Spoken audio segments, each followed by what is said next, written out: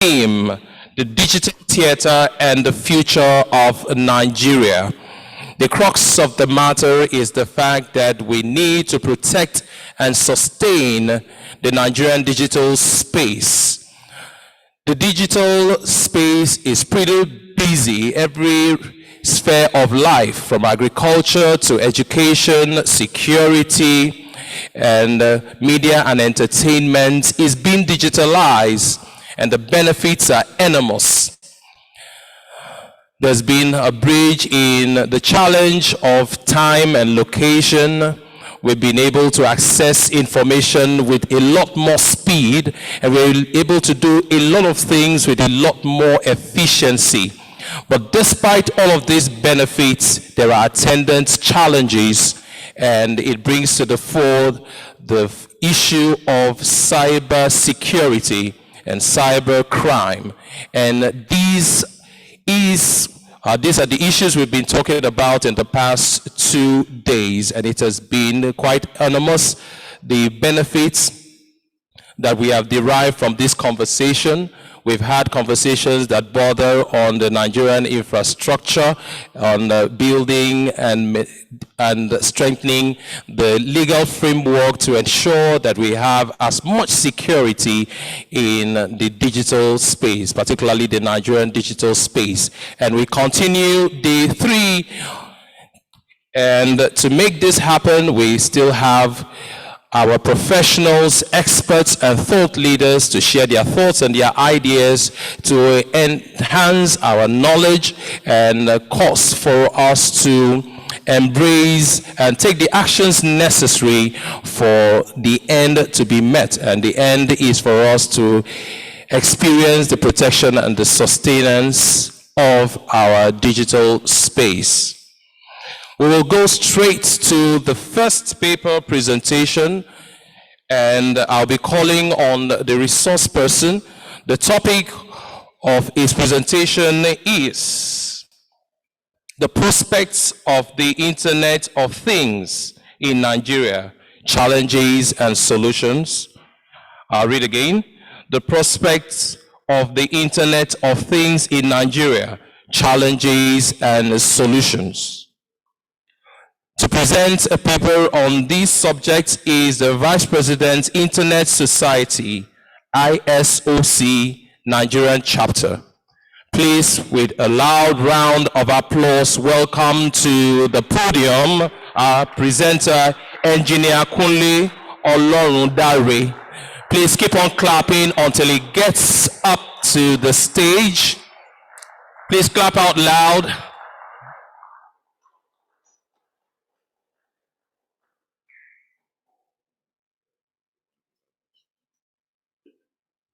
Thank you very much, Mr. Moderator, the MC, and of course, I think you can be called the compere. Hello. All right, thank you very much for that introduction. Am I audible enough? Yes, please. So I believe we've had so much right from the day one, and today we'll still continue to talk about the digital theater.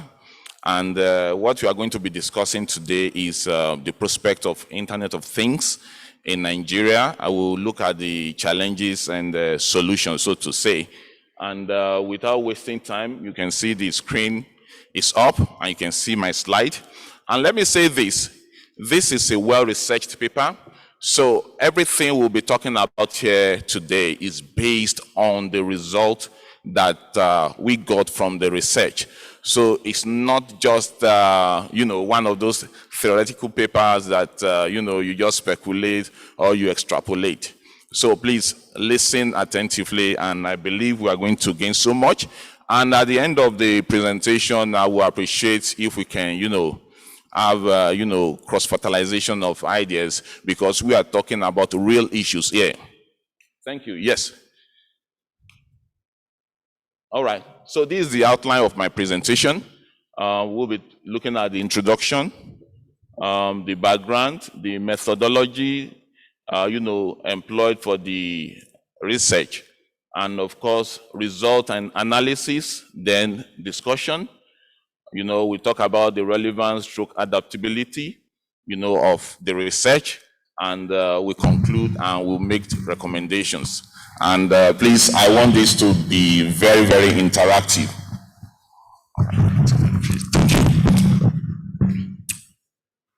Next slide. Yeah, this is the abstract. This is a formal research paper on the prospect of Internet of Things in Nigeria. It used both primary and secondary research methodology for the research conduct. Adequate analytical tools were used for the primary results analysis as deemed appropriate. The research analyzed key issues and challenges militating against IoT, that is Internet of Things, readiness and its acceptance by Nigerians. Key issues considered include quality of service, quality of experience, government will and policies, infrastructure, deficit, security issues, privacy, etc., etc. It's also dealt with the probable applications of IoT such as health applications, vehicular traffic management, remote monitoring, connected cars, and so on and so forth. The following areas are also identified as gains of IoT deployment in Nigeria.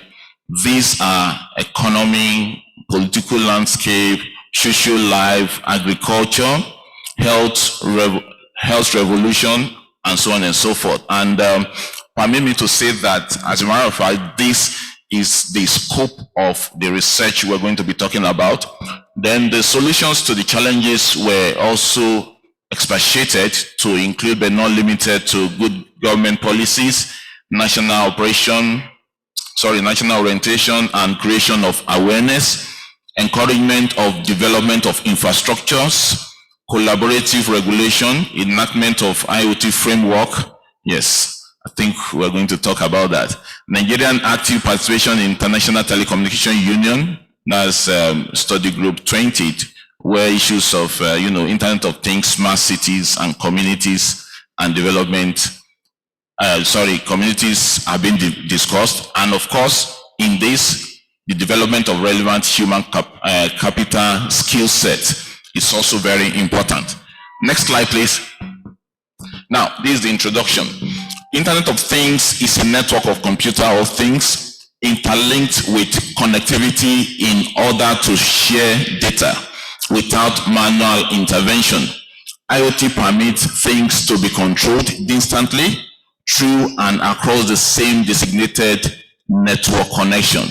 The IoT suggests a world where all human and objects are connected via Wi-Fi, that is, wireless fidelity, Bluetooth, NFC, that is, near field communication, and so on and so forth. And they are constantly sending data back and forth. Internet of Things hit the big time a couple of years back due to various research contribution and implementation made the propagation of IoT. Now, one of the most important, emerging technologies in the 21st century is, the Internet of Things that we are going to be discussing today based on the research that has been done.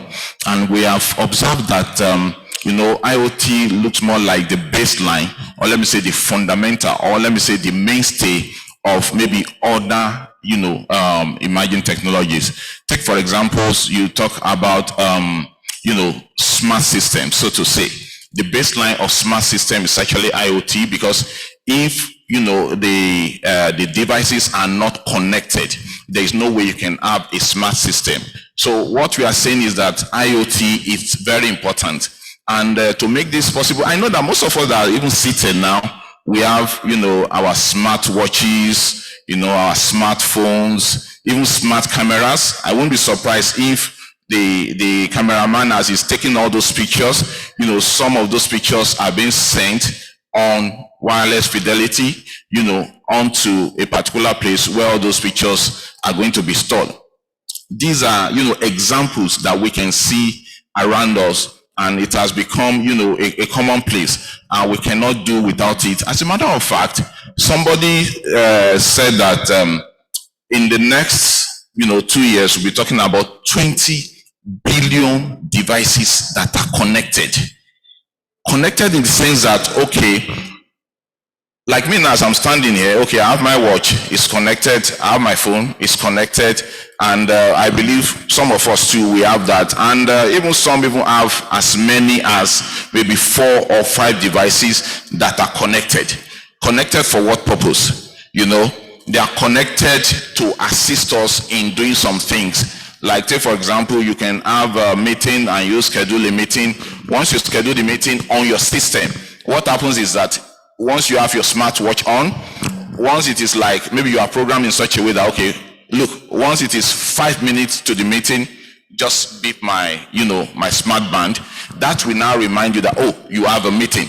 Things like that. So all these are made possible because of the Internet of Things we are talking about. Yes, please. My friend. Yeah, we are done with this. Next slide. Now, for every research, there is always, a background and, of course, objective. So the purpose of the research work is to identify the prospect, just like the theme says, of IoT in Nigeria, highlight the critical challenges, and establish solutions for deployment of Internet of Things in Nigeria. The objectives also include examination of the potentials of IoT applications, its importance to Nigerian economy, political landscape, cultural evolution, and to find out where and how Nigeria can key into IoT to improve on security challenges, economy, health concerns, safety issues, etc. Then the significance of this study is to enhance the deployment of IoT in all sectors towards smart city realization in Nigeria. The other time when I was talking, I said IoT is a baseline of, smart city. It's like when you want to have a system, and before you can have that system, you talk about the integral part. So IoT systems, they can actually stand on their own, like your smartwatch. Okay, you can connect your smartwatch through Bluetooth or maybe through Wi-Fi to maybe your phone, and of course there can be communications. But what we are saying is that this smart city we're talking about, I'm sure that some of us will have heard about it, a smart city where you have driverless cars, where when you want to make a purchase, all you just do is just to use your phone. You put it on maybe NFC reader, it reads it, or you pay. Once you pay, it goes, and you don't even have to go out to go and get those stuff that you have requested for. You wait in your house. The data is going to be sent to the vendor. The vendor reads it, it looks at it. Oh, this is what this person have requested for. All that happens is that, okay, you just get your what you have requested for. And of course, interestingly, there are so many ways of delivering things nowadays. I'm sure some of us may have known about, of course, the drones, the unmanned area vehicle. So those are things that can be harnessed, through the IoT that we are talking about. And okay, since we said this is a research, I try to, I'm not going to bore us with this because this is not the real deal, but just for you to know that this is real, research work. So this is part of the process that we went through. We actually carried out the primary research and of course the secondary research. And all of us, we agree with me that for the primary research, that is what we focus on, that, okay, this is what we want to do as per this research. So our own contribution, right? Then, of course, for the secondary research, is secondary in the sense that, oh, even if we are talking about this, we are not the first person or the first set of, researchers to talk about it. That is the truth. As a matter of fact, we researchers, we believe that if you are making contribution to the body of knowledge, maybe what you are contributing may just be 1% or maybe 0.5% to the existing knowledge. However, that you have contributed is going to improve the body of knowledge. So that's why we have to go through all this methodology to at least know that, okay, some researchers have actually worked on this. Okay, where are they? Okay, so that we can now build on it. So, and that is why we have to define the scope of this, our own research to be Nigeria. And I will show you why I'll show you how we validated that, because one thing about research is that if you conduct a research, take for example, okay, I'm conducting a research and I said the focus of this research or the scope is Nigeria. But maybe when I'm doing my questionnaire or my survey, you see people in United States, in Canada filling the form. There is nothing wrong with that, right? But let's say at the end of the day, maybe I have 100 surveys or 500 surveys or 1,000 surveys, and out of that 1,000, you now discover that maybe well over 600 out of those people that actually participated in the survey, they are resident in the United States, and let's say 200 are resident in let's say United Kingdom, and maybe 50 in China. And at the end of the day, out of 1,000, maybe you only have maybe 100 or less than 100 in Nigeria that participate in that survey. I'll tell you that such a survey is not valid. Why? Because the scope has not been well followed. But in this case, we try as much as possible to follow the scope. And please, let's move on. So this is the research report we did. Sorry, let's go back. We did data gathering, from survey. And of course, we interpreted the data, and we have discussion, which of course I will also want you to contribute to, so that we can cross-fertilize ideas and see what we can take out of this. Yes, let's move on, please. Now, so these are some of the primary research questions that we asked. The other time I was talking about the validation of the research. So this question is very, very key. It's very important. What is the name of your country? I want to know where the person that is responding to that survey, where that person resides. Is the person in Nigeria? Yes. If it's not in Nigeria, where is the person? Oh, the person is maybe in China or in Australia. So at the end of the day, by the time we collate all the answers to this survey, is it valid? Can we say this is reflective of Nigeria? So that is the essence of this question. And I believe you agree with me that this is very important. So from the survey, you can see out of the total number of people that participated in the survey, 96% are actually residents in Nigeria. And of course, we have 1% and 3% non-Africans, and so on and so forth. This is to tell us that the research is what is valid. So we can actually talk about it in the context of Nigeria, being the scope of this research. Next slide. Yeah. Then we talk about the educational status. This is also important, because you will agree with me that if somebody is not, lettered, he may not be able to answer some of these questions. So we really need to know if the person is lettered or not. However, we are not saying that the person answering this, survey must be a professor or maybe a PhD holder. Of course, even a secondary school student who knows his onion can actually answer all those questions correctly. Because I believe in our secondary school nowadays, there is, digital literacy program going on, and a lot of computer appreciations are being done. So they will be able to, relate with this. Of course, most of them have phones nowadays. They browse, they do WhatsApp, and so on and so forth. So this is what we discover. 74% of them are actually postgraduate, which I think is a good thing. Then graduates out of them are 23%, which I think is fantastic. And we can see the status of the rest as well. Yes, next slide, please. Thank you very much. Then now, going down to the nitty-gritty now, how often do you have poor quality of service or quality of experience when connected to the internet? Now, we are talking about the Internet of Things, so definitely there's no way we talk about the IoT and, isolate, the internet. So we want to know the state of, the quality of service and the quality of experience as regards the internet, where the person that is answering that question is. So, and this is what we get. Some talked about, occasional, challenge. Others talk about always. And some say, well, never. That is what we got. Thank you very much. Next slide. All right, what do you use the internet for? Now we are getting down to a more interesting question. So use of internet for different applications. So some says they use it for social media. That's the first one you are saying there.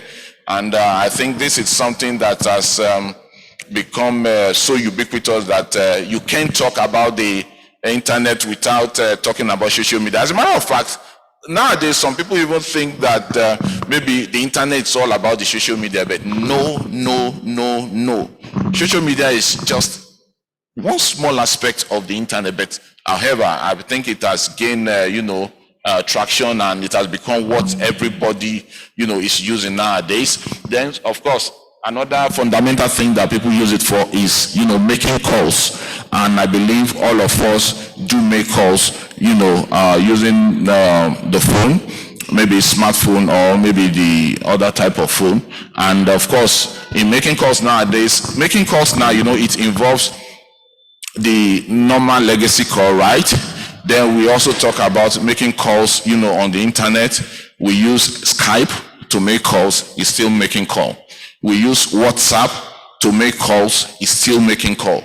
You use Facebook to make calls, it's still making calls. So all these bundled together under making calls. And you will agree with me that in fact the number of calls on the internet nowadays is fast catching up with the the legacy calls, so to say.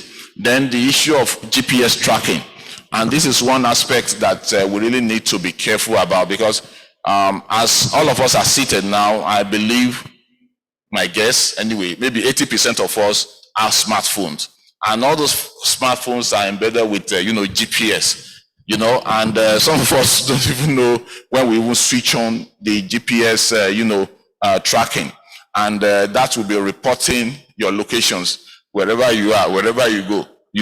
So there are some of the interesting things that we found out. Then of course other activities too. Other activities can be electronic banking, could be e-commerce, could be anything. Just think of anything that you use the internet for, and that is what we discover. But one interesting thing is that you can see that social media is actually going up. It's a bit higher than the other ones. And of course, next to that is making calls. And I think we have talked about it, all type of calls that we can use the internet to make. Yes, next slide, please. Now, wearables. Do you want wearables that can monitor your health vitals like blood pressure, body temperature, and so on and so forth, that will alert you and also transmit your vitals to your doctors for prescription? Now, this is one interesting thing that we discovered. We discovered that 79% of the respondents actually said yes, they like this. So that is to tell us that even if this is not yet available in Nigeria, right, or maybe the practice is just coming up. Don't let me say it's not available. It's just coming up, and it has not become very popular. People are actually looking forward to maybe when they will sit down at home, right? Have their maybe smartwatch or smart band that can monitor their BP or monitor their health status in terms of temperature. Nowadays we talk about COVID-19, and one of those things that I've observed is that anywhere you go, you see somebody stationed by the gate, and what's the work of that person? To check your temperature, to see that, okay, look, this the temperature of this gentleman or lady is within the normal range. So if you have your smart band that can do that for you, even before you leave your house, even if you don't have a thermometer, a manual thermometer that you have to put under your armpits and so on and so forth, this can assist. If you have a wearable, it monitors your BP, and before you know what is happening, it has collected the data, and of course maybe send it to your doctor. I know the doctors, they have a way of keeping secret. It's not like they are going to be broadcasting it around, but this will help us. Why? Because I know, take for example the issue of BP we're talking about. I think it's it can be very serious, and even some people may not even know. Why? Because probably maybe they are not monitoring it consistently.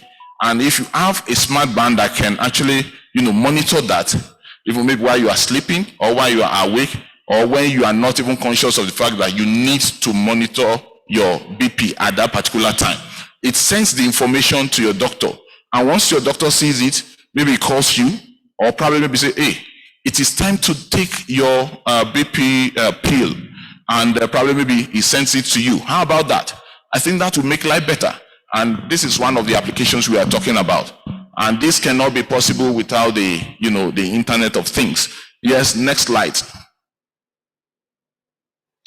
Okay, this is another application. Do you want to be able to monitor your domestic devices and control them remotely through the internet? I can see that people are also very excited about this, and most of the respondents said yes. Well over 92% of the respondents said they want that to happen. Just take for example, okay, as you are seated here, I believe some of us are family people, and probably maybe I don't know, I think the kids are still on session, but let's say maybe during the holiday, and you are attending a program, and you have a camera in your house that that can show, a CCTV camera that is based on IP, that is IP based CCTV camera that can see your house, right? See what your kids are doing, right? And report to you, and you can actually, on your phone, check. Oh, okay, they are doing well, they are composing themselves, or let's say maybe your fridge, maybe you need to switch it on at a particular time or switch it off. I know that some of us may have, though not all anyway, may have challenges with power. So you may be like, okay, when am I supposed to switch on my generator? Sorry, my fridge, or when am I supposed to switch it off? So this can help us to do that, and how you manage energy. Okay, I want my fridge to be on for 5 hours. All you need to do is just to do the programming. Once it is time, it is on, and when it is time, it switches off. So you don't have to bother your head, and by so doing, you are managing the energy you are using in your house. I'm sure you will all know how much a unit of energy costs in Nigeria nowadays. Yes, please. Will you prefer a connected car without driver, or an unconnected car with a driver? Yeah, this is what the research says, but the truth is that I know we are moving towards that direction, and one of the technology that is going to promote that is the 5G. Yeah, but you can see that those people that said they want connected cars, they're a bit lower. And when we now probe further, I think they're actually thinking maybe it may not be so safe for them to ride in such a car. But well, that is not true, because we all know that all these are based on algorithms using artificial intelligence that can actually sense when there is danger, and of course it helps us to stop when there is danger. If there is no danger, continue to move, and so on and so forth. But that is what we found out when we did this research. Yes, please, next slide. I'm going to round it up now. Then the issue of traffic lights. So this one thing we found out, and you see that in our society a lot of traffic jam here and there. Why?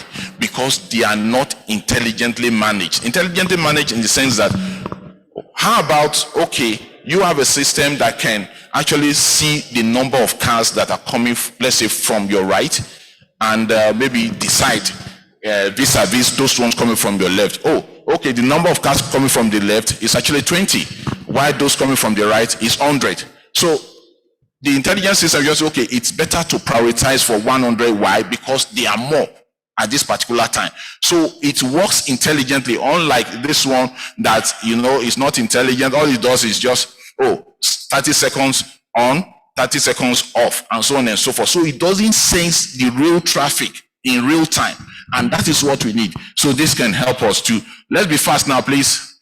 They are calling my attention to time. Let's be fast. What will be impacted? Yes. Now the respondents showed that the multiple answer question that every facet of our lives will be impacted by the Internet of Things, and I think we have discussed some of those aspects that will be impacted. So there is no doubt about that. The issue of health sector too, I think we have mentioned that, and in fact, research is ongoing now to have a pill, that's safe pill that can be ingested, And of course, that will help to monitor, your vital organs and so on and so forth. And of course, transmit the information when it is needed. Yes, progress. So I think we have discussed this. Now, what will be impacted if we have all these things put in place? Now, you will agree with me that our economy is going to be better off. Why? Because you'll be able to do more things effectively. You'll not be wasting energy. You'll not be wasting, time to do some of these activities. Some of them will be done automatically. So you don't really need to waste time doing them. So that is by the way. And of course, we have to talk about factors affecting, IoTs in Nigeria. Now, the issue of interoperability. This is very important. Important in the sense that we have to talk about standards. Okay, all those gadgets that are coming in based on, IoT, are they standardized? Can they work effectively and efficiently with existing system? This is one thing we need to, agree on. So we need to set standards for all those IoT devices. There is no doubt about it. Then another factor that is going to affect this is the issue of security. And I'll be looking at security in this context. Take for example, on the internet now, there are so much frauds, right? And I think there is need for us to start creating awareness about this. And that is why this particular, conference is very important, because we are talking about cybersecurity, digital, technologies, and, issues of emerging technologies, which is one of those things we are discussing now. So the issue of security is very important. Fine. With all these things we have talked about, all these good things that IoT can actually, bring, is it secured? So we now have to start thinking about the security. Okay, with my data, all those data that, your smart band or your smartwatch is collating, are they secured where they are being transmitted to? So we need to start thinking about that. And that is why this forum is very good. And there is no gainsaying that there can be attack at any time. Even zero-day attack. You may have a system that is like, oh, this is brand new. They just released it and this is version 1. But there's what we call zero-day attack. It can happen based on the fact that, all those hackers, what they're always doing is looking for loopholes based on what you have designed. Okay, you have not looked at this. And based on that, zero-day attack can happen. Yes, please. We are rounding up now. Yes. So, issues to discuss. So, I want us to now interact. Yeah, the issue of culture has been identified. Then government policy. All these things we are talking about, there is one constant. That is government policy. If there is no right policy, most of these things cannot be done. So we have looked at it and we discovered that, okay, yeah, government has role to play in this thing we're talking about, as well as each and every one of us. I believe some of us are researchers, some of us are developers, some of us are, inventors, so we need to contribute our own quota while the government is doing its own in terms of formulation of policy. And I'm happy that we're here. That is one of the things we are going to do, right? I believe that at the end of the day, there's going to be a communique. And that communique is going to be what maybe the government is going to work on, which I think is a good thing. Can we move forward?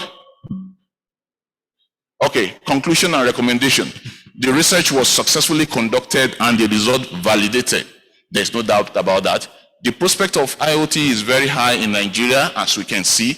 We've only mentioned just a few out of all those, benefits. The prospect of IoT is very high in Nigeria, and this has been successfully validated through the primary and secondary research conducted.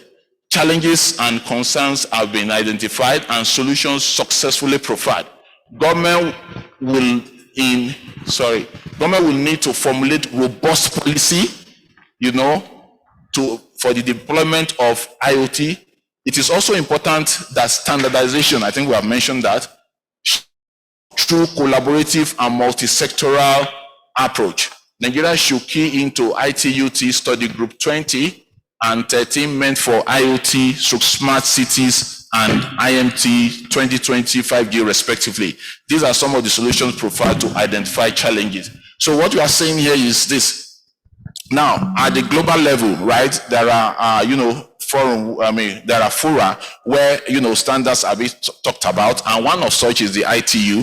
So ITU-T, standardization sector, study group 20. As a matter of fact, what they discussed every time is the issue of smart cities. So such issues, I think it is high time we started participating in all those things. I know that we are participating, but probably maybe we need to now contribute even more and more, so that our impact can be felt. Sorry, go back a little bit before we wrap it up here.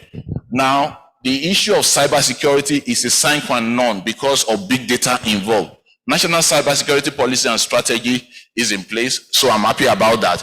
However, we need to do more. We need to now start to, organize, working groups that will be discussing specific issues on the national cybersecurity plan, and that is the way to go. And, we mentioned the issue of multi-stakeholderism. Multi-stakeholderism means that, okay, fine, yeah, the box stop at the table of the government. There is no doubt about that. However, all other, stakeholders need to be, involved in this. If there's going to be a policy, government needs to invite, maybe the civil society, the non-profit organizations, internet society, and all other, stakeholders, so that they can contribute in a way. And, the beauty of this participatory or multi-stakeholderism is this. It makes whatever policy the government is coming up with to be balanced. Balanced in the sense that the way he will be looking at issues, maybe because he's a professional, maybe an engineer, is different from the way he will be looking at it. Probably maybe he's a barrister. You see that?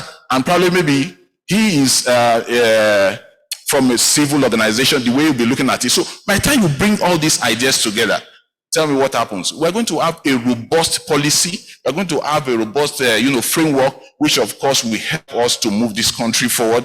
Ladies and gentlemen, that is the prospect of Internet of Things in Nigeria. Thank you. God bless you. Thank you very much, sir.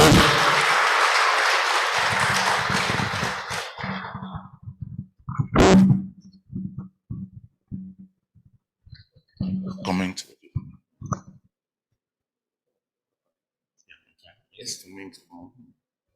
Okay, just one question. Just one question. Please. Comments, questions. Yes, please. Paul.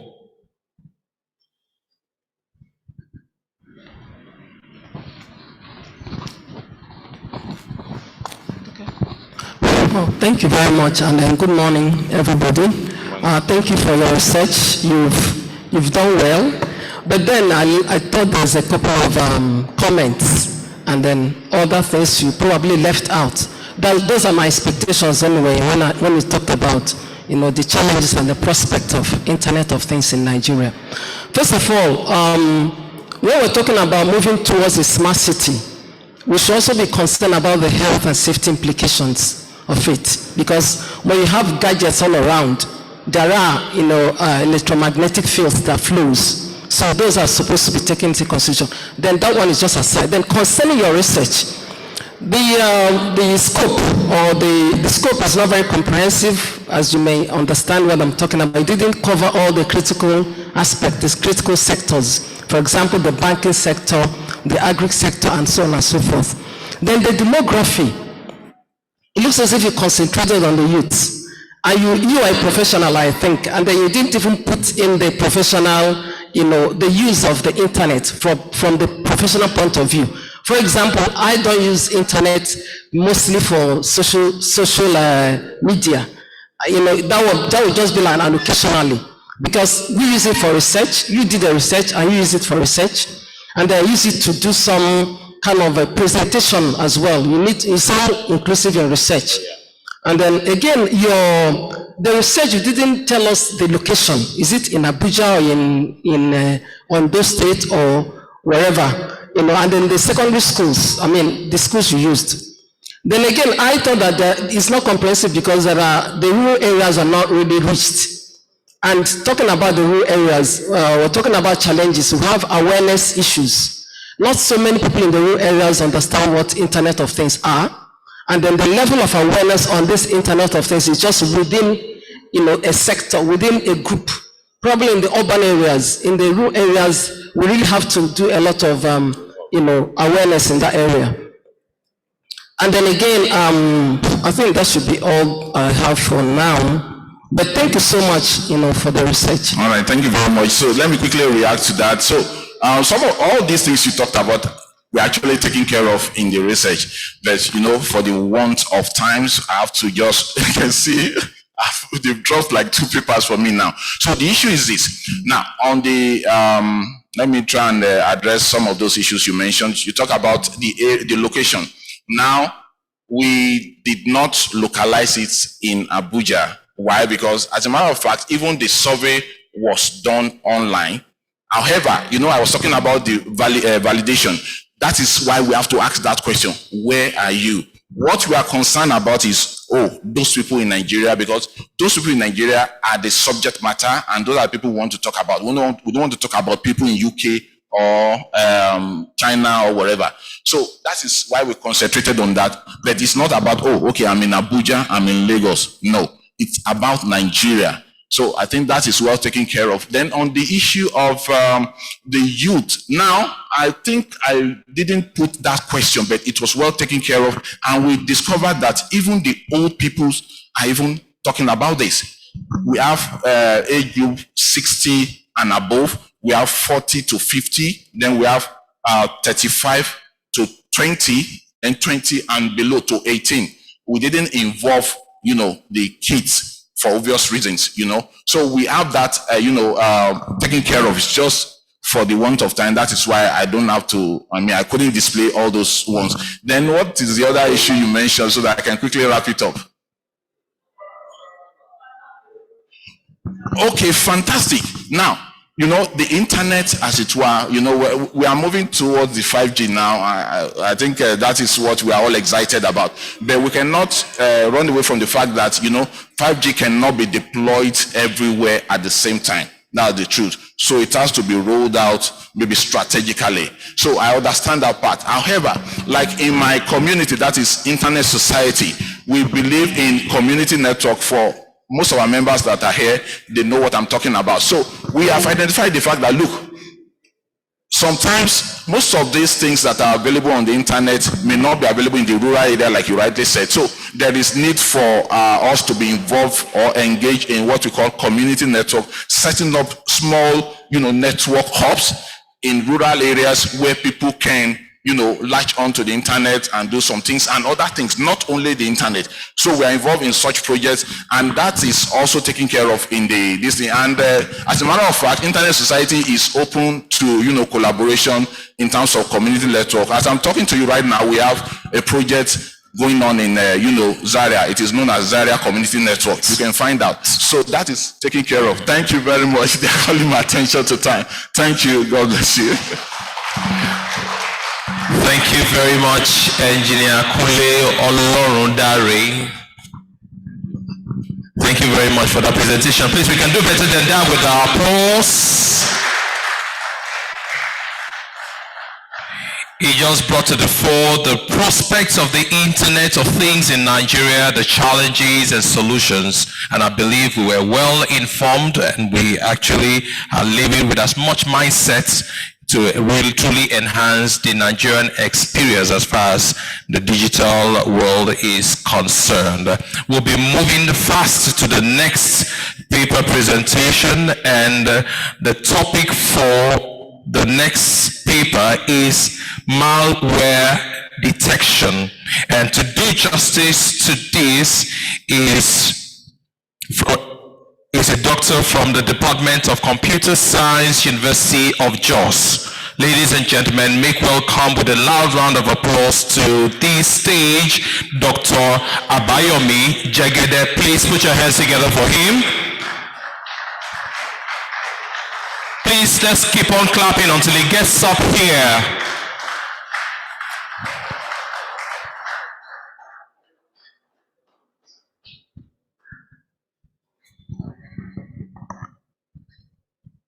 Uh, distinguished senators,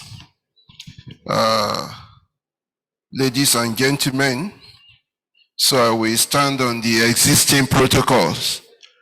Please, the media can put up this slide for me.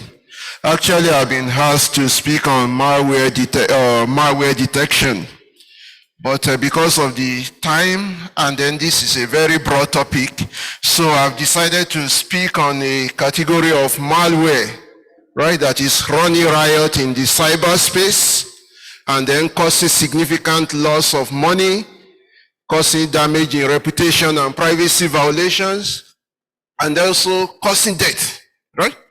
So, next slide, please. So I'll be talking on ransomware attacks, detection, and mitigation. So that's the outline of the presentation. So we'll be talking about types of ransomware, phases of ransomware attack, chronology of ransomware attack, then the detection methods or strategies, and then prevention of ransomware attacks. Next slide. So what is a ransomware? I usually say that a ransomware is like the kidnapper of in the cyberspace. That is a malware that hijacks data or systems and prevents legitimate owners of such data or systems from using them. Right? So, except you pay money, which is in form of, which is called a ransom. So these usually use tools and techniques, and then it locks or encrypts the system and data, and then makes it difficult for the user to gain access to his own system or data until he pays money, right? Something that rightfully belongs to you, taken over by someone, insisting that you pay money in return for you to gain access to your system or data. Next slide. So it uses private key encryption, right? And then it attacks the system, it attacks files, it attacks processes, right? And then how do you know that you have been attacked by ransomware? The extension of your file will change. Maybe your file extension is .doc or .pdf. Then you begin to see things like a .aaa, .micro, .encrypted, Lucky, and the rest, depending on the type of ransomware that has attacked your system. Next slide, please. So we have three major categories of ransomware. We have the crypto ransomware, we have the local ransomware, then we have the spyware.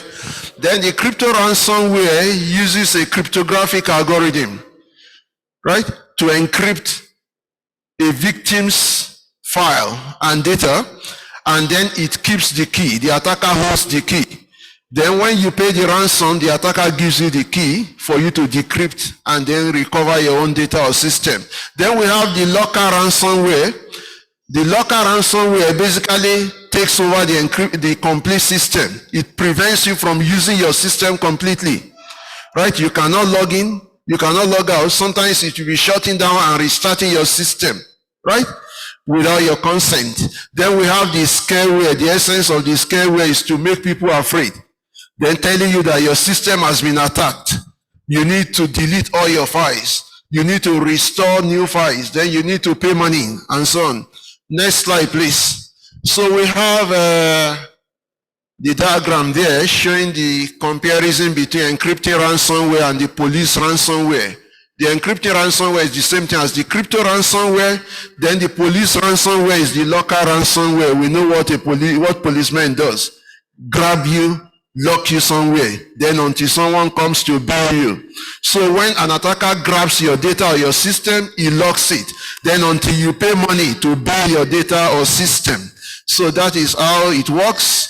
So it infects, it exploits, then payment code sent, forwarded to ED server, you collect payment, then the decryption key is released, then you use the key to decrypt. And sometimes, even when you pay, you may not be able to recover your file. Right, next slide, please. Then we have stages of ransomware attack. We have exploitation and infection. That is, exploitation is a stage whereby an attacker looks for weaknesses in your system, right? And then infect your system using the ransomware. Then the delivery and execution. Delivery is when the ransomware is uploaded or onto your system, and then the code is triggered or executed. Then the backup spoliation. That is when the attacker encrypts your system, right? Sorry, the attacker will first of all copy your data, keep it somewhere, the original one, then he will now encrypt the remaining one, then leave the encrypted file on your system. Then that will go with a file encryption, then it will notify you and tell you that you have been attacked. Pay a certain amount of money before a certain deadline. And then if you don't pay, we are going to not only keep your data, but we are going to expose your vital and sensitive information on the internet, which will eventually lead to privacy violation or even legal litigations, right? So next slide. So chronology of ransomware attacks. So the first ransomware was developed in 1989. So what it does was that this ransomware was called a PC cyberbug or ACE Trojan. Then what does it do? Attack systems by hiding all files and encrypting files on the hard disk. So it does two things. Hides the files that you have saved, you discover you cannot find them. Then the ones you can find, they are already encrypted, right? And then you can't open them. Then it spreads via floppy disk and via floppy disk. Then the attackers uses a script to request the victim to pay $189 to a post office box in Panama, right, in favor of the Cyberbug Corporation. Next slide, please. So the worst ransomware attack occurred in 2017, and then this occurred via the WannaCry ransomware. This ransomware actually made people to cry because it affected more than 2 million systems globally, right, cutting across the health, business, education, and government sector. Then the worst attack country was India. Next slide, please. Then several top companies were affected. Then several universities were also affected. Then it also disabled telecom providers such as Airtel and Vodafone. Imagine MTN suffering a ransomware attack maybe for a whole day. Then you will discover how much money they would have lost. And this attack occurs regularly, even many times when you discover that you can't use a service, or a bank tells you our server is down. They may not tell you we have been attacked, right? Sometimes you cannot use the server maybe for hours or for days, right? Or you cannot use a particular service for a certain period of time. They may tell you it's down, but it could be ransomware attack. Then next slide, please. Next slide. So then we have two, like I said, we have two forms of attack: encryption and locking. So encryption is the most common, locking is less common. So ransomware does what? Leverages on new vulnerabilities found in systems and networks. And this attack focus on both small, medium, and big companies. So you cannot say because I'm just a small person, nobody knows me on the internet. In fact, once you are connected to the internet, people know you. There was a finding by some people that a PC was connected to the internet, and within 5 minutes, several probes have been launched. So many probes have been launched. Several people trying to attack PC that was connected to the internet within 5 minutes. So next slide. So why is ransomware attack on the rise? Ransomware attack has not ceased. In fact, the worst one, the most popular one, was the Colonial Pipeline attack that occurred in the east coast of the US. For 6 days, the energy distribution chain was impacted. Gas could not flow, and then so many people were without power for this. So why is ransomware attack on the rise? One, there is easy procurement of encryption tool or algorithm. Nowadays, you don't need to be a computer expert and then develop encryption algorithm. Yeah. So all you need to do is to go to the dark web, right? Or what we call the underground market. Procure a tool for as low as maybe $200, $500. and then you begin to use it to attack people's systems and devices all from anywhere in the world, and then you make money. Then there are also lots of infection vectors, spam email, maladvertising. Then easy accessibility of victims to cryptocurrency for ransom payment, because most ransom payments is usually in the form of cryptocurrency, not the normal bank transactions, because they want to avoid being tracked. Then, next slide, please. So then there is also what we call ransomware as a service. Some people set up platforms allowing customers to come and use their platforms to launch ransomware attack against people's systems. Then when you make money from that ransomware attack, then they have their own cut. So you give them a cut, maybe 10%, 20%. Next slide, please. Then dangers of ransomware attacks. We have so many dangers, financial losses, several millions of dollars from innocent victims everywhere. Then the ransomware attack for about 41%, almost half of insurance claims, cyber insurance claims in 2020. Then projected total losses was put at 20 billion in 2020. Okay, this is more than the budget of how many states in Nigeria. So we have data exfiltration, exposure of sensitive information leading to security violations, financial losses, reputation damage. Next one, then it has also led to death in one instance. So this attacked a health facility in Germany. It was an emergency service. The patient had emergency, then the emergency system had a ransomware attack. So the system was redirecting people to wrong places. So this patient was redirected to an emergency service provider very far away. And then before he could get to the hospital, he was pronounced dead. Next slide, please. I'm told I have okay, I will not go into all these details. Let's go to the next slide, please. I just want to quickly talk about prevention of ransomware attacks. Okay, how do you mitigate? Like we said, you cannot eliminate the risk completely, but you can mitigate. So 7 tips. The first one is that you maintain backups, right? Regularly back up your data so that if anything happens at any time, you can restore from your backup. Like me, what I do is that I can do my backup even up to 3 times, 4 times a day. Every instance or any update I do, I have a backup. The next slide, please. Then develop plans and policies. So you need to have robust security plans and policies in place to prevent ransomware attacks. Next slide. Then review your port settings. There are some ports in the network that if left open, they can be exploited by an attacker. Next slide. Then adding your endpoints. So all systems in your organization are important. So don't focus on your servers alone. Every system must be protected, no matter how little. Next one.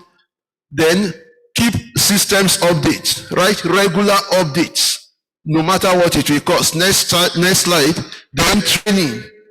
Education and training of your staff is very important. Regular education, regular training. Then the last one is implement an intrusion detection system. Then we have, I think, next slide, please. Then other tips, you monitor your application to detect abnormal behavior, right? Then you also have what we call anti-malware software to prevent installation. So that is my presentation, so I will be open to questions and contributions from the audience.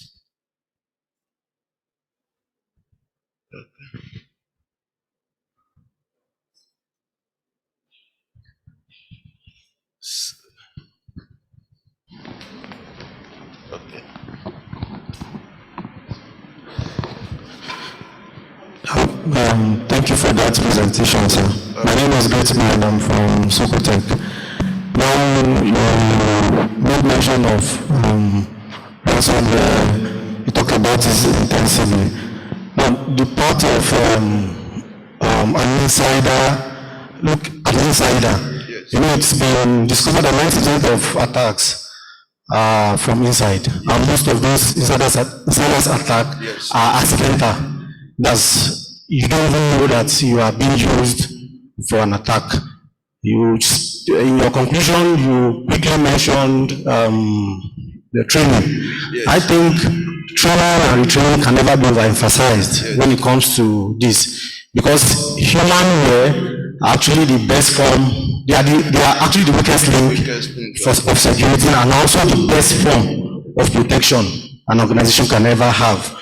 They are the weakest link because most of the attacks come through them. And like I earlier said, most of those insiders attack are accidental because they are not aware of what to do at certain time. And they also training them again is actually a good one. So just a contribution. Thank you very much. Okay, good morning all. My name is Peter Odo from Massachusetts State University. My question is, you actually talked about the detection and prevention of malware. I don't know if during the course of your research you looked at prediction, because I think we are in the fields of machine learning and artificial intelligence nowadays. So, and I think if we can bring in prediction before detecting, it will help a lot in curbing malwares. So I don't know whether at the course of the research you thought about that also. Thank you very much. Yes, okay, Please, that will be the last question. Just respond to that question, okay. please. Yeah, for malware or ransomware or any security incidents, yeah, it is recommended that you do what we call active defense, right? And then that's why nowadays concepts like a threat hunting and threat intelligence have been emphasized, so that you don't wait. Even it's not just malware or ransomware, you don't wait until an attack occurs, right, before you do something about it, right? If you look at the presentation, I talked about monitoring, constant monitoring. That is through threat intelligence and threat hunting. You keep on looking for potential or possibilities of an attack occurring, right? So that you nip the attack in the bud either before it occurs or as it is beginning to occur, right? And that is why monitoring is very important. Like so many speakers yesterday mentioned something like that. Sometimes you have situations where nobody is even monitoring the systems of so many organizations. Everybody just go to sleep. As long as the network is working and people can use the system, it's fine with everybody. Many organizations don't have monitoring, which is very important. They just feel we have IDS, we have antivirus, we have this one. But nowadays, so many things are happening. You have to do active intelligence, threat hunting, looking for potential attacks and attackers before anybody can attack your system. Right? Sorry. All right, thank you very much, sir. Please, a round of applause for Dr. Abayomi Jagede of the Department of Computer Science, University of Jos. We can do better than that. Please put your hands together for him.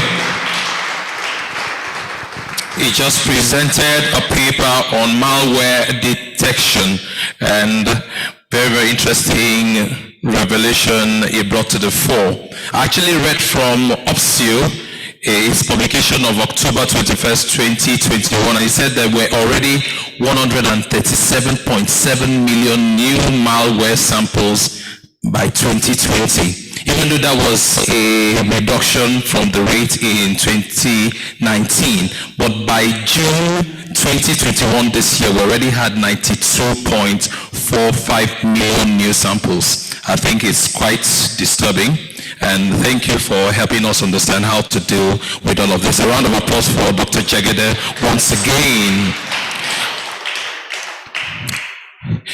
I'd like to bring to the fore to help you understand that there will be certificates of participation for everyone that has registered. So if you have not registered, please endeavor to do so. Go outside and register so that you can get a certificate of participation, and also for our resource persons as well.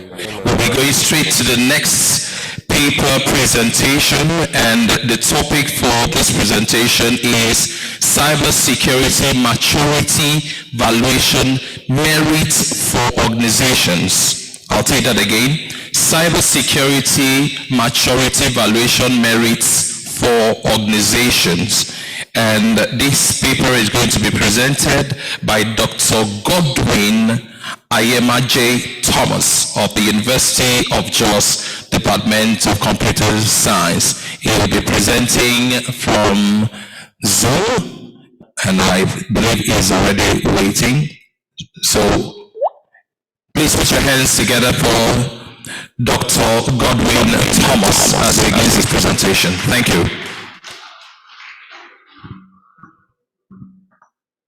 Hello. Hello? Yes, we can hear you. We can hear you. Okay. All right. So I'm having a little trouble with the video here, but I think you should be able to share my screen and see what I have for you.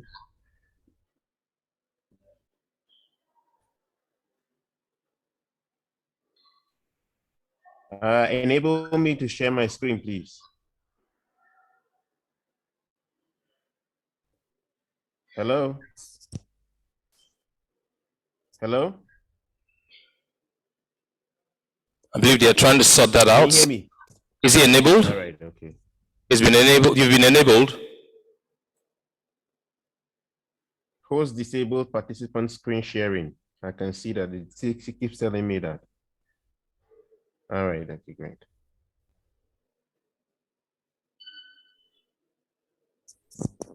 Can you see my screen now? Yes, we can.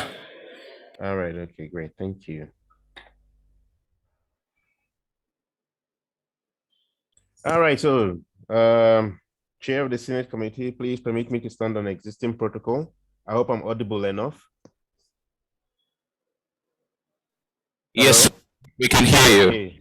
Okay, Yeah. great. Sorry I couldn't be there in person. I have an extreme case of the cold, so it was actually the perfect thing to social distance myself.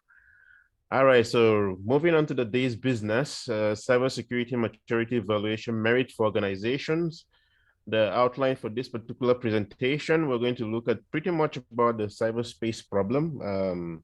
We know the value that the cyberspace has provided for us and the challenges we continue to experience.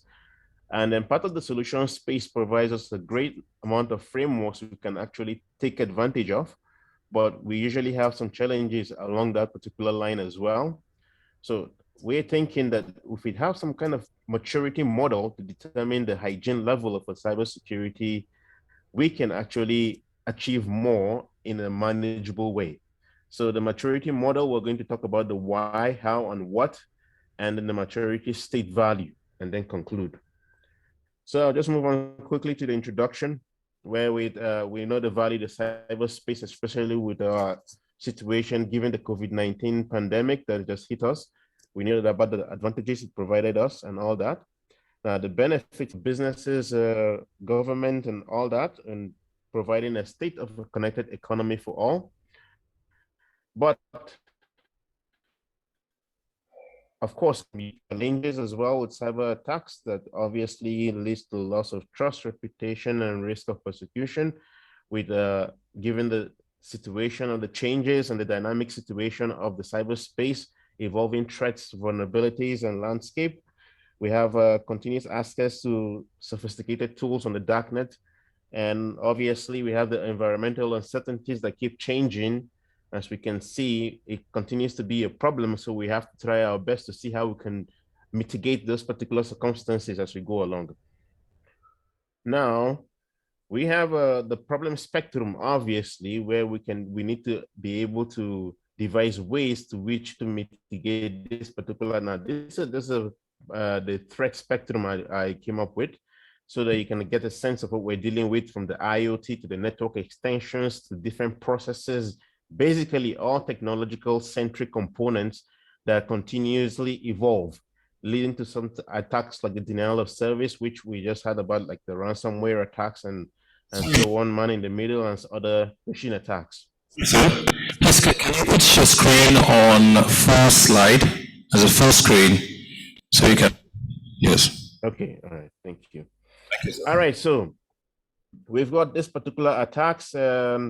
These are the kind of attacks that we get to engage ourselves with on a daily basis, unfortunately.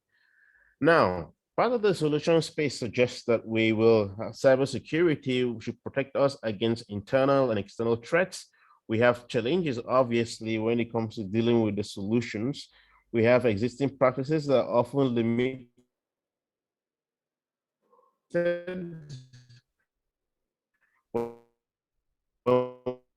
We deal with the perimeter security, that's challenge specificity of the particular organizational context, meaning we can have different partners with the healthcare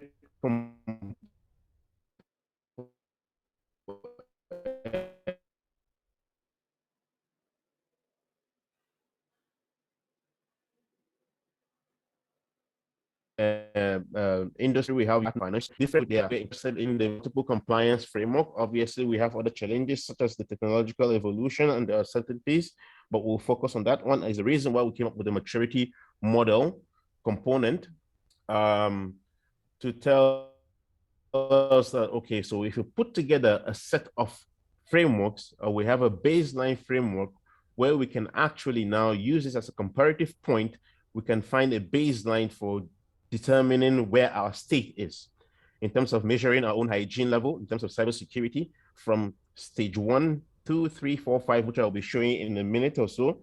Now, basically, we need to adhere to this particular to determine the scale from lower levels of adoption of maturity to a higher levels of aptitude to certification. Now, to a maturity model means that an organization has committed itself to improving its processes and practices within a model domain to sustainable and level of high performance. Now, that's to tell you that you have now put yourself in a position where you can promise due care and due diligence. So you continually try to up yourself up so that you can improve on your security concerns. Now, the particular levels I was referring to are the basic cyber level hygiene, or the level 2, which is a documented stage, or the cyber level intermediate stage, or the managed stage, which is a cyber hygiene, level 3, level 4, to the advanced stage where you now deal with more proactive means of protection. The direct translation is what you see below here, where you see in a particular security state where the secure level, different parts of the security components or controls are utilized in the graph you see below. All right, so why do we do that? In order to measure a partner's or your partners, your contractors, among others, their capabilities, readiness, and sophistication in the area of cybersecurity. Now, supposing I'm in the healthcare industry and I want to be able to work with some healthcare facilities abroad, say in the US, for instance, it means that I will have to subscribe to the HIPAA rules. Now, the HIPAA is a standard for that the healthcare facilities in the US have to subscribe to. So what do we do in that particular case? Now, you would have your unique one given our own unique context in Nigeria here that we need to subscribe to. So I would likely subscribe to an international standard, say ISO 77199, to in comparison to the HIPAA, so that we can now see a baseline where I can measure against the particular HIPAA compliance. So that particular combination is what determines your framework or your baseline of measurement. Now, at this particular high level, you will see that you will need a combination of different standards, whether it's the NIST framework or you're following, or different particular type of framework given your own institutions. For the financial institutions to be the Sarbanes-Oxley and the unique specificity of their particular state, country, or whatever.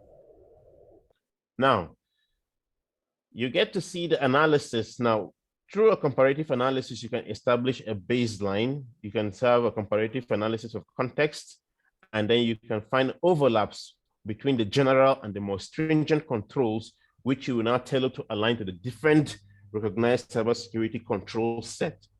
For instance, we have a situation where for this particular context now, we did a particular analysis on the cybersecurity for secure mobile computing in healthcare, where I was able to measure between the ISO controls and then the HIPAA controls.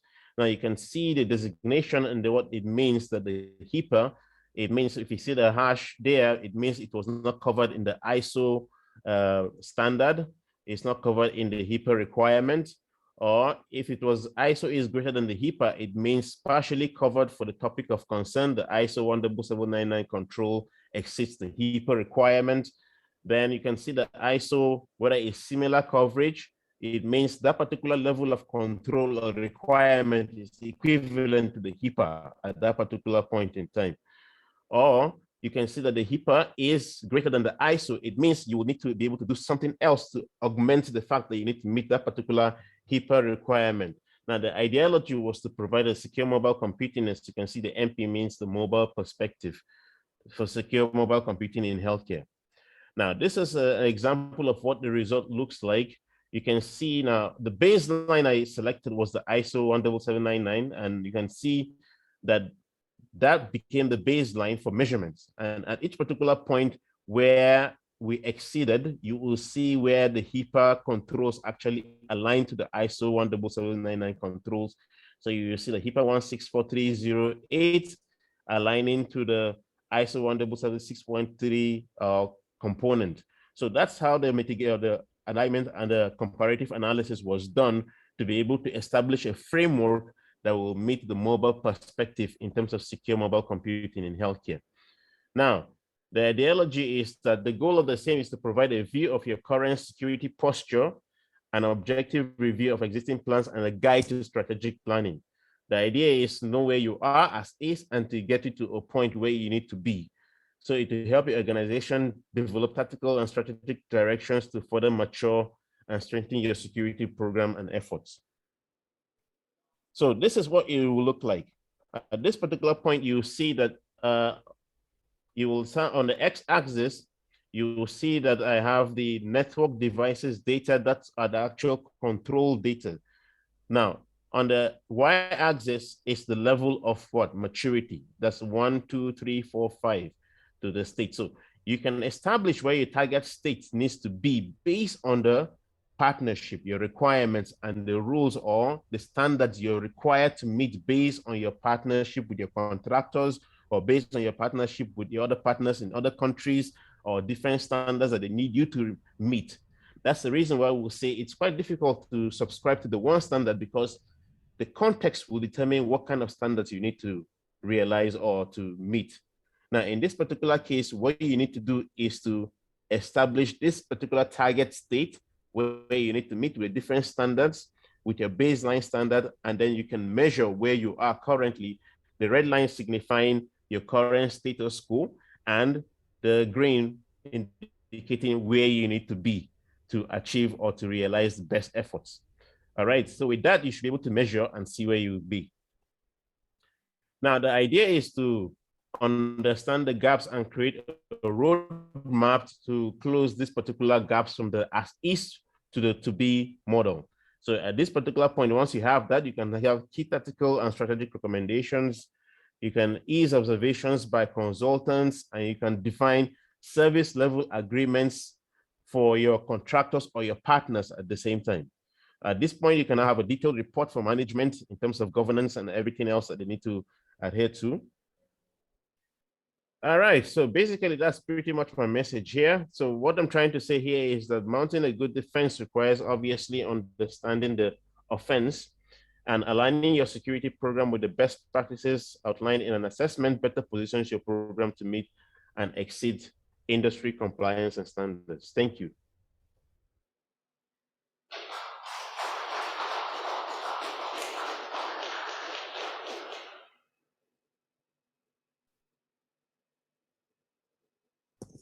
Also, I'll take questions now if there are any.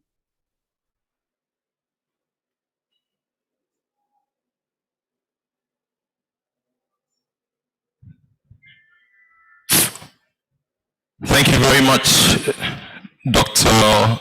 Godwin Thomas, for that presentation. I believe we'll be able to take at least one question. Do we have any question from the members of the audience?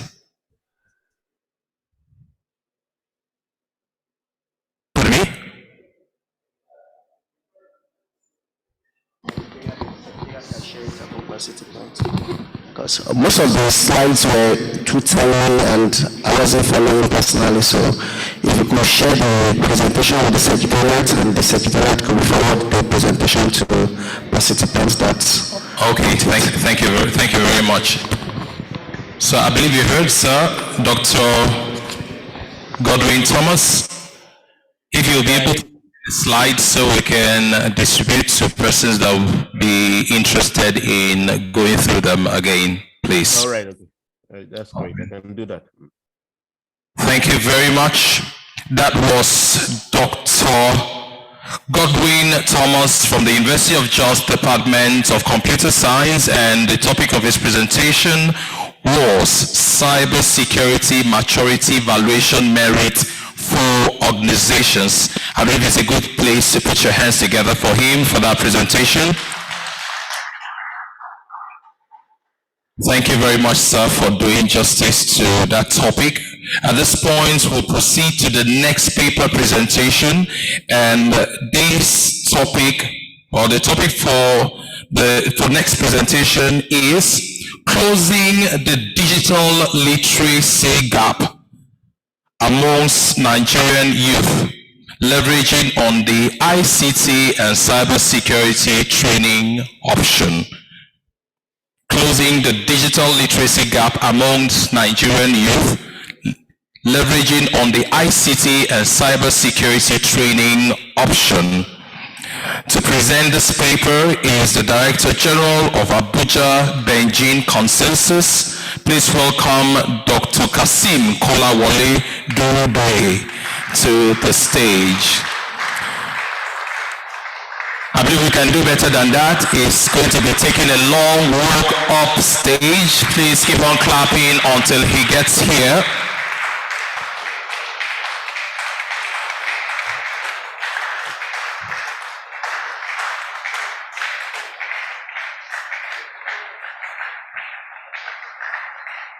Dr. Kasim Kolawole Dorodoye. Thank you very much, sir. Thank you.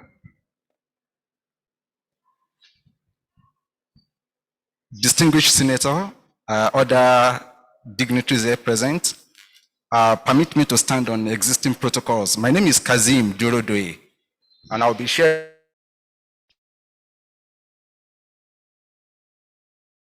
One of the things we need to pay attention to is the gap in capacity from the angle of digital literacy, and the gap in capacity from the angle of cybersecurity. So I will share some thoughts. Can we have the slides, please? So I'll just share some thoughts in the next few minutes on where we are and what I think we should do to close this gap. And we will try to answer whether is there even a gap in the first place. Can we have the slides, please?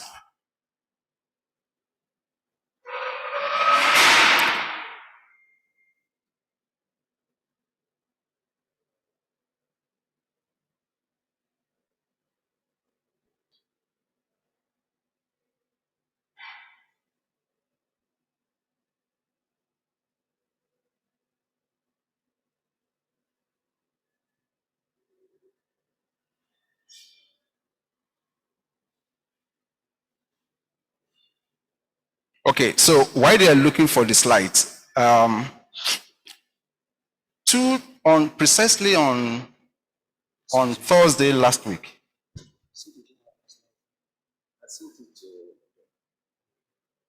Who can I forward it to? Excuse me, they are trying to find it difficult to find my slide.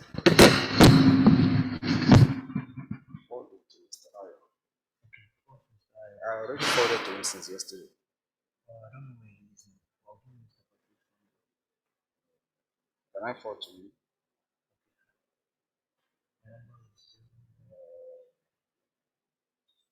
090-187.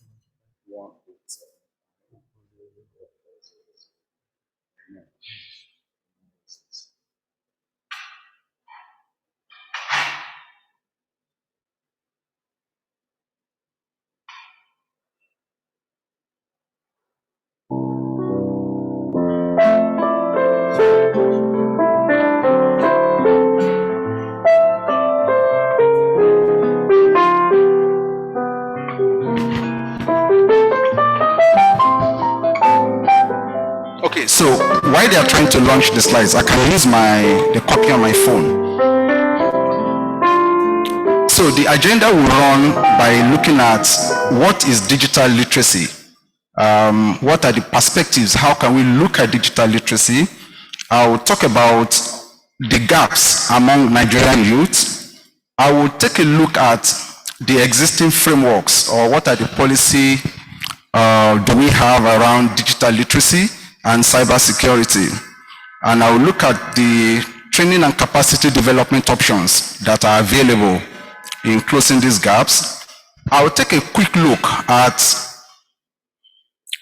digital literacy and cybersecurity for a developed and a developing economy. How are we trying to deal with these gaps from a developing economy perspective? And in a developed society where they also have these gaps, how are they trying to deal with it? How are they trying to deal with it? And I will conclude by looking at a national problem that we have. In the last 2 days, we were told that a lot of the cyber crimes that are committed, when they get to investigation and prosecution level, they are not able to go ahead because most of the offenders are people who are below 18. And you probably will have experienced whereby the country is almost at the point of being labeled as a Yahoo country. That is a national challenge that we have. How can we convert this challenge, which is a national problem, into a set of national opportunities? I'll also take a quick look at that. So, I think the government recognized this challenge around digital literacy. So, sometimes towards the end of 2018, I think November thereabout, the President Muhammadu Buhari, launched a national policy, a digital economy policy and strategy that was sponsored by the Federal Ministry of Communications and Digital Economy. And in that document, there were 8 pillars that the NITDA is the implementing agency. They highlighted 8 pillars for them to achieve what we call the digital economy. Okay, thank you. So this is the agenda, like I said. So I'll run through this very quickly. How do we turn that national problem into national opportunity? Next slide, please. So I was speaking about this, that the president identified, the ministry identified this challenge, and they launched this policy and strategy towards the end of 2018. And in that document, next slide, there are 8 pillars that NITDA feels they can use to achieve these objectives of that policy. And of particular interest to us is that pillar number 2, where digital literacy is identified as one of the cardinal objectives, or one of the cardinal pillars that would help achieving that objective. Next slide. And so, what is digital literacy? Dr. Belshaw, I like the approach of Dr. Belshaw, which was also what was used in that document, the National Policy and Strategy. Dr. Belshaw essentially is saying that you could define digital literacy around 4 pillars: creating, understanding, using, and of course access, which essentially is sharing. So for you to create, you must be able to create digital content, and these are the set of skills Dr. Belshaw said is one of the leading strategies, the one you call the open literacy. So for you to be able to create, you must have some form of skills around cognition, some form of skills in how to make. So you want to post a YouTube video, how do you create it?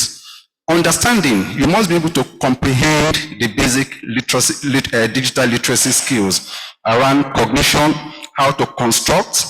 Use, you must be able to at least understand that, okay, for digital content, how do you use it? How do you consume it? And that's where you have things like cyber hygiene, things like netiquette. What are the basic etiquette of the internet? And of course, distribution, which is the last pillar, and that talks around communication essentially. So what are the various ways you communicate digitally? So those are the essential 4 principles that Dr. Belshaw identified as a definition of digital literacy. Next slide. But in a more quantitative context. Okay, so that document also says as, of course, there are no empirical evidence around state of digital literacy. in Nigeria. And when I looked at another developing economy like India, India has been able to identify the difference, the dichotomy between the state of digital literacy in the urban areas and in the rural areas. So for example, they said in the urban areas, they had like a 61% digital literacy compared to a 25% in the rural areas. And they came up with some form of initiative which they call DISHA. Digital Shakshata Abia, that's DISHA, but essentially it means a digital literacy gap, which they want to use to close that gap. Next slide. So the World Economic Forum actually went to look at the competitiveness of nations on the digital literacy gap. And if you look at a country like Ghana, Ghana is just a little below what you call the world average, because that document published this year, this is a 2019 data. That document also mentioned the world average. The world average is hovering around that 4.2 for digital literacy. And you find countries like Finland, they are like the #1 in digital literacy. And this is where Nigeria is. So, and that document also went further to identify or explain essentially that digital literacy is a composite of having some form of computer skills, some form of digital reading, or some form of basic coding. Next slide. So, why are we worried about digital literacy and cybersecurity now than before? So there are some set of critical imperatives that is making that subject to be very important now than before. So those data for Africa, if you bring it home, you will find out that there are, as at last October, there were about 191.6 million active lines, which is similar to what you find for Africa.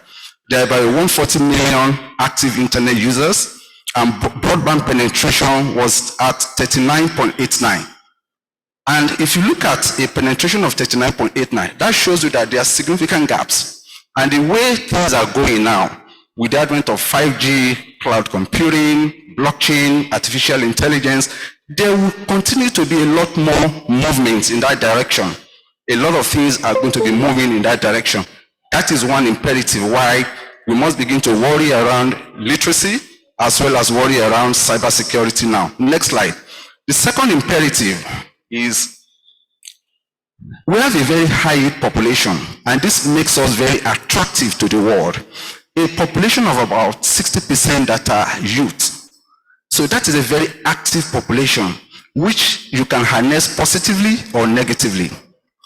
A lot of the companies abroad are identifying this. Recently, we knew what happened to Min1. We knew what happened to a Paystack. We knew what happened to a Flutterwave in a Series B funding. All of this makes us very, very attractive. I spoke in 2018 to a Chinese audience in Beijing around opportunities in Africa. So we are a center of attraction because of this huge population. And for us now, this huge population is also having, because now they are seeing a majority of our youth as being internet scammers. That is the second imperative why we need to begin to worry around digital literacy and cybersecurity. The third imperative, next slide, is that the president gave a direct order. At that 2018, he said, we must, and I quote, he directed the Federal Ministry of Communication and Digital Economy to develop training and sensitization program that will be rolled out across key ministry, departments, and agencies so that we would implement with immediate effect to ensure a seamless transition. So these three imperatives are the reason why we are worrying more around literacy now than before. And I thank the organizers of this conference for identifying the need to improve on this, because again, they are following the line of that directive of the president. Next slide. Next. So, cybersecurity or digital literacy training for our youth. What are the way? Next slide. From a policy angle, I found these two documents very, very apt and very, very useful. The National Policy on Digital Economy on one side, then the National Cybersecurity Policy and Strategy that was launched in February of this year. Those two documents from a policy angle, they are just sufficient. What is required is perhaps an implementation. I showed you in the national policy from the Ministry of Communication, the pillar number 2, talks about digital literacy. In the cybersecurity policy and strategy, I spoke just last week at the sensitization workshop. And if you look at their pillars number 3, 4, 5, and 6, which I will show you in the next minute, it also emphasizes the need for us to achieve a minimum level of competence or capacity in implementing successfully the policy on cybersecurity and strategy. Next slide. And so look at policy number 5, for example. Our ability to enhance cyber defense capability is centered around cyber defense capability development. So the defense agency, the War College, given the activity that plays in that domain now, we must be able to have sufficient capacity. Or if you look at the legal framework, if you do not train our judiciary, our prosecutors on simple things around what constitutes, what is a botnet? So a server is located in Russia. It carries a .ng TLD, top level domain. If a judge does not understand the relationship between that domain name and that server that's located in Russia, he would not sufficiently be able to adjudicate on that matter. So capacity development for pillar number 4, strengthening legal and regulatory framework, is very important. And I spoke to that audience. They had the judges and National Assembly last week from the office of the NSA. And I highlighted the various types of skills, the basic and the advanced, that at the minimum our judiciary must have in our ability to implement the National Cybersecurity Policy and Strategy. Next slide. So this is the way NITSDA wants to approach digital literacy. And they said they would make sure that Nigerians from all walks of life, in order to enable them to achieve digital literacy and other digital skills. This is the way they have defined their high-level objective. India, for example, they went a bit granular to say that they identify between 50 to 60 years is the target. They also said they would ensure that at least one person in every household has digital literacy. And they defined what digital literacy is under that DISHA, the Digital Shakshata Abhiyan, and they call it National Digital Literacy Development Program. So they went a bit granular to define those composites, and they defined a set of courses and all of that. But in our own document, we just said we want by 2030 to have 50 million Nigerians to have digital literacy skills, which is about a quarter of our population. So all these are ways by which economies or countries are trying to close the digital literacy gap. Next slide. Okay, so I teach as an adjunct at a university in Nigeria, and I teach computer science. Last semester, I taught a course called Advanced Topics in Computer Science to PhD students, and I had a set of 16 students. When I looked at the curriculum of that particular university from year 1, sorry, let's have the slides on, from year 1 up through to year 4, and I see that I can't find any course that some of our students will be able to lay their hands on. Last week, Thursday, NYSC sent me a copper, a BSc Computer Science, to hire in my organization, and I had a 5-minute chat with him just to know the slide. So I wrote a URL, I wrote a full URL, https / the full URL, and I was trying to ask him just to get him to understand what are the components of this URL. So at the protocol level, the protocol side, I asked him what is the meaning of HTTPS. This gentleman with a BSc degree from a university in Cotonou, Benin Republic, does not even know what an HTTP is, not to talk of with the S. Then the next part of that URL, the service, the www. Of course, he could define www. Then the full domain name. I asked him at what port does that particular service run. Of course, he doesn't know.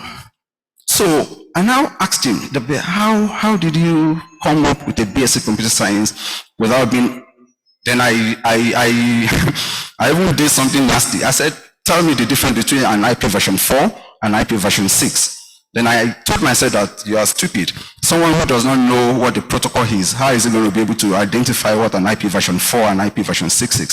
So I now asked him, how did you go through this program without being able to know these basic things? And he said he studied the computer science in 2 years. I said, how come? Because I teach, I know the minimum number of units for you to have a BSc Computer Science. He said he went in with a diploma in food science and tech. So I said, tell me your project topic. He said, computer security. I said, that cannot be a project topic. Tell me exactly the full title of your project topic. He said, computer security. I said, it cannot be. Can you ask someone to snap the front page of your thesis?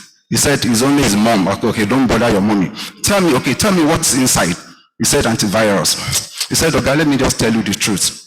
I helped my supervisor. I said, you helped it, or you mean your supervisor helped you? He said, no, I helped his supervisor. So therefore, the supervisor did not stress him. He just asked him to write something.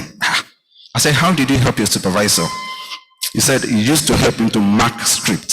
So where I'm going is, given that level, this is a BSc Computer Science, given that level of gap, compared to another university where I'm also an adjunct in the US, part of the curriculum of that university is that in the BSc Computer Science program anyway, you must be able to crack into the honeynet of the university.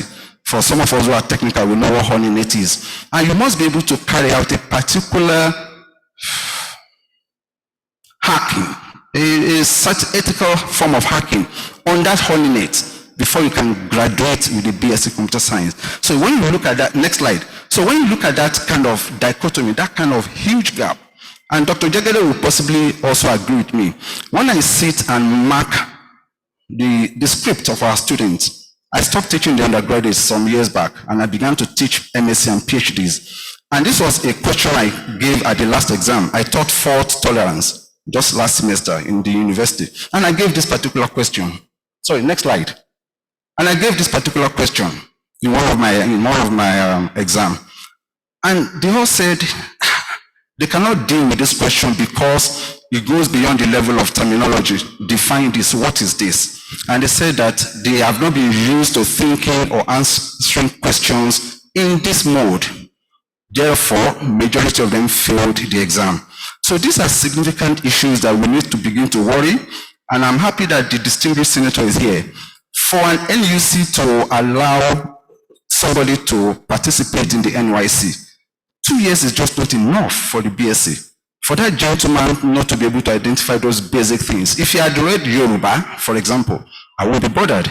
But he carries a BSc certificate and he doesn't even know the meaning of IP. Interestingly, if I ask him what is IP, he does not even know. So I think we need to begin to come in at a policy level to strictly regulate what comes out. If you go take a degree from outside, how must you be eligible to participate? Because you would want to benchmark this kind of student with someone who is carrying a BSc from, say, Harvard, and you cannot find that benchmark. Next slide. So, at the sectoral level, how should we, or what should we be doing to close the digital literacy as well as the cybersecurity gaps?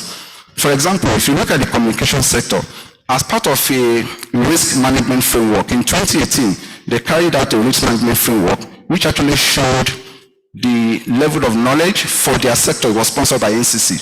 For their sector, what are these gaps in cybersecurity? That was the focus of that risk management anyway. And they know that for the majority of operators, ISPs, the telcos, this is where they are. They use the CMM, the Capability Maturity Model from Carnegie Mellon. So out of a level 5, they found out that most of the operators of their industry, their sector, are at level 3. So they know where they are. So similarly, NBC can do that for the education sector, a CBN can sponsor that for the banking sector, because it's important for us to know where we are now so that we can formulate approaches or strategies to closing that gap. Next slide. Okay, so in October, I think 12th of October this year, Interpol also gave us the list of the top 5 threats This is for Africa. But when the DSP who spoke on Tuesday, he also recognized that, yes, for Nigeria, because he sees the cases on a daily basis, these are the top cases I mentioned that they deal with on a daily basis. Next slide. And the reason why I bring this up is that it's important for us to now begin to formulate training, formulate capacity development approaches that suit us. So when you want to train somebody, a youth, for example, what are the things that you want to begin to look at? And this is a typical model. I know that at the basic level and at the post-primary, there are subjects around ICT knowledge in their curriculum. But at the BSc, at the graduate and the postgraduate levels, what are the gaps? So for example, in those two policy framework, I didn't see anything substantially that talks about rural digital literacy. And we know the rural nature of our country. So if we do not begin to look at that gentleman in Garkida, in Adamawa State, that small boy, he was just coming out of secondary school. If you do not begin to look at how do we empower him so that he will have those basic knowledge, we'll probably not be able to close this gap. I will end by looking at some of the recommendations that, in my opinion, that we should be thinking about in closing this gap. Next slide. Okay, so NIDA also has an academy, they call the NIDA Academy, where you can actually go train as an MDA, as a public officer, or as an individual. And these are the kind of things they put under the digital literacy curriculum. But of course, you can expand it. So productivity tools now, you'll be looking at your set of word processing, your spreadsheets, your presentation, social media, for example. How do you create, how do you use, how do you distribute, and all of that. Next slide. So, a call to action. I mentioned that the president gave this directive, and that for me was a wake-up call. Next slide. It was a wake-up call for us to, next slide please, was a wake-up call for us to begin to look at who are responsible for closing this gap. We've identified that yes, there's gap. We know what is driving those gaps. Who are responsible for closing that gap? So for example, I talked about the role of the NUC in ensuring that curriculums meet today's need. To be honest, what we teach now in the university is very different from what the industry needs, very sincerely, when I look at the curriculum. So that's why most of the time when I go to class, I don't have notes. I just go share thoughts and experiences with them because I'm more of an industry person. I'm an adjunct in the university. So we need to begin to look at curriculum, and that is the role of NUC. National Content Development Management Board, they begin to look at local content. So cyber defense capabilities, for example. I do not know whether we manufacture any CPE in Nigeria, a customer premises equipment. So the likes of a ZTE, a Huawei that makes our modem that we use to connect to the internet, because of national interest, because of national or state actor interest, if they put a black hole in any of their devices, how do you know? But a National Content Development Management Board can begin to look at how do you make sure that you develop local capabilities around this. Next, sorry. So, no, go back to that slide. Okay, so the National Institute of Policy and Strategic Studies, the professional associations, the Nigerian Medical Association can say, for example, in your CPA, in your continuous professional examination, put a little content around digital literacy or around cybersecurity. ICANN, for example, can say, these are the, in part of their curriculum, incorporate digital literacy and cybersecurity.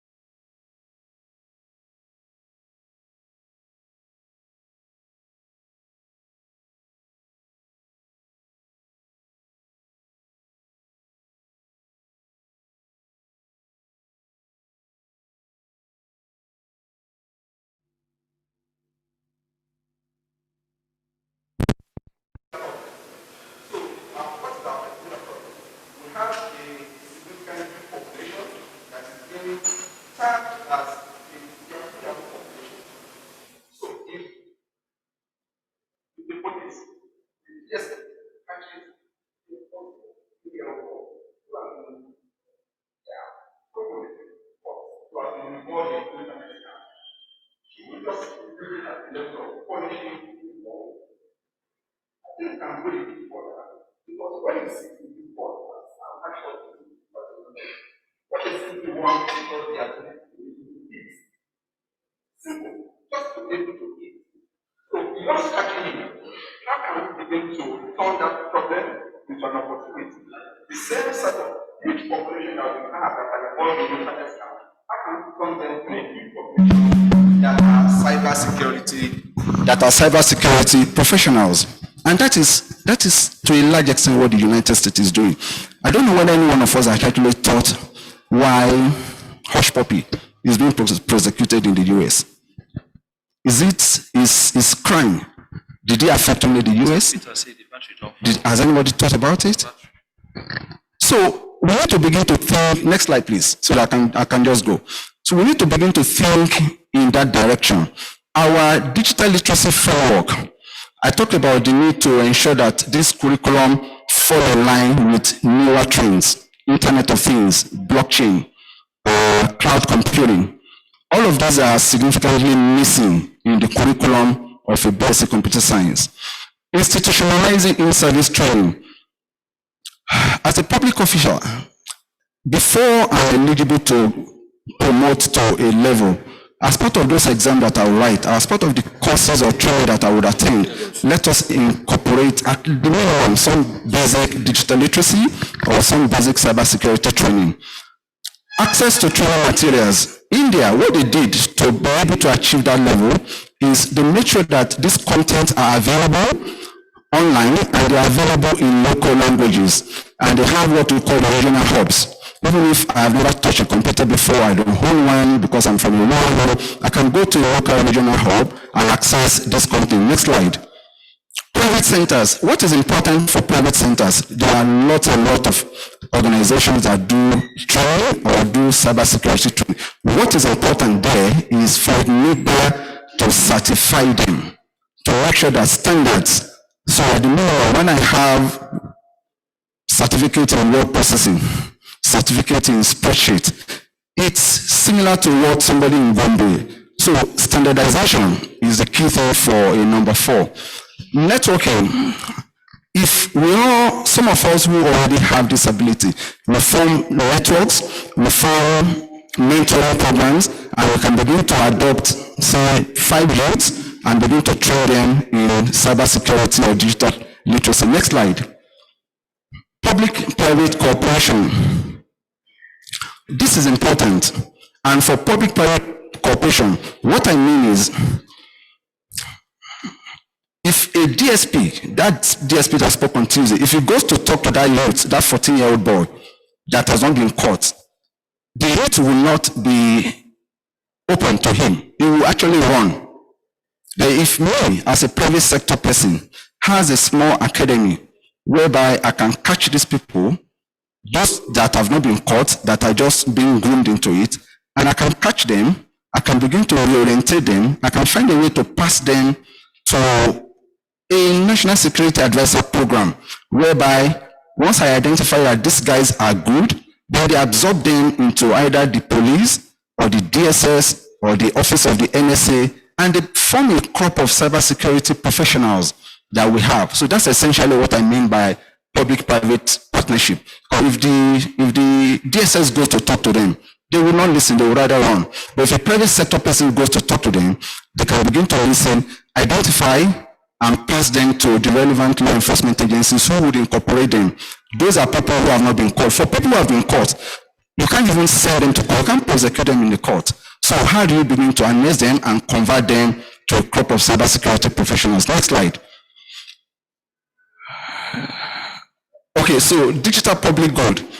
Nothing stops us from creating an e-learning platform sponsored by NIBDA, sponsored by everybody, for public good, and make it available for people to use and get trained. Next slide. So a digital skills database will also be very important in order for us to achieve whatever we want to achieve in digital literacy and cybersecurity. Next slide. So implementation strategy. They said in that document that over the next 10 years, they want a 95% digital literacy. That's good.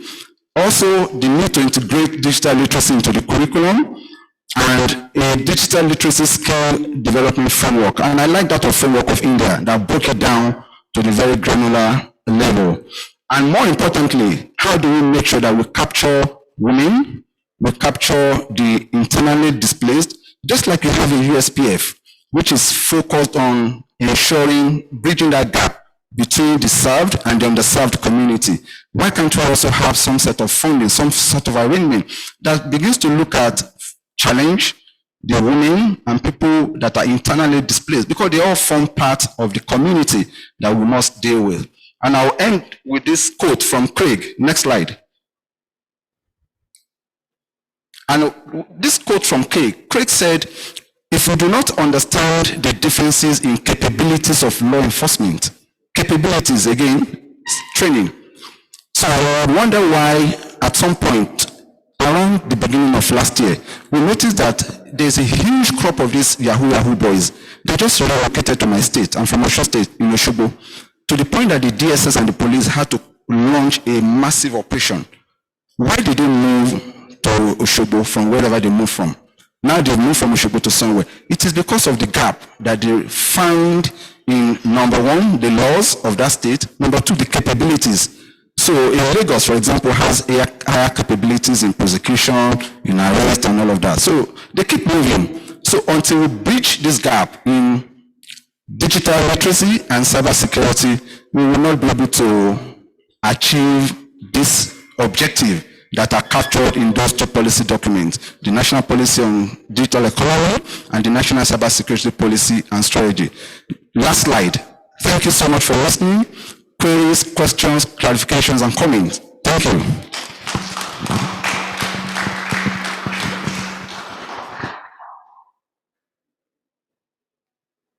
Sorry, the mic. Microphone, there's a question at the front. MC.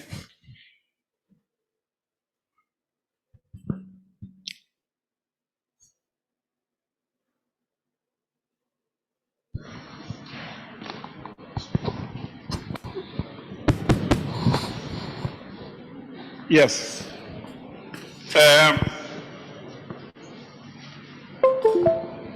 Thank you for your presentation. And you touched a critical gap that we're having in the country.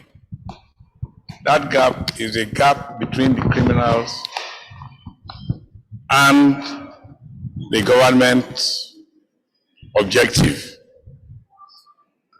We have a situation where people who did not have any proper educational background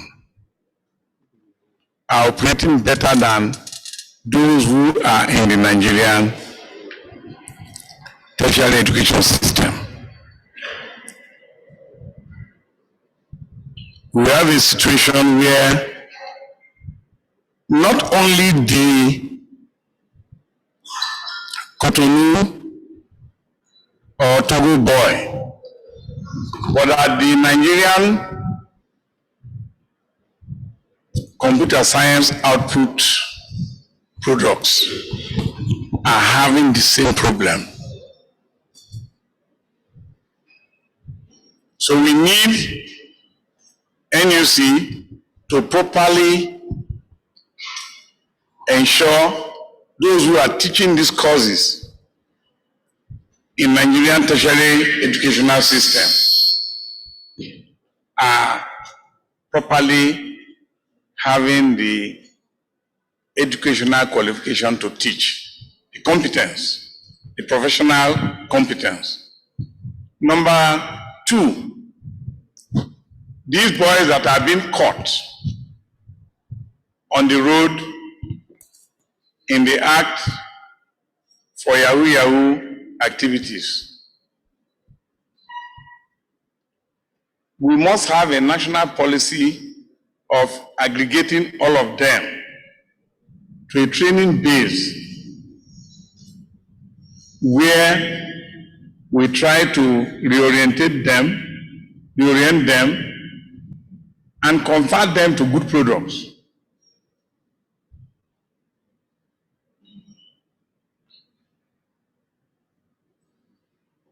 they know they are in crime. But how that small percentage of 0.0005 is painting the national image of the country in a bad light to a person more useful that is employable by organizations to protect their system. Several people have the interest of getting online in business, but they do not have the capacity or the knowledge to see that one of the requirements of going online is that you must have a cybersecurity system in place. Then the other one is that I have a bank account and my banks are not protecting that account. Our telecoms company are not protecting my line. And so somebody just wakes up, gathers some computers, gathers some friends in crime, and then their own is just to see how they can hack my messages and my influence and what is there to be worked out. So we need a stronger policy, cybersecurity framework that will be instituted by the banks, particularly the banking system and central bank, to ensure that we protect account holders. And it is NCC responsibility as the regulator of the industry and the central bank that will ensure that accounts of phone users should not be easily hacked. Because there's a porosity in the transmission system of I get credit and I get debited. So these are the things I felt, because you are concerned and you have really identified part of the problem. Because this digital literacy program is not only for the young age, it is also for the adults. But again, in other climes, in America, you cannot easily hack into somebody's phone line without being caught. But in those countries, when they catch you, they will punish you, they will do some plea bargain, and then allow you to lose your money. But again, they now convert you to becoming a productive person for the country. So we need to adopt what other people are doing, that this daily hacking of accounts can stop in Nigeria. Thank you very much, sir. I can't agree with you less on the majority of the things you said. I'll just talk, just this last point about the need for NCC and the CBN to do more. One major difference between continuing education for the regular skill and cybersecurity skill is that if you train me on the job now as a law enforcement agency with the DSS, NIA, or whatever, unfortunately, what you are training me on now is not sufficient, unlike with the regular skill, which is sufficient. You have to train me on what will happen in 2023, 2024, and 2025. That is the difference. Because the bad guys are already playing in 2023, 2024, and 2025. That is one significant issue. So if the CBN and the NCCs does not begin to bring these so-called bad guys together into a room, like you said, through a program, and begin to tell them to let us know what are you going to do in 2024. That is when a CBN or an NCC can begin to put frameworks in place that would ensure that we are able to deal with it. Interestingly, the NCC is they are trying. They just recently launched what we call a CSAT, which enables members of their constituency to be able to identify, respond, and analyze, and also proactively deal with issues. They agree with you perfectly that the challenge we have from that Cotonou guy, we also have it with the Nigerian guy. I agree with you in the need to bring them into a trial base. Beyond prosecuting, how do we use them sufficiently? And that the knowledge to go online is a critical requirement for our Nigerian youth. Thank you, sir.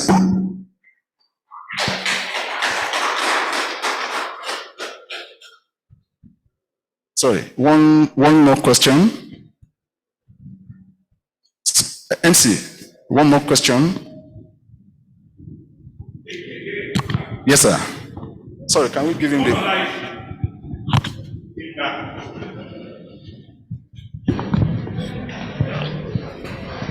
We have people who kidnap people.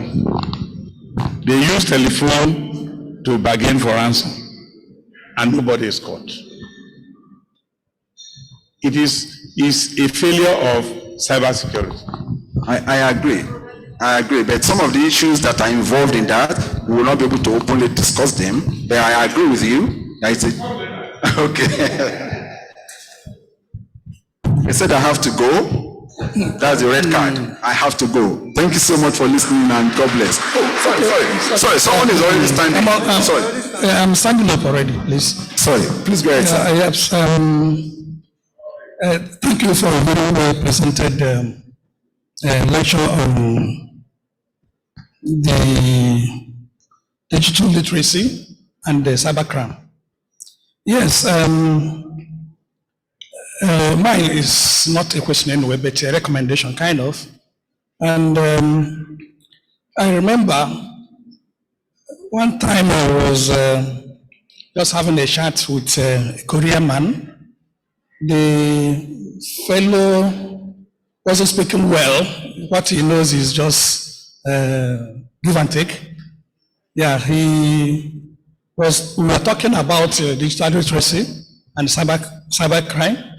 And what he just said, cyber literacy good, but cybercrime bad. You know, I said, okay, yeah, because that's all that we are here to understand that cyber literacy, the digital literacy is actually the movement to economy to blossom. And the cybercrime has a lot of challenges to impede the growth of economy all over the world. And you see, the trend of what is happening today is becoming alarming, that people don't sleep. You don't sleep to protect yourself, your economy. Those who are doing that don't sleep to hack you. They don't sleep. Like somebody said, if you even interview any of them, what puts you into this? We tell you there's not much about it, it's just for me to eat and then maybe become a millionaire the next day, okay. Which is not actually helping the economy. So what I actually am recommending now, that this type of exercise that is being seen today, being perceived today through NITDA and some other people who are very mean to make sure that we blossom economically, is welcome. And I am recommending that just now that you've just finished, or maybe this program just ends, it's not enough to me. Let it be so regular. For enlightenment, for training, we will not forget sleeping with a lion. Okay, yes. Sir. So that's my submission. Okay. Thank you very much, sir. Thank you everyone for listening. Thank you very much. Please a round of applause for Dr. Kasim Kolawole Duruduye.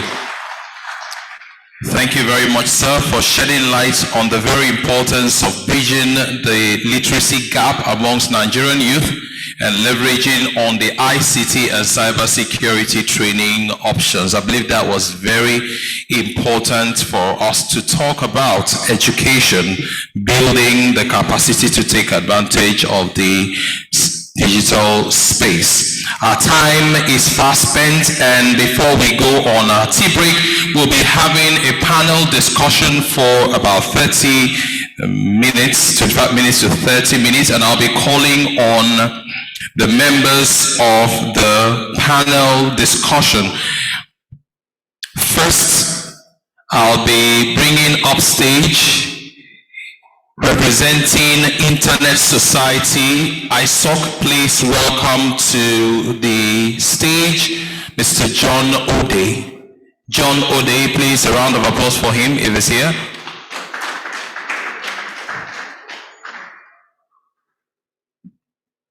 John Ode from the Internet Society, and from the Cybersecurity Expert Association of Nigeria, please welcome Sadiq Nasir. Please put your hands together for him. He's making his way up. Sadiq Nasir from the Cybersecurity Experts Association of Nigeria. Please don't stop clapping. So you're welcome. Thank you. Also to be part of the panel discussion from the Nigerian Computer Society, please welcome Bayo Mohammed Onimode. Bayo Mohammed Onimode from the Nigerian Computer Society. Okay, he's here. Please put your hands together for him, coming in from the left-hand side of the stage. And to moderate this panel is a member of the Cybersecurity Experts Association of Nigeria, and she works with Soft Solutions Limited. Soft Solutions Limited Enterprise, and she is a key accounts manager in that organization, Soft Solutions Limited. Please welcome Mrs. Olamide Odeneye. Please keep on clapping until she makes her way here. She'll be moderating this panel. Thank you very much for coming. And the topic of discussion is digital and cybersecurity skills in national curricular and extracurricular activities for children and youth. A digital skills development strategy for Nigeria. If you have the agenda on you, it is actually panel discussion 1, and at this point I'll be handing over control to the moderator of this panel, Mrs. Olamide Odeneye. Please put your hands together for all of them once again.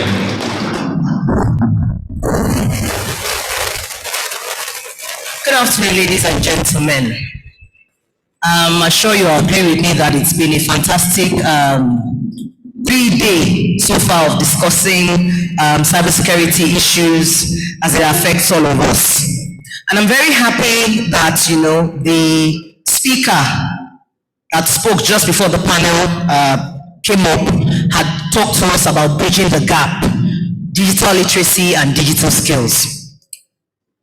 So my panel here, we're here to discuss digital and cybersecurity skills in the national curricular and extracurricular activities for children and youth. A digital skills development strategy for Nigeria. So what I will do is ask each of my panelists to speak briefly on what you think. Do you think we actually have any initiative or strategy in place for extending digital skills to the upcoming generation? Thank you. I will start with John.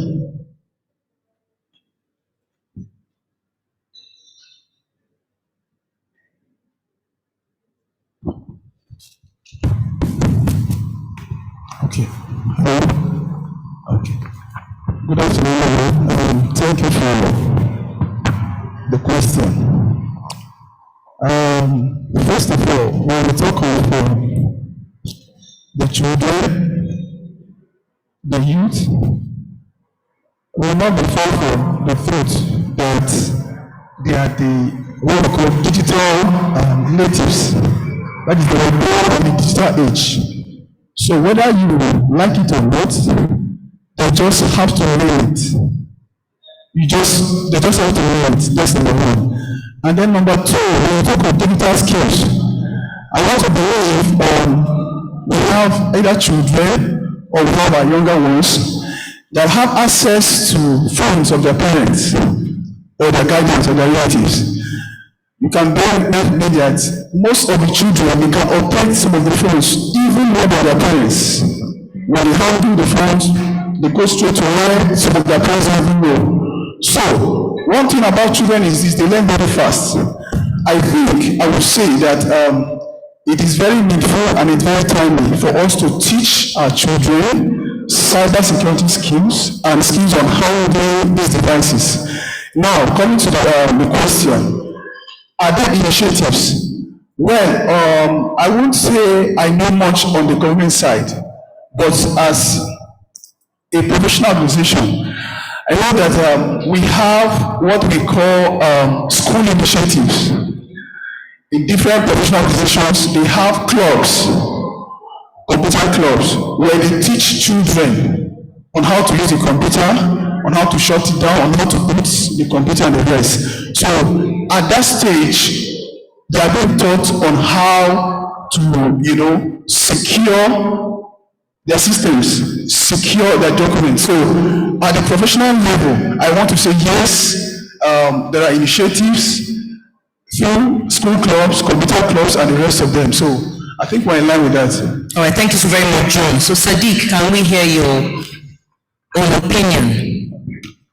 Yeah, it's a very interesting conversation that we're having now. Dr. Kazim literally said a lot of the things I wanted to say. However, I believe we have a lot of strategies, framework that exist at different levels that are promoting digital literacy. But an area I think we need to discuss more is more in the intuitiveness of technology. Like he rightly said before I spoke, he mentioned that a lot of these kids can actually figure things out naturally. Because of this, a lot of these technological devices are they're very easy and friendly for the kids. They have a way to figure things out. For example, I have two young children that they were able to figure out something that I just couldn't figure out. To give you a specific example, I know that I wanted to download stuff on my device from YouTube, but for some reason I just never sat down to see how that would work. These kids sat down intuitively, they just keep downloading videos. So I keep seeing them watching videos, and I'm like, okay, where are you getting these videos from? Let me switch off my data. And I noticed that most of the time my data was off. So they figured out how to download this video. So the point I'm trying to make is, when it comes to kids, I think we should have more conversations around how do we make these gadgets available to them. Not necessarily in an academic environment, but let's have a creative environment. If you look at the big tech industries in Silicon Valley, they have conference room where they have no chairs, no tables. They just have creative stools somewhere and a local like toys of sorts. And the whole idea is to encourage creativity. So when you give that environment, when you provide that environment to the young ones, okay, a creative environment, they'll go out there and they will do a lot more than we can think. I mean, we are adults. We've been through the four corners of primary school, secondary school, and the university. Like it or not, we're already boxed to a certain way of thinking. If you're an engineer, you've already been trained to think like an engineer. If you're a lawyer, you've been already trained to think like a lawyer. But for the kids, I don't think we should give them that opportunity in terms of extracurricular activities to be able to figure out things that we cannot figure out. I mean, we read cases of young kids at 12 years old, 13 years old, hacking into maybe advanced complex systems, and you start wondering, how do they do it? A lot of these things are logical and intuitive. What I mean by logical is, one, they just sit down and say, okay, if I can do this, I do this, I should be able to do this. I'll give you another example. When I went to the university, we had a group of young chap, we call them the X-Files, okay? The reason why we call them the X-Files is whenever the teacher starts speaking, they raise their hand and say, okay, sir, you are wrong. And then he's like, okay, come, bring your opinion. So the point I'm trying to say is they knew most of the things already before they came to classroom. So a lot of them were just there just to get the certificates. So the point I'm trying to make is, it's good we have all these frameworks, all this academic environment to push out this knowledge, but at the same time, we have to think of creative ways to promote this learning opportunity. I mean, I've been to the NIDA, the Center for Artificial Intelligence, and I noticed it's a very beautiful setup. They've got different, it's not like your conventional tech hub or stuff. It's a very creative environment. So the thing is, as much as NIDA is doing that, I think we should have conversations around encouraging these big tech companies around that. Okay, look, how much will it cost you to set up a hub as part of your CSR? And don't just set up a hub where you have laptops and desktops and seats. No, think of creative ways, something that has not been done, so that these kids can maximize their potential. I mean, we shouldn't, let me repeat myself, we should not try to box these kids in a certain way of thinking. You can be a lawyer, you can be trained to be a lawyer, trained to be an architect or whatsoever. Regardless, we should try to promote that creative aspect of everybody. So that's thank you so very much, Sadiq. Now, Bayo. Okay, now just going to divert a little bit based on what Sadiq had said. Now, for a fact, we know that a few of the big tech multinationals are running digital skills training within the country. I know Google is doing something, I know Facebook also did something. But who exactly are these skills for? Is it for the Nigerian labor market, or we are exporting our youth once they are done learning these skills? Is it tailored in such a way that it makes them employable within the labor market? Okay, thank you very much. So first, for me, would be to take a look at the background of who are the youths, who are the children. So for me, the children will be from maybe 1 year. And then when you look at the youth, we're not looking at the definition of the youth in terms of how the Nigerian political space have defined youth in Nigeria. No. Youths, by every international standard and definition, are those between the ages of 15 and 24 years. So it means when we're talking about these children and youth, we're looking at people aged between 1 and 24 years. I don't have a problem if Google and all the rest of them develop our skills for export. No. Today, for those in the tech world, you know that India has practically taken over the tech space, even in America. So they no longer call them Indians now. They are now Indians, Americans. Isn't it? Yeah. So if all we get to as a nation is to develop the skills of our children and youth, and in 10, 15 years, we began to outsource them, we began to, if you like, call them, export them, knowledge-wise now. I wouldn't want to see it from the point of a brain drain kind of thing, but rather we are exporting our skills. And by the way, you can't take it away. India earns a whole lot from international remittances as well as skills outsourcing. So if Google, Meta, and all the rest of them want to develop our skills and export them, I mean, it would be good to have a Kunle being the CEO of Twitter tomorrow. It would be great to have, whatever it is, it is. But one thing that must be very sure that is certain is that whatever we export, some of these gains also come back to us as a nation. That's one. And secondly, we cannot emphasize exporting our skills to the detriment of national development. So while we are building skills, we're exporting skills, we want to take these skills out to the world to give us, to earn us money and all the rest. We must also not forget the fact that we must develop our country back home, and that is what is happening in a country like India and all the rest. Thank you. Thank you very much, Bayo. It's interesting that the last time that I heard Dr. Kazim Doe speak, he had talked about, I don't know if it wasn't supposed to be like a joke, but he had said there was a question, there were a lot of world leaders in the room, and we had asked, what country is the greatest right now in the world? And you know, everybody, Russia said no. America said the same thing. Thank you. America said the same thing and all, you know, but you know, it was what Bayo said now that, you know, just made me realize that all the highly placed tech companies in the world are managed and headed by Indians. That drives the question of the importance of having digital skills and digital literacy as a part of our curriculum. Just like Sadiq said, we don't want to box the children in, but give them a chance to grow. Digital skills are very important. Now, let me quickly paint this picture. In 2020, Serbia, the Republic of Serbia, launched a strategic plan, their digital strategic plan. And the key objectives of this plan included improving digital competencies in the educational system, improving basic and advanced digital skills for all citizens, develop digital skills in relation to the needs of the labor market, and a lifelong learning of ICT professionals. Now, why did I read that out? When Senator Owula was making a remark at the end of the last presentation, he had mentioned something about retraining of the young minds that have self-taught to teach themselves these sort of cyber skills that have enabled them to turn into hackers. I'd like to have your take on that. You can start, Sadiq, you can start and then hand over to John.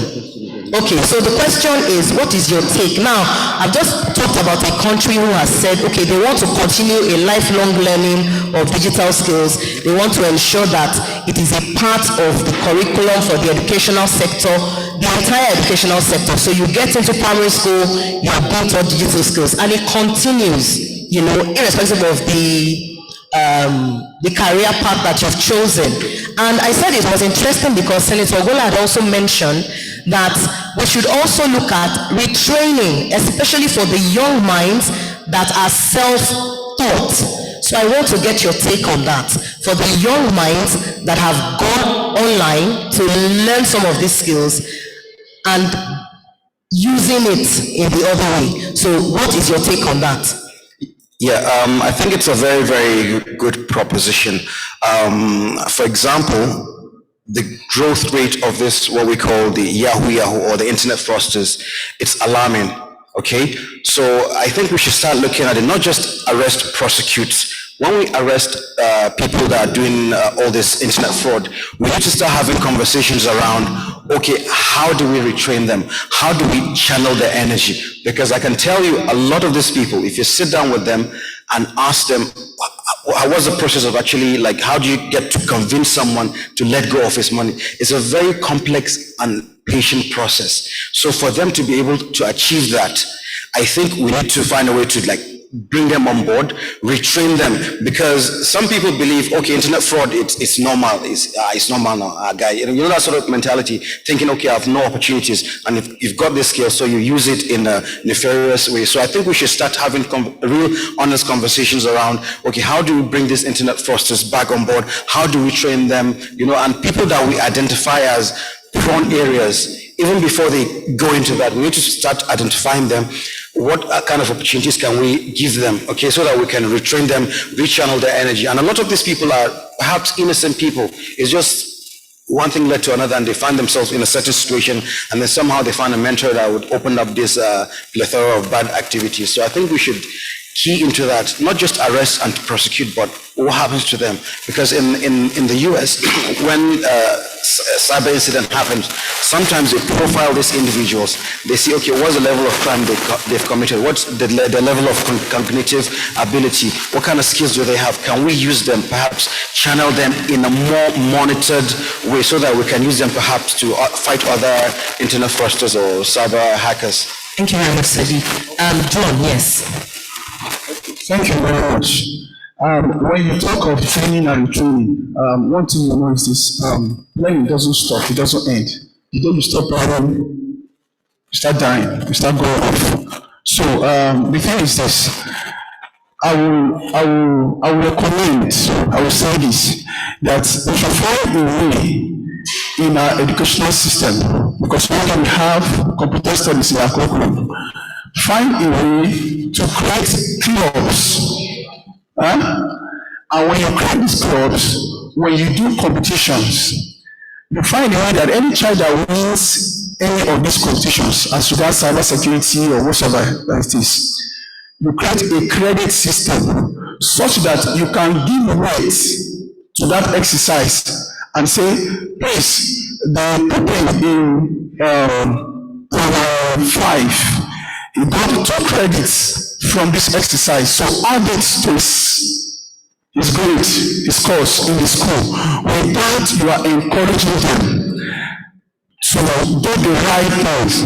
Because like you said, we have young boys that are using the internet the wrong way. So create credit systems by granting them, adding the grants you need to the school grade.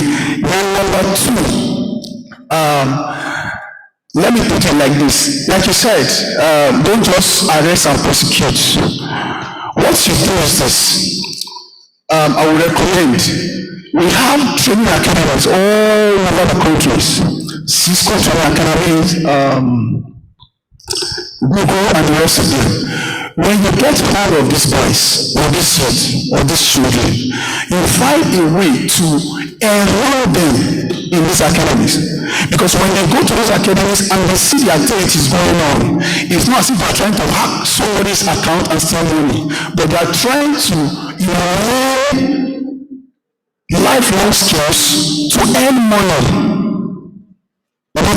So when you enroll them, the people they see, they are cyber architects, they are CCIAs, they are CCNS. So when you see people that are doing certification courses, definitely your peer group automatically will change and will begin to do away with those Yahoo tendencies, and then you begin to turn towards certifications. You begin to hear about Facebook. Oh, they are looking for they begin to hear about Facebook. They are looking for so and so skill, so and so person. So you begin to channel your activities or energy to that direction.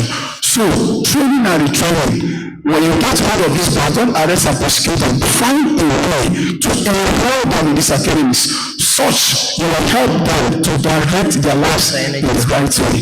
Thank you very much, John. So, Bayo, same question too, before I go to online protection. So, once you're done with the last question, I want your take on online protection, because that also forms a part of digital skills. The ability to be able to protect yourself whenever you go online. Okay, so thank you. So the first question I want to ask is, by English definition, when you talk about retraining, it means that person you want to train have some level of skills that you want to improve on. So we have strategies in place as a country? Yes. Are these strategies enough? I don't think so. So, take for example, Nigerian Computer Society as a professional body, and our regulator, the Computer Professional Registration Council of Nigeria. Sometime in 2006 and 2007, we partnered with the Nigerian Educational Research and Development Council. We came up with the current computer studies curriculum that is being used. Fine. Currently, we have a couple of higher institutions that are running cybersecurity related courses. Are these syllabus enough? Are they up to date? Do they meet today's need? I don't think so. For us as a professional body, we will continue to partner these government agencies to see that we contribute our quota in terms of skills development. But again, let's ask, why we're interested in skills of children and youths. I ask, can you give what you don't have? I don't think so. Apologies to those in academics. Our skills, 21st century skills? I don't think so. The big boys today in Nigerian tech sector, fintech majorly, if you do your search very well, you will realize that most of them does not have IT or computing background. What does this tell us? It means these guys have gone out of their way, trained themselves, acquired the appropriate skills to be able to do the big things they are doing today. Now, for us as a society, we talked about the quiz competition. We run a national IT whiz kit competition where we nationally we run it from the state level and then geopolitical and then to the national. This and others are the things we do to encourage young people to take to technology. However, we must not shy away from the fact that a lot needs to be done in terms of building first, even the capacity of the people who are supposed to teach these children. Right. Most people today, if you take it from the point of view of those in academics, take from even the primary school. Some of us who are primary school teachers today are there accidentally or for lack of jobs. We just want to get something doing. So your BSc may just be in anything, but then if you must be the person to impact the right skills, the right knowledge in these children, and you want them to compete with these children from India and the rest of it, then we must begin to rearrange our system. Now, the other thing I would like to talk about is, if you look at a country, like everybody want to talk about Finland today, they're doing a whole lot. But one thing we must also remember is that Finland didn't start it today. Their R&D, research, innovation, and development policy is the best in the world. And it's a collaboration between academia, the industry, and the government driving it. It sits directly in the office of the president. That is seriousness. So if we must have a next-gen kind of youth that are ready and willing to challenge other children from other parts of the world, then we must be willing to invest more in these children. Let me also divert us a bit. If you look at a state like Plateau today, for example, apologies to those who are above 40 and the rest. You have I'm under 40 by the way. So if you look at Plateau State today, have an ICT development agency that is doing a whole lot. Just Google it, check it out. Just check what today, if you talk about IT outsourcing in Nigeria, Plateau State is already leading. You can check it out. It's available on the internet.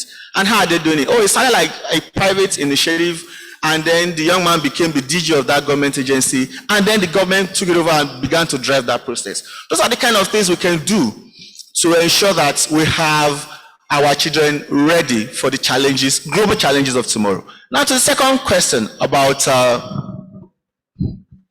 protection. Online child protection, yes. Online child protection. My phones are passworded. Not because, of course, my wife knows the password to my phone. Don't think I passworded my phone because of my wife, no. Are you sure? Yeah, because she has the password. But the truth is this, like you said, if you give this device to a 5-year-old boy, right? In 10 minutes, if you come back to him, you'll be surprised what he will have done with this device. And again, because internet is cheap somehow today, so all our devices are internet enabled, and of course we have internet in our homes, including the tabs you give to the children to learn with. But how protected are they? So if you must give that, because you want your kids to learn, fine, you want them to use Google to learn stuff, no problem.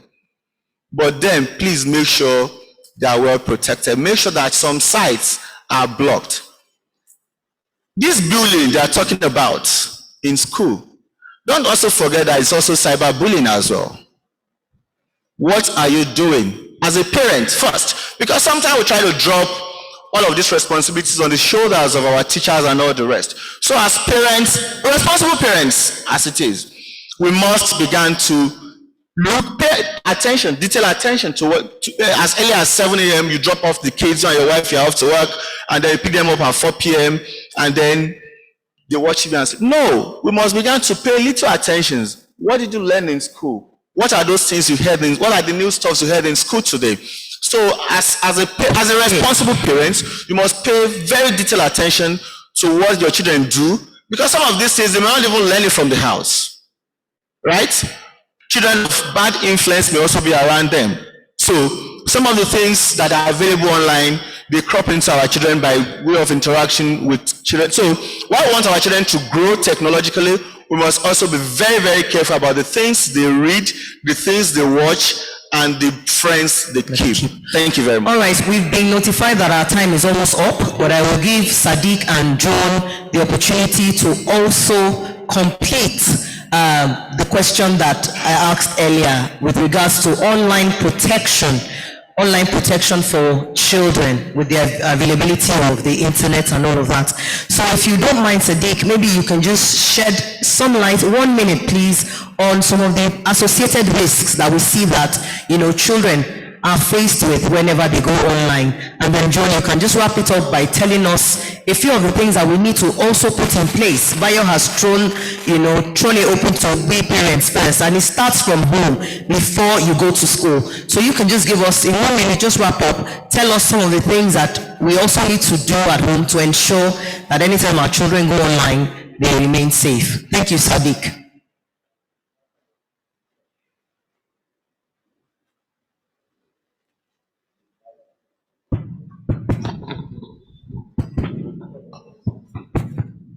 So, as a father, I think the protection of child safety, it's a very, very important thing. And I think we should not think about it as just a responsibility of the IT guys or the techies. I think it's a shared responsibility. We need to ensure that our web browsers have the safety cap. There's a safety feature that allows you to restrict access. So once the children stumble upon information that they shouldn't, it sort of block them. For the sake of context, I worked on a project called OLPC around 2006, and we went to a local primary school in Abuja here called Galadima. So we gave them these laptops, and the instruction was, don't teach them anything, they'll figure it out themselves, which is a concept of constructionism. We said fine and good. So we gave them these laptops, we gave them access to the internet, and we watched. In less than 20 minutes, we heard screaming at the background. So we're wondering what's exciting these primary school kids. So as we got closer, they were hiding the laptops. And to our staggering surprise, the kids find themselves on a pornographic website. The question is, they saw a laptop for the first time. How did they figure it out? So this is a question we should ask yourself as parents. Develop interest in what your kids are doing. Make them your best friend. If they're watching a cartoon, ask them, okay, what cartoon is this? Where did you get it from? These are the questions you need to ask yourself. There's no silver bullet. I repeat, there is no silver bullet. What silver bullet means is there is no one way to go about this. So the best thing is to develop interest in your kids, find out what they're doing with the tablets. If you don't know how to put restriction, just do a Google search. How do I restrict my tablets? How do I restrict my device? Because I can imagine there's always a battle in most homes with the kids and the parents over a smartphone. And of course, the kids always win. They always win in the interest of peace. So the thing is, just develop interest. Ask yourself, how can I protect my kids online? And one of the other problem is, for those that are a bit older, they start having conversations with people that they don't know. Okay? So always tell your kids, before you meet someone online, let me be there. Don't just go out and make friends. You can find a way to restrict it. But the problem is, these kids are always 2 steps ahead of us. So we have to be conscious in how we can try to protect them. Because if we don't protect them, then it's too bad for us. Yeah. So that's my little contribution. Thank you, Sadiq. So John, please. In conclusion, let me say this. Children learn very fast by what they see. Anything graphics. So let me give a challenge to our parents here. I want to believe almost everybody here is a parent. Whichever site you not want your child to visit, please don't visit that site. That's number one. Example. Is that okay? Whatever site you will not want to visit that you know is not good for your child to visit, don't visit that site, because whenever your child gets access to your phone, it goes through. And you know our gadgets, you just click and play. So please don't visit that site. That's number one protection strategy. Because no matter how you password your phones or your gadgets, your children, I don't know how they do it. They just find a way around it. So number one, do the right thing so that they will see and then they will learn. So that anytime they find themselves, they will know. There's something in them that will tell them, my father doesn't like this thing. So you have to redirect. That's number one. Then number two, online protection. I had an opportunity to do Tsinghua University in Beijing, and we discovered that, I wanted to communicate with somebody. We discovered that the system on its own, there are some sites that are restricted. So there's going to be a deliberate government policy. Number one, to create restriction on some site. It's going to be a very difficult one, but it's going to be a sincere decision. If you want our youth, our children to learn the right things, let there be a deliberate policy that will be driven, executed, that some sites is a no-go area. And when you put that restriction, when you try, no matter how you try, it's blocked. So with that, we are protecting your child, we are protecting the generations that are coming up to take after you. In conclusion, please, I want to appeal. Cyber security is a very, very big business now. That is the new oil. Some people are saying data. No, it's not data. It's what? Cyber security, because it can become a new warfare. Government should work on speed. Don't work on laws. If you work on laws, some laws are years ahead of policies that are there. The policy that was made in 2021 February is outdated, I can tell you. So please, let's work on policies with speed. Work, like somebody said, AI, prediction. In the next 2 years, in the next 5 years, in the next 10 years, that will be the trend. Work in that direction. And then let's try to make what we call cyber ambassadors that will go around to say, this is what we're supposed to do, protect this, protect that. When we do that, I think we'll have a very wonderful society and our children will grow very, very well. Thank you so very much, John. Thank you, Mayo. Thank you, Sadiq. And thank you, John. I don't know if the MC will give us any opportunity to take any questions from the audience. Well, I have been told, unfortunately, let's do it like this. I've been told we won't have a chance to take the questions while we're seated here. So we will answer any of your questions offline. Thank you so very much. Thank you once again to my wonderful panelists. We really appreciate your being here today, and thank you for doing justice to the topic. Thank you, ladies and gentlemen. Thank you very much to our moderator and members of our panel. Please a round of applause for them. I know you're pretty eager to ask questions, but we crave your indulgence. Our time is fast spent. We'll be inviting for photographs. All right, sir.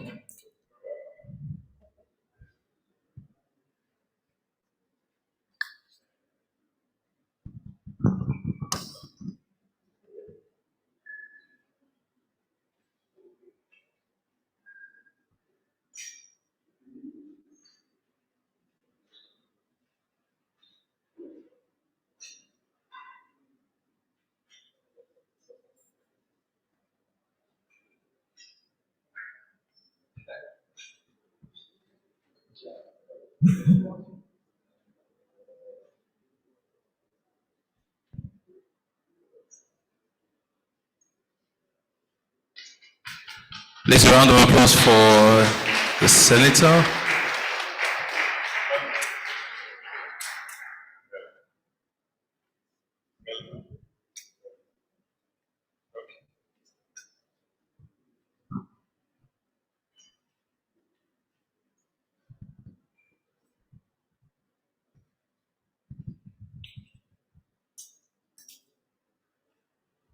All right, thank you very much. Please, a round of applause for our moderator, Mrs. Olamide Odeneye, and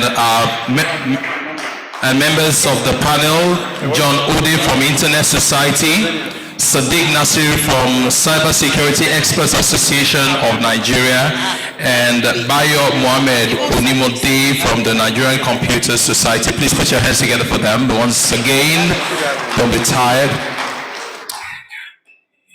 At this point in time, I believe it is proper for us to go for the tea break, and we'll be back here in just 15 minutes so that we can continue with the next session of today's conference. Please, 15 minutes, and then we'll be back here in a jiffy. Thank you very much. We pray our dignitaries will be led by the ushers to the space created behind the stage. Please direct our dignitaries up. Our ushers, where are the ushers? All right. And then we can all go upstairs to be partakers in the breakfast. Please find the staircase to your left or your right behind this hall. Friends, the 21.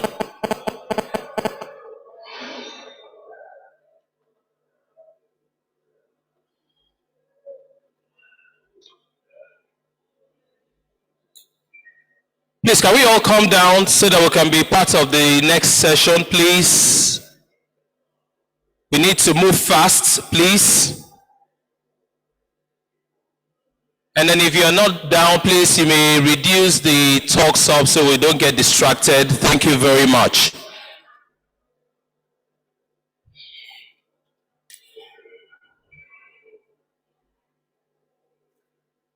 And please, if the person seated to my right can move to the middle aisle, please, so that we can fill the buckets here.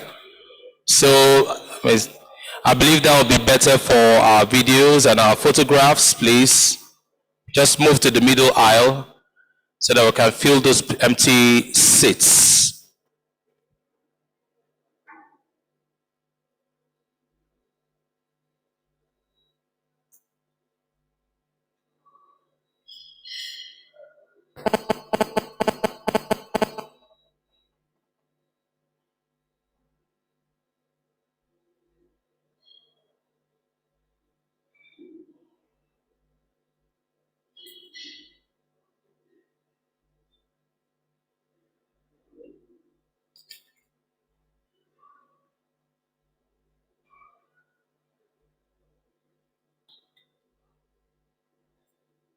So welcome back, everybody. We are on day 3 of the 2021 International Legislative Stakeholders Conference on Digital Technology and Cyber Security. We've been on this for the past 2 days, and the theme for this conference is the digital theater and the future of Nigeria. We brought to the fore, or we cannot reiterate too much, the fact that so much is happening in the digital space. Everything is please, can we reduce the noise from all, please?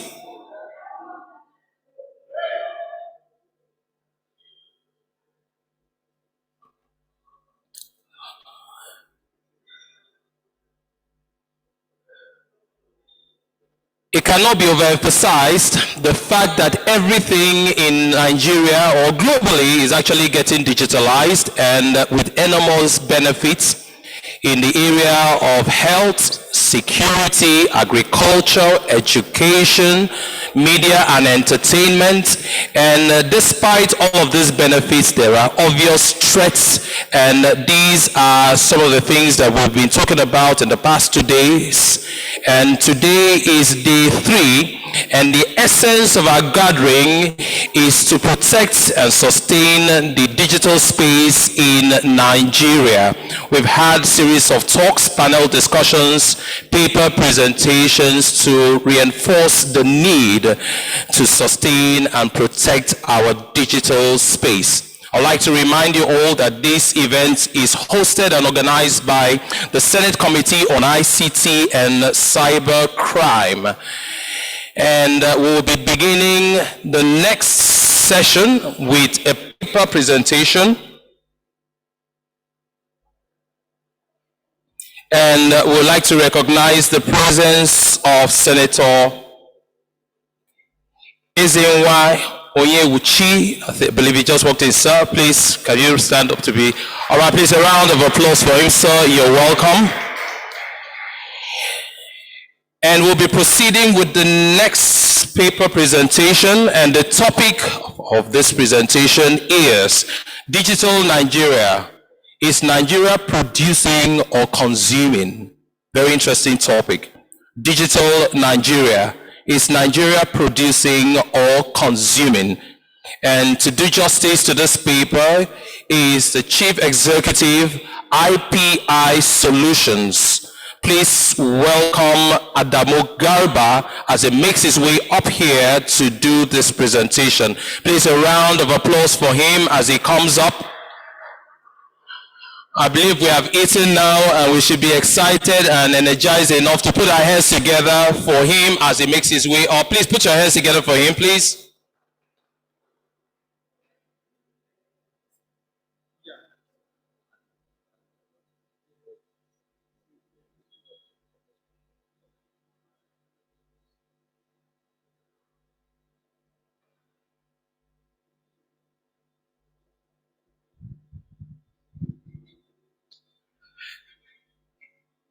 Good afternoon, everybody.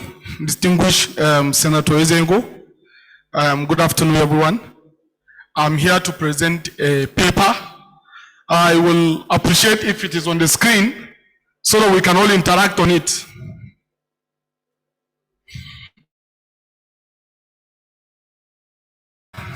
So I can present well.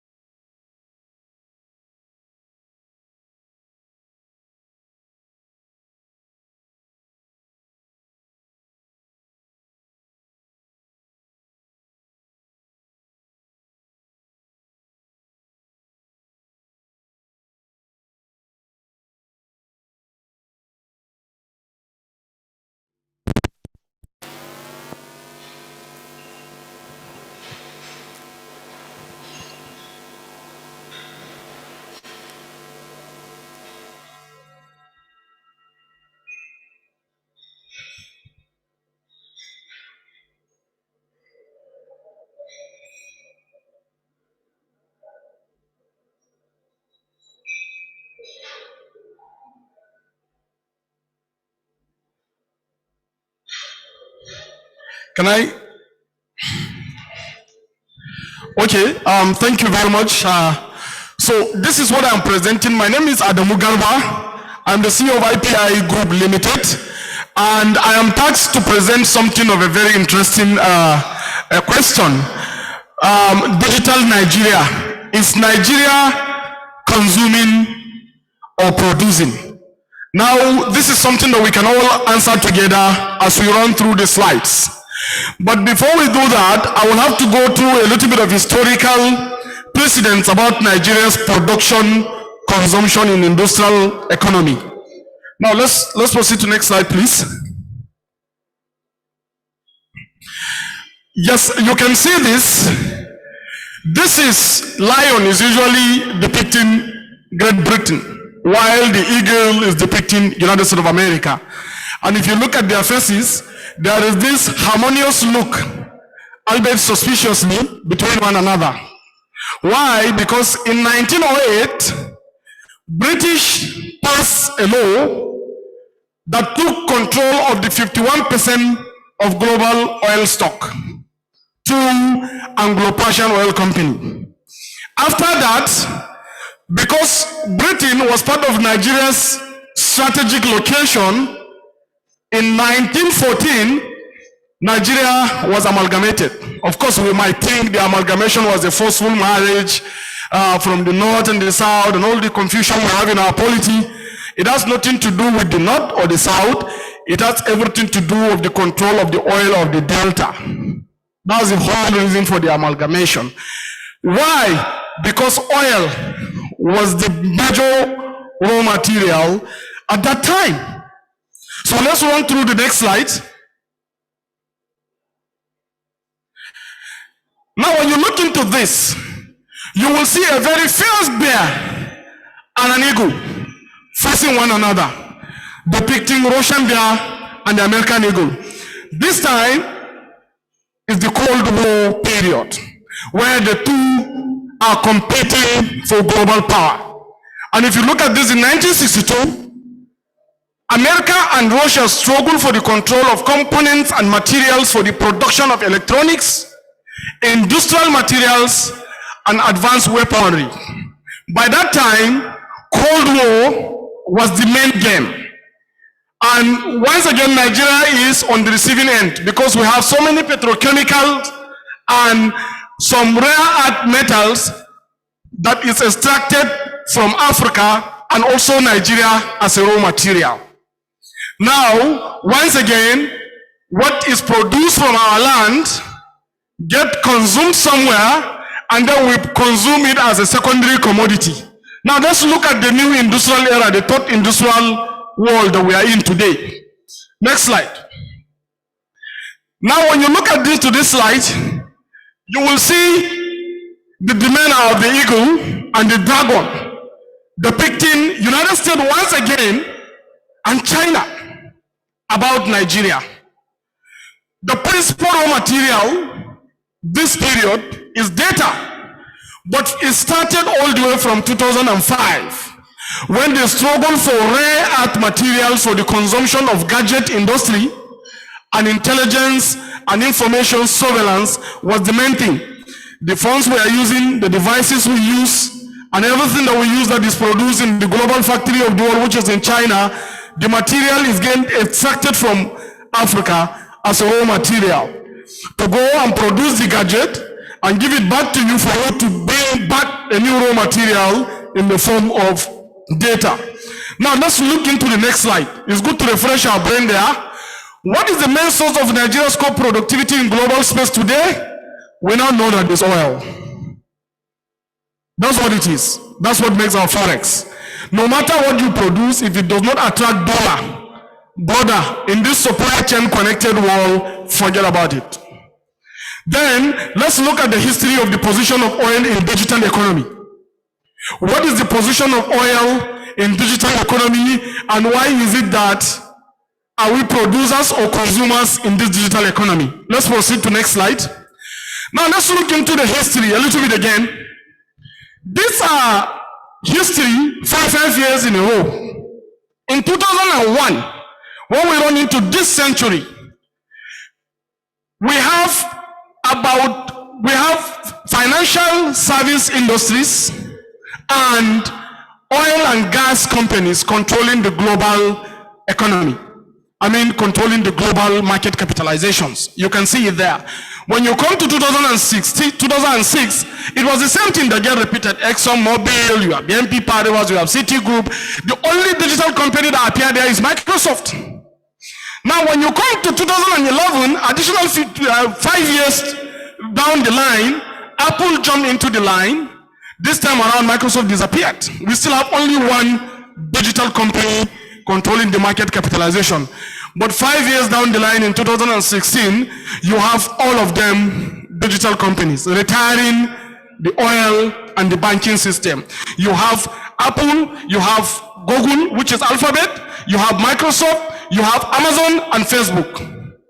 What is happening in 2020 21, exactly 5 years after. Let me see it on the next slide. Now, this is it. When you say this, Apple Inc.'s market capitalization today is $2.655 trillion. That's more than the entire Africa's continent GDP.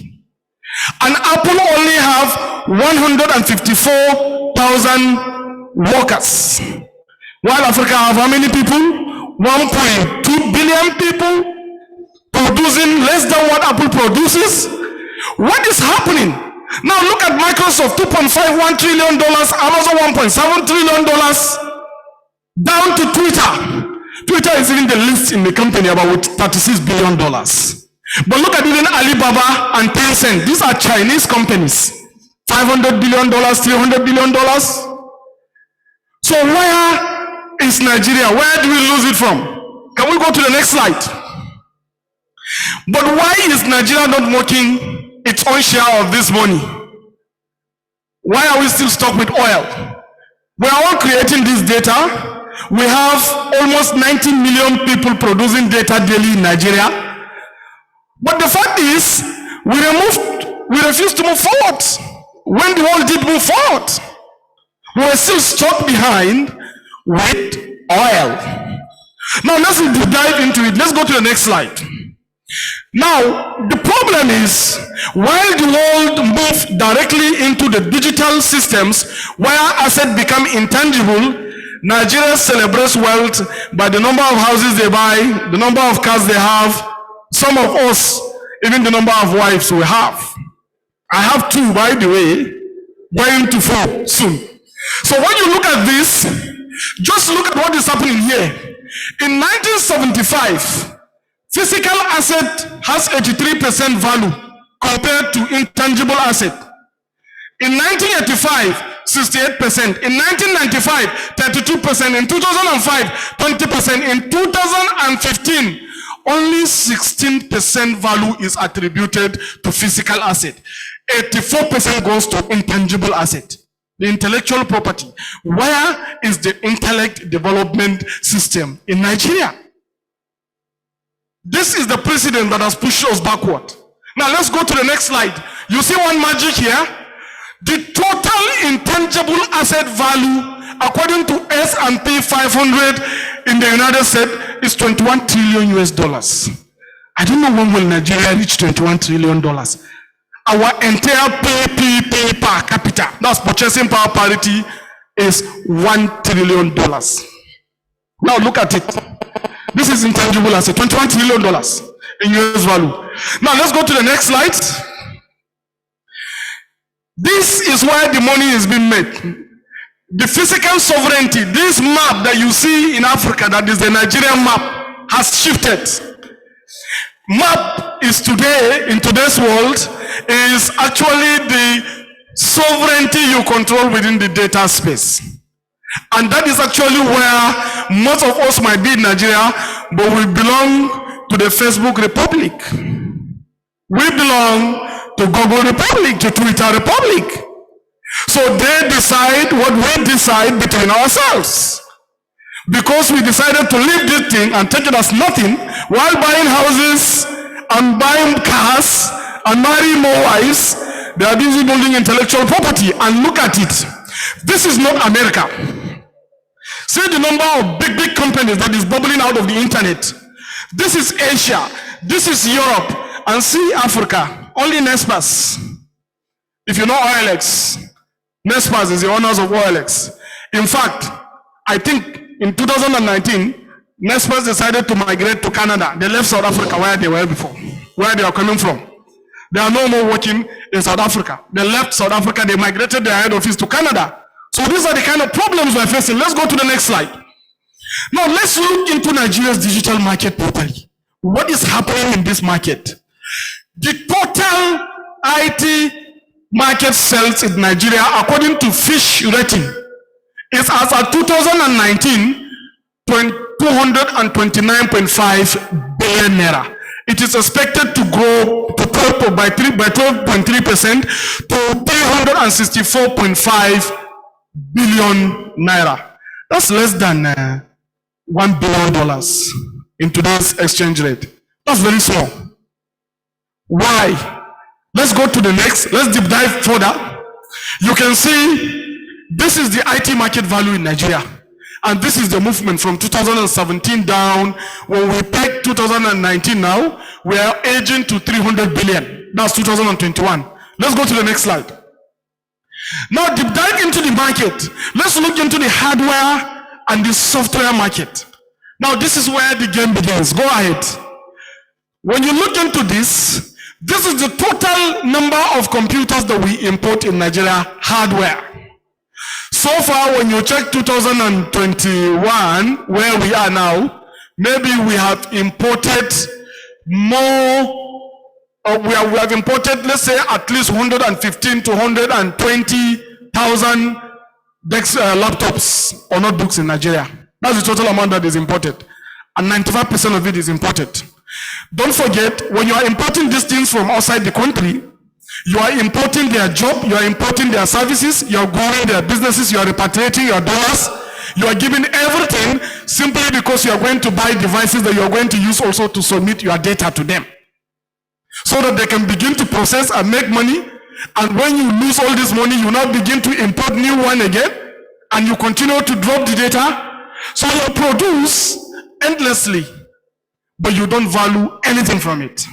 Now let's go back and see the software market. This is the software market. 92% of the software in this country is also imported. Thank God we at least have a better import for software than hardware. We have at least 3% variation. But this is the total market value of software in Nigeria. Now let's look to the next slide. Now, this is the service industry, and this is where significantly we have to pay attention to, because in IT, 80% is locally provided. The services in IT, we provide 80% of the services in Nigeria. But the trouble is that it is shrinking very fast with the rise of gig economy. You may have one single problem that you need to solve in an ICT. You contact an Indian man or a Ukrainian man or Latvian man, and you pay him $25 per hour, and quickly he fixes the problem, and there is no need for a Nigerian vendor. And this now globalized services, and that is where the major part of our GDP come from. Even that one now is getting encouraged by the globalization of the IT systems. Go ahead to the next slide. Now, 85.4 million active data usages according to NCC by 2021. This includes the social media, WhatsApp, Facebook. This is the total market data in Nigeria. You have almost 90 million people that are producing data. But why is this data not adding value to us? Let's continue to the next slide. Now just look at this penetration. This is the total penetration of leading social media in Nigeria as of 2017. You see WhatsApp and Facebook are running high at that time to 41 million users, active users. You now have them coming down to, I think, the least company there, maybe Skype and some other platforms. This is amount of raw material that I and you are exporting daily outside this country.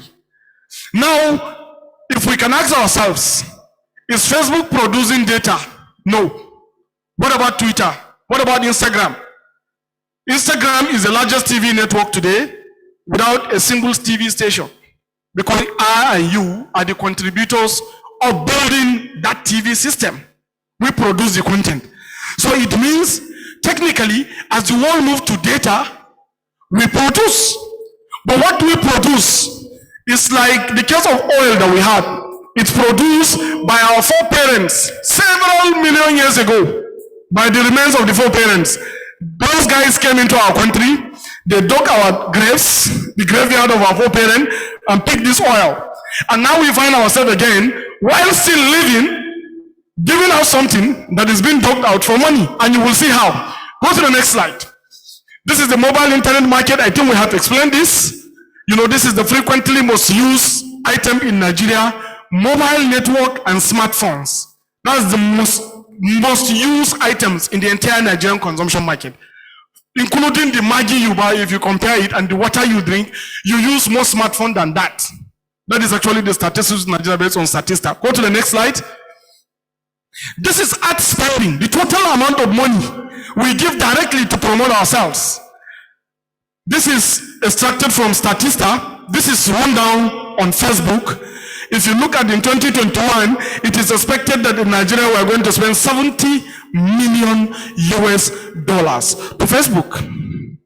Imagine the number of jobs that this $70 million is going to give to Nigeria if this money is spent in this country. But now it's exported willingly, deliberately. Now by 2024, it's expected to grow to $81 million. And you have to spend to promote. Let's go to the next slide. This is also a rundown to the ads market. You can see the way the Facebook is taking over and then Instagram is joining and other platforms. Let's go to the next slide. So all these data are created in Nigeria. All these data are created in Nigeria. But the data is processed outside Nigeria. And unfortunately, in a digital economy, the job is created where the data is processed, not where it is produced. So the money is made from the people processing this information that you drop, not from the people that produce such information. So the information that is produced on the digital platform now become raw material. So the people that process it is a proverbial people that are managing our refineries, for instance. Any company that pick our crude oil, take it outside the country, process it, and import it, that's where the job starts from. So this is exactly what is happening in our data point. So as long as we don't have the processing capacity of data locally, it means we are exporting our job in the manufacture, processing, and extracting value from data.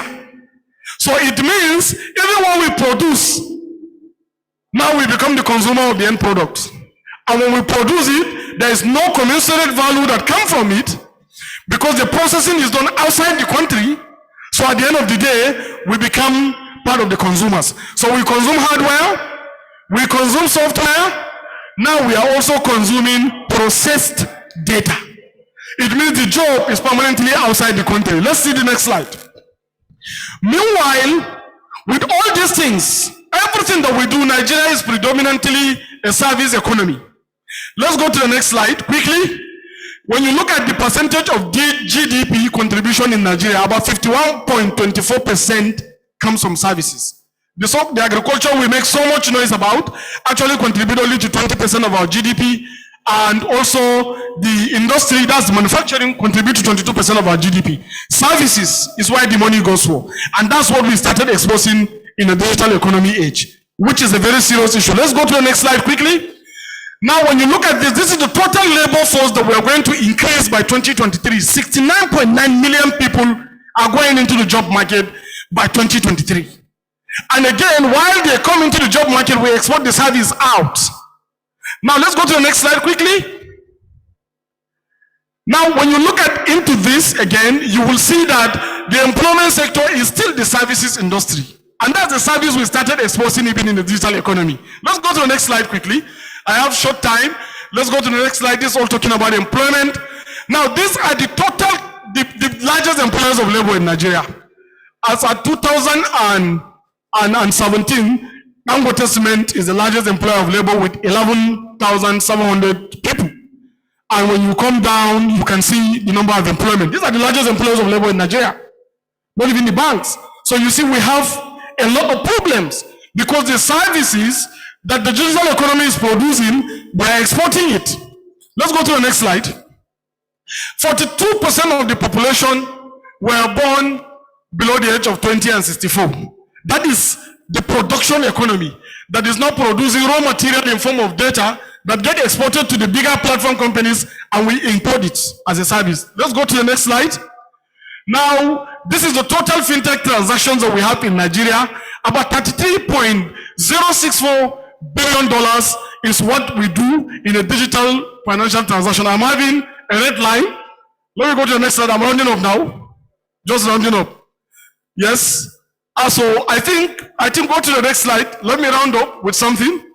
Let's finish up because there are a lot of statistical information from operational risks, go down to the scale of cyber threat. Now, AI, this is like my last slide, AI is dominated by China and the United States. The war has started now.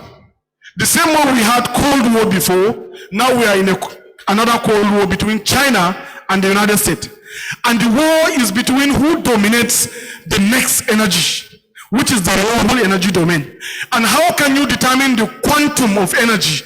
Is the people that either you control the largest AI system of the market, which is dominated by China, and the quantum computing, which is dominated by the United States of America. Now, where is the position of Nigeria in this great game?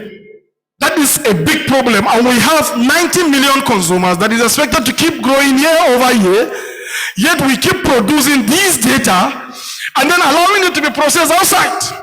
So that is actually where we need to answer. Our policymakers must answer this particular question by supporting the country through a way forward. I have a way forward on the last slide. Please run through it. Run through it towards my recommendations, please. Yeah, this one. We must aggregate data for value to the benefit of Nigeria's economy by patronizing locally built platforms. Like our company, we built a platform called Crowley. There are so many other people that have built their own platforms. It is very, very important that the policy formulation should get towards encouraging maximizing the consumption of local content. Nigeria should have a central gateway where the ingress and egress of data is monitored, tracked, so that we can protect and sanitize our cyber sovereignty. This gateway should be central gateway under the care of the Nigerian security apparatus. Currently, all the cables that come into Nigeria are coming through their own different providers. Glo has its own cable, MTN has its own, Men1, everybody is bringing his own cable. We don't have a central gateway.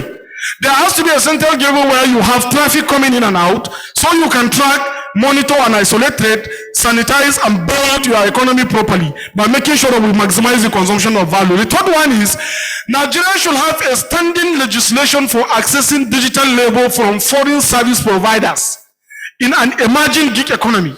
We have an emerging gig economy. There has to be a law that will be drafted to govern the way we consume digital labor, so that we can prevent ourselves from the foreign infiltration of labor that comes from outside in and denying our people their job while they are still in their country. Similar to the inventions in the agri and gas section of the economy, Nigeria should have a master plan for the rapid intervention in digital economic system or digital ecosystem. We have intervention anchor borrower program in agriculture. We have gas aggregation expansion plan. What is Nigeria's digital expansion plan? We have to be able to identify this and support it. As World Bank recommended, Nigeria must support a local platform and give opportunity for youth to participate actively in the gig economy. There are platforms like that, like Gloom app. You can participate in job while you are still living wherever you are within the country, and you can be able to service anybody from anywhere. That is what we need to do. And World Bank further advise as an issue regarding this economy removal of fuel subsidy that is coming in February next year. They say that they advise Nigeria to build digital entrepreneurship platforms, digital public platforms, and digital skills, and also digital infrastructure to mitigate the effect of the coming subsidy removal. So it means even the World Bank is recommending that we have to look at digital consumption to be able to liberate ourselves from the shackles of the situation we find ourselves. So we look forward to the National Assembly, Nigerian National Assembly, the Senate Committee on ICT and Cybercrime, the Nigerian Senators generally, the Nigerian House of Representative members, and all Nigerians to download and actively use local platforms like Crowley and Gloom app for the development of the social media space and Nigerian digital economy space, respectively. Thank you very much. Thank you very much. We'll be entertaining some questions from yourself. Yes, so I think we have questions coming from the audience. Please, can you get the microphones to the front, please? Okay. So you will moderate this, so you just consent so who should speak. Okay, okay, sir. Yes.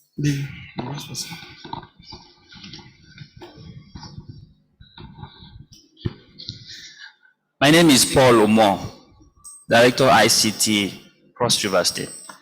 I feel like crying from your presentation. I really feel like crying. I will start by giving a scenario. The last group that the panelists touched me too in that area. We had Computer Knowledge City in Cross River. And immediately the government, that Knowledge City was working in collaboration with NIDA. They set up a platform where students from higher institutions around and people who are interested, they created an environment where very conducive for learning. And they brought students from these places and the training was free. Beautiful place. All of a sudden there was change of government.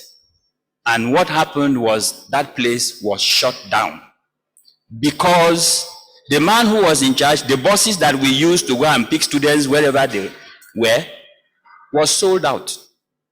The little hillocks we had to run around, they boarded it. Then they created another MDA who started fighting over the property, and that's how it went. We are our own problems. When that happened, now that place is shut down. Nothing is happening there any longer. And I would like to say, part of our problem, we need government inclusion in ensuring that digital environment, ICT, whatever we are trying to do, continue to live. I'm not saying we should rely on the government totally, but we need them to give backup in whatever that we are doing. Complete backup. From what you have presented so far, I could say in one word that what we actually need is support of the government. Most of the times, we the IT people, we like to establish things, do a lot of stuff. There in Cross River too, we had a little company that was coming up for the making of phones. We needed to have our own phones. Now, if we have the population that we have a population to drive plenty cars, why wouldn't we start thinking about owning a car factory? We have a population that likes to use phone. How about having our own phones here? Why do we always have to go and look for the one outside to bring it inside? So I think government should look into helping, the private sector to grow by encouraging them to, bring in people who are interested in creative, because everything you have said here needs government backing. Let us be encouraged. You have just mentioned CROWI. How are we encouraging it? If we do not encourage it, it will die. We have the population to take care of our own product and use it for our own self and grow our own economy. That's my contribution. Thank you very much.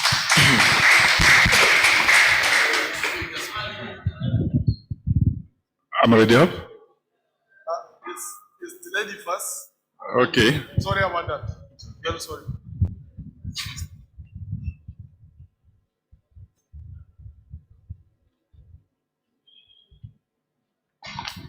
Okay, good afternoon, everybody.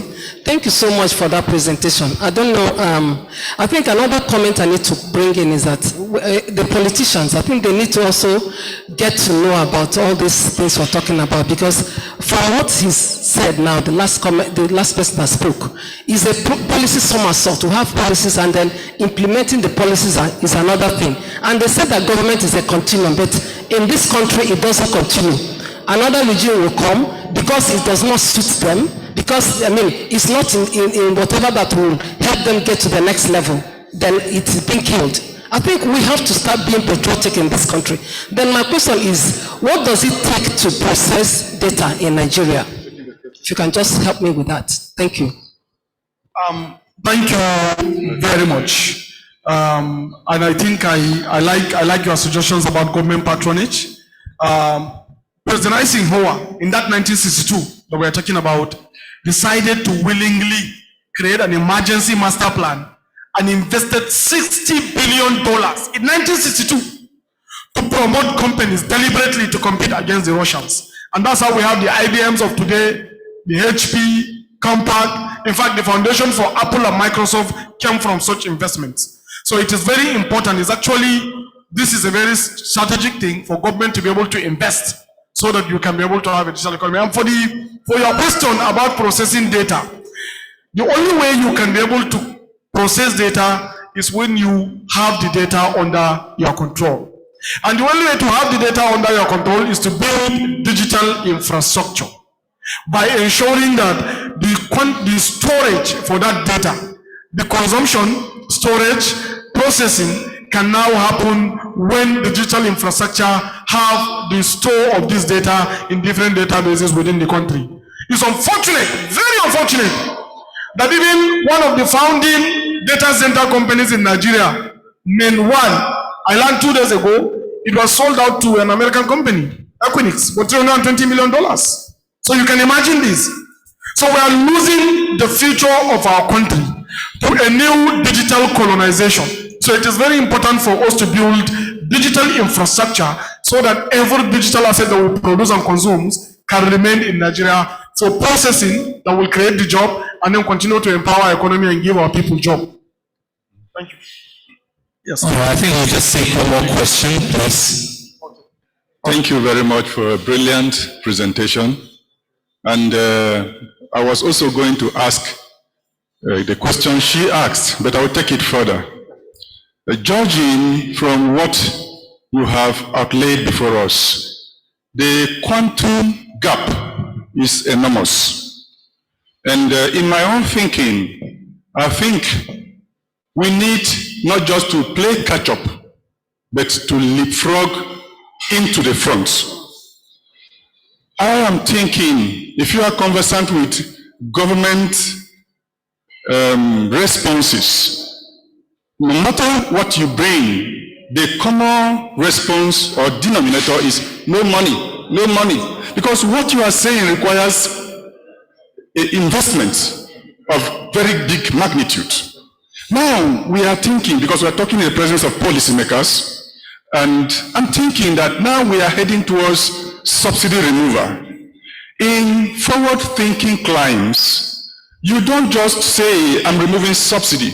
You evaluate, you audit the processes. If I'm pulling money out of subsidy, what am I gaining from the money I'm recovering?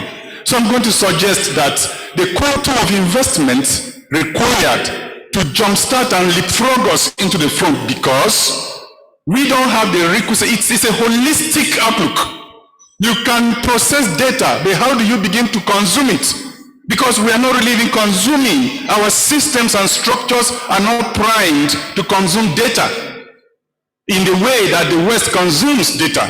And therefore, when you are trying to engender a quantum leap, you are looking at a holistic system that will support and synergize each other, not just these discordant conversations that we are thinking, oh, let's do this, let's do this. We have to aggregate. So if we're pouring money from subsidy and such other activities, I think it's the right time we started thinking of how we can pour this money into the thinkings of tomorrow. Thank you. Thank you very much. This is a very powerful contribution. I learned that this is the only question I will take. And I thank the Senate Committee on ICT and Cybercrime and also the organizers of this event. And I also want to dedicate this presentation to our lost innocent 42 travelers that were set ablaze by these criminal bandits in Sokoto. Very, very gory experience. May God rest their soul, and may God provide security for our country, and may peace and unity reign in this country. Permission to wear my Babariga. Thank you very much. Thank you very much, Sir Adamu Garba, the Chief Executive of IPI Solutions. He made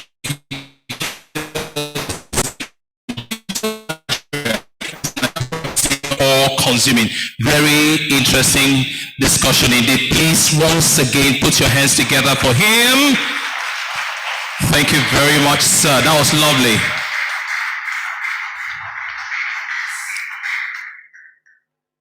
pretty interesting. I just found some statistics here. According to Digital Spillover, Oxford Economics, as at 2016, the digital economy was valued at $11.5 trillion, representing 15.5% of global GDP. The number obviously has grown enormously, 2.5 times faster over the past 15 years. The question is, for me, is how much of this is Nigeria willing to be responsible for?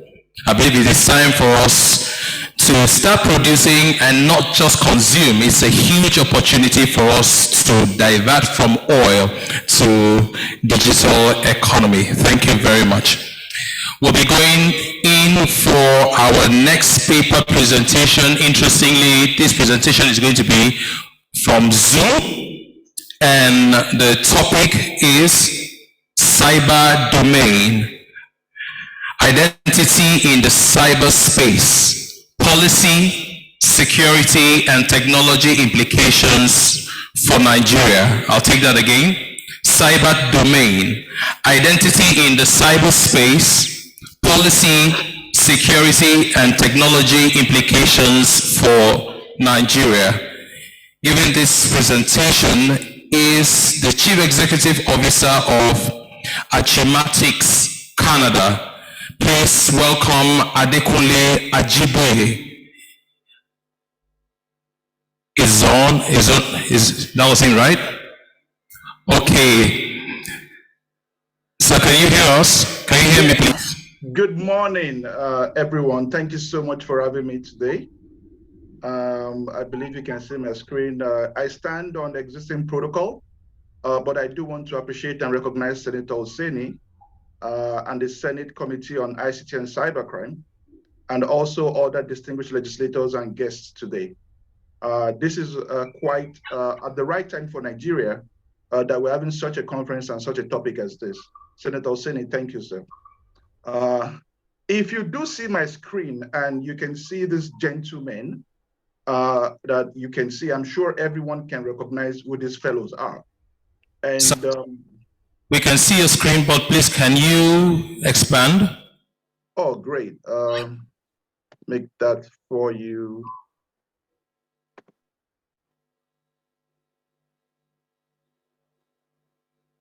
Okay. And so these gentlemen have been in the news lately. I'm sure there's no one here who doesn't know who these folks are. They've all been having a race, the race of the billionaires, to be the first to go to space.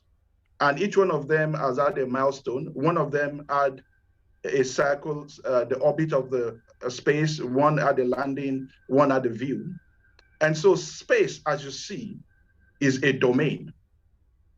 And if you look at my screen, you can see all the other domains also. I hope you recognize them: sea, air, land, and space. And now we have this fifth domain, which is the cyber domain. And this cyber domain has some peculiar characteristics. What are these characteristics? They are the human factor. The cyber domain was developed, created by human beings. Of all the 5 domains we have, cyber, which is the 5th one, was developed by human beings. And in that domain, the data, which we can now say is the 5th factor of production, is also generated by human beings. What does that tell us? If human beings created the cyber, if human beings generate the data, then inherent, the fault or the biases of human beings will be embedded in that domain and the data they generate. And so today I look at the digital identity and its implication, technology, policy for Nigeria. But I want to step back and tell you, what do we look at when we talk of identity? What comes to your mind? You know, obviously your name identifies for us in Nigeria, it tells us of where you came out from, what tribe or what religion you may be in. And so you know all along that you've needed a name or identity to operate in the world. And step in now, the UN tells us that we have about 1.5 billion people who still don't have proper identification. So in other words, they probably are invisible on the grid. And the UN is trying to, with the SDG, that everyone should have a legal entity by 2030. We do know the challenges we have in Nigeria when it comes to identification or identity documents. And so that now brings us to, in the cyber domain, you need to operate with what we call your digital identity. And there's no single factor that will affect you much more now than your digital identity. In the cyber domain now, we're looking at what we call the Internet of Things. In the Internet of Things, you have your devices, which are tied to you having their IP address, and we're now at IP version 6. And so every single thing in the cyber domain needs to have an IP address, which is tied to a digital identity. We're looking at the trends in digital identity space, and we see that digital identity is gathering momentum. There is a diversity of these digital identities. And here we are as legislators today, we need to have identity-related policies that need to be integrated. That's a trend that's taking place right now. We also have issues with the robustness of the trust framework. I remember our learned friend yesterday, Mr. Finber, talking about cyber sovereignty, and that fits in here. And then a major issue is surveillance and trust. So if we step back from those trends and begin to look and say, okay, let's look at this typical human being in Nigeria, we call her Joy, and let's look at the features of the identity she may have, right? And we can see that this identity can morph over into what we call the digital identity that can enable her to do many civic duties. It can enable her to do financial transactions, enable her to vote, and many of those other attributes that a normal human being should do and that we take for granted. What is the future of a digital identity? What is the future of a digital identity? The digital ID. And many countries around the world are moving in that direction. And Nigeria seems also to be making efforts in that direction. So I want to spend a few seconds talking about the fifth trend, which has to do with surveillance and trust. As you can see, every one of us is leaving what I call a digital footprint. And that digital footprint, we had presentations and comments from Meta yesterday. They are one of the larger, if you talk about, you can talk about pollution, you can talk about other things. In terms of digital identity or digital footprint, Meta is one of the largest entities when it comes to that. They generate it, they store it, they analyze it, they monetize it, and all of that. So surveillance and trust is a big one for us.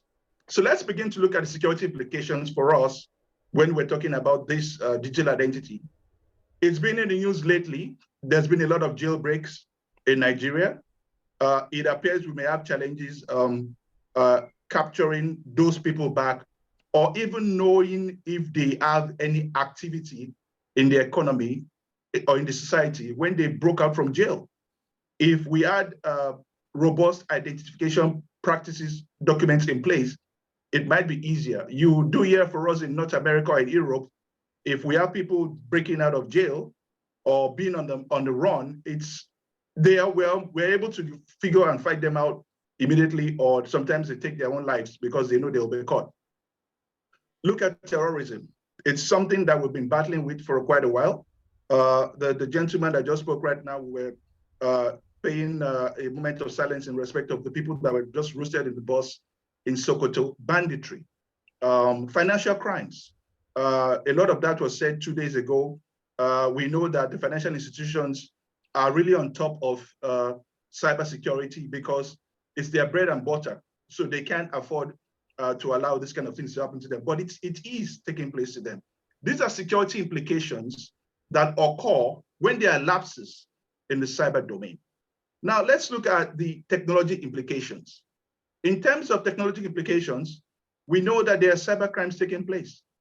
It was mentioned yesterday for us in North America, even the US DOD was hit with cyber crimes. The lady from Bulwark mentioned that also. Cyber crimes is a major issue. It's a major technical implication. And we need to know that It's not a case of if you will be a victim, it's a case of when.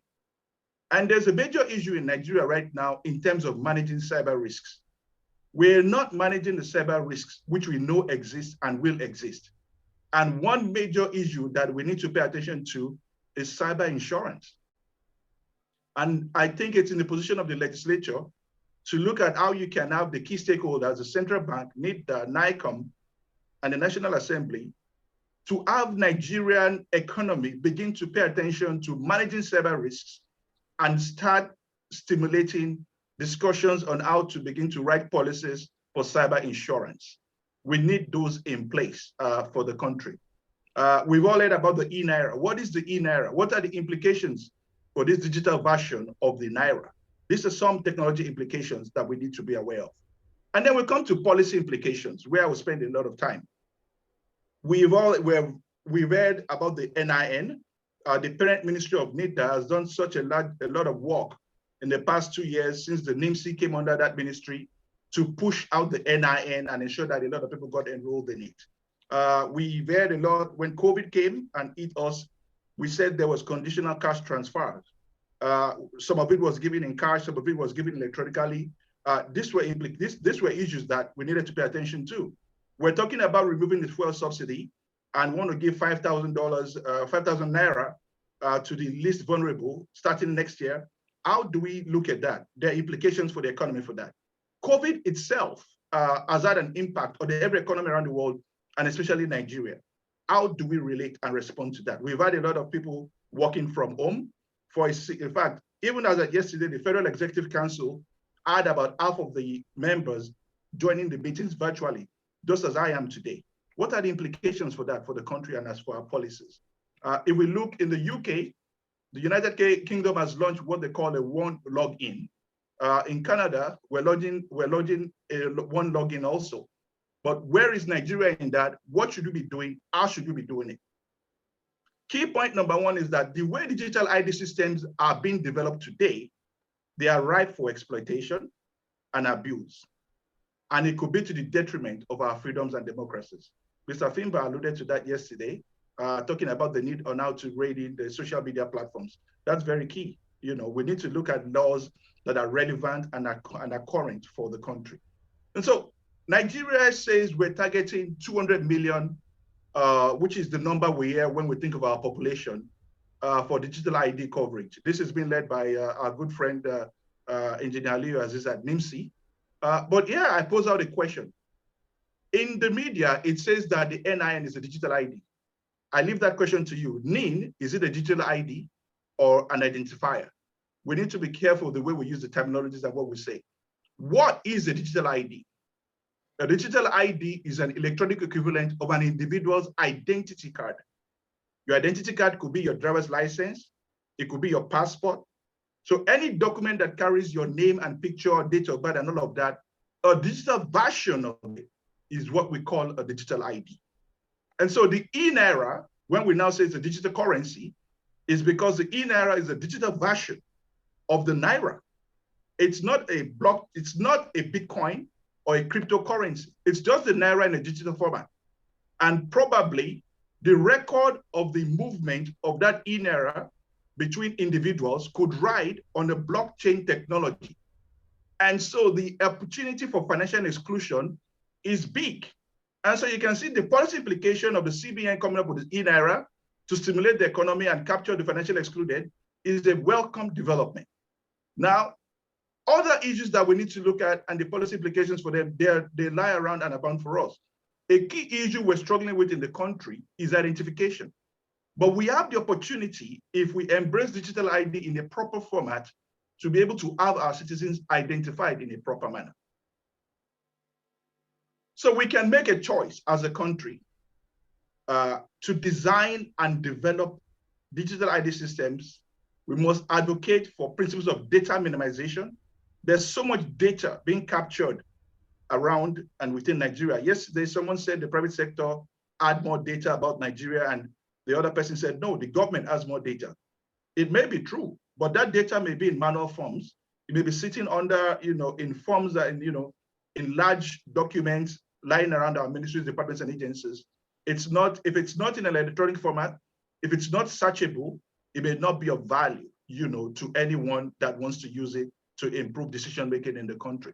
And so we need to pay attention when we're talking about, we need data minimization, we need to decentralize. And we saw that was referred to yesterday when we were talking about implementing Nigeria's 2015-21 strategic plan for the cyber.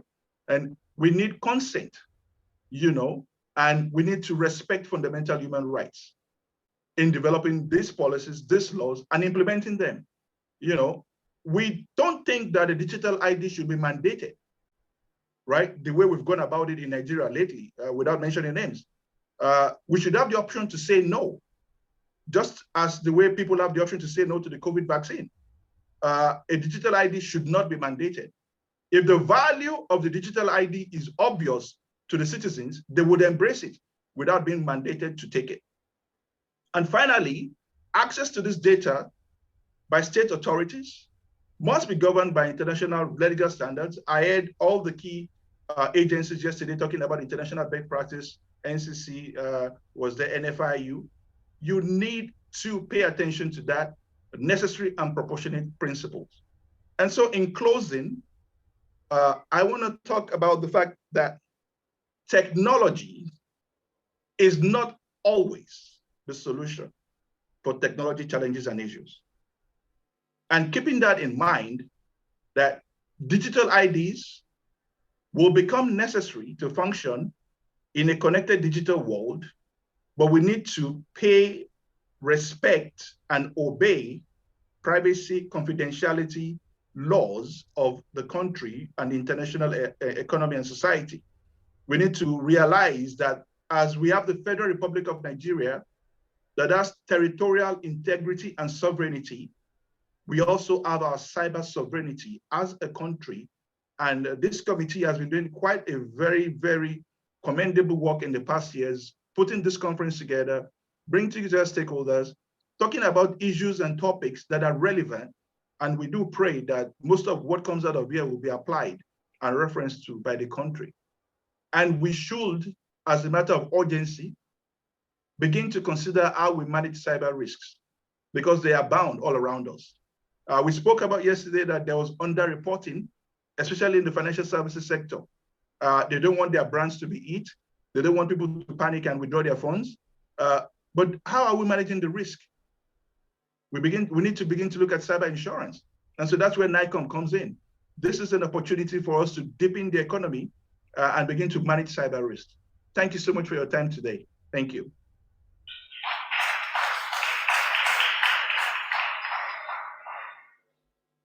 And I'll take any comments or questions that anyone has.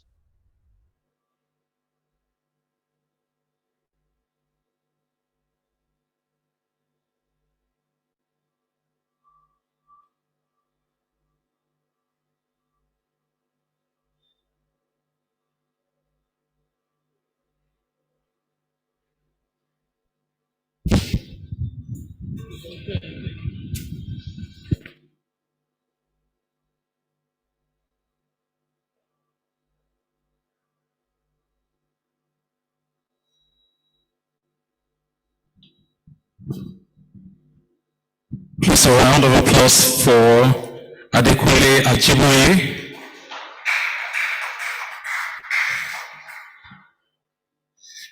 At this point, we'll be going to another paper presentation, and this time the topic is going to be Secure Cloud for the Post-COVID-19 Era. Secure Cloud for the Post-COVID-19 Era. And to do this presentation is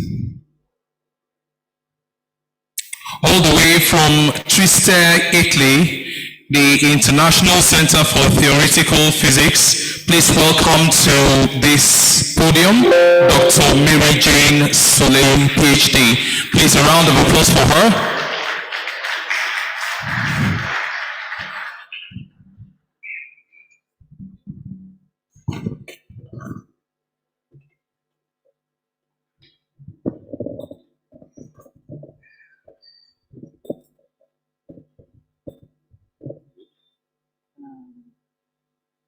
I guess so.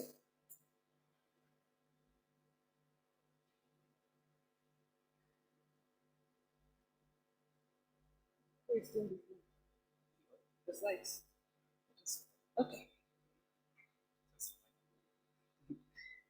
Good afternoon, all.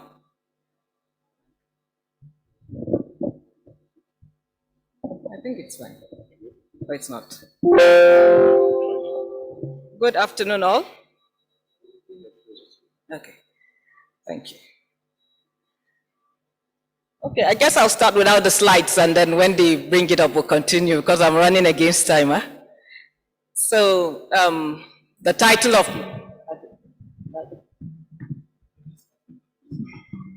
yeah, with them. Please, slides ready? They're coming up, please. Okay, good afternoon, all. I stand on existing protocol. The title of my presentation is Secured Cloud for Post-COVID-19 Era. My name is Mary Jane Sule, as earlier on mentioned by the MC. My presentation is going to follow like a sectional, an overview based on 3 sections. So it's going to start with a brief introduction of cloud computing. I must apologize for those who it might sound very simple, but we need to all understand what we're talking about with cloud computing, trusted cloud, and then the way forward for Nigeria. When we say cloud computing, what exactly are we saying, or what exactly are we talking about? Since the last decade, right, and especially with the COVID-19, a lot of our teleworking applications have relied on cloud computing. That's because cloud technology provides you with resources as at when you need it, and you only pay for those resources. So you don't have to get so much resources and keep and then waste later on. And cloud computing is broadly divided into 3 layers: the infrastructure layer, the platform layer, and the software layer. Every cloud platform needs that infrastructure layer because that is the foundation of every cloud platform. And so the security of that platform, the security of that layer is paramount, you know. And there are many, many security challenges for each layer, but there's no one fit all solution for a cloud platform. Every layer has got its own peculiar security measures to attend to those security challenges. But then a cloud provider, a cloud user wants to know that that platform he or she is using is trusted, is secured, and your data integrity is certain. You want to be sure that the infrastructure has not been tampered with in any way. So these are the main important components, the CIA tried components for cloud. Because the infrastructure layer is the foundation, if you get it wrong, no matter whatever you do again above it, once the foundation is shaky, then everything, no matter how secure the platform layer is or the software layer is, you still have a shaky foundation and it's not going to work. So my presentation is really going to look at just the infrastructure layer. And in the infrastructure layer, I'm going to also be concentrating on just one aspect of the, you may want to go to slide 6. All right, thank you. So all of us have used cloud in one way, shape, or form, like I said.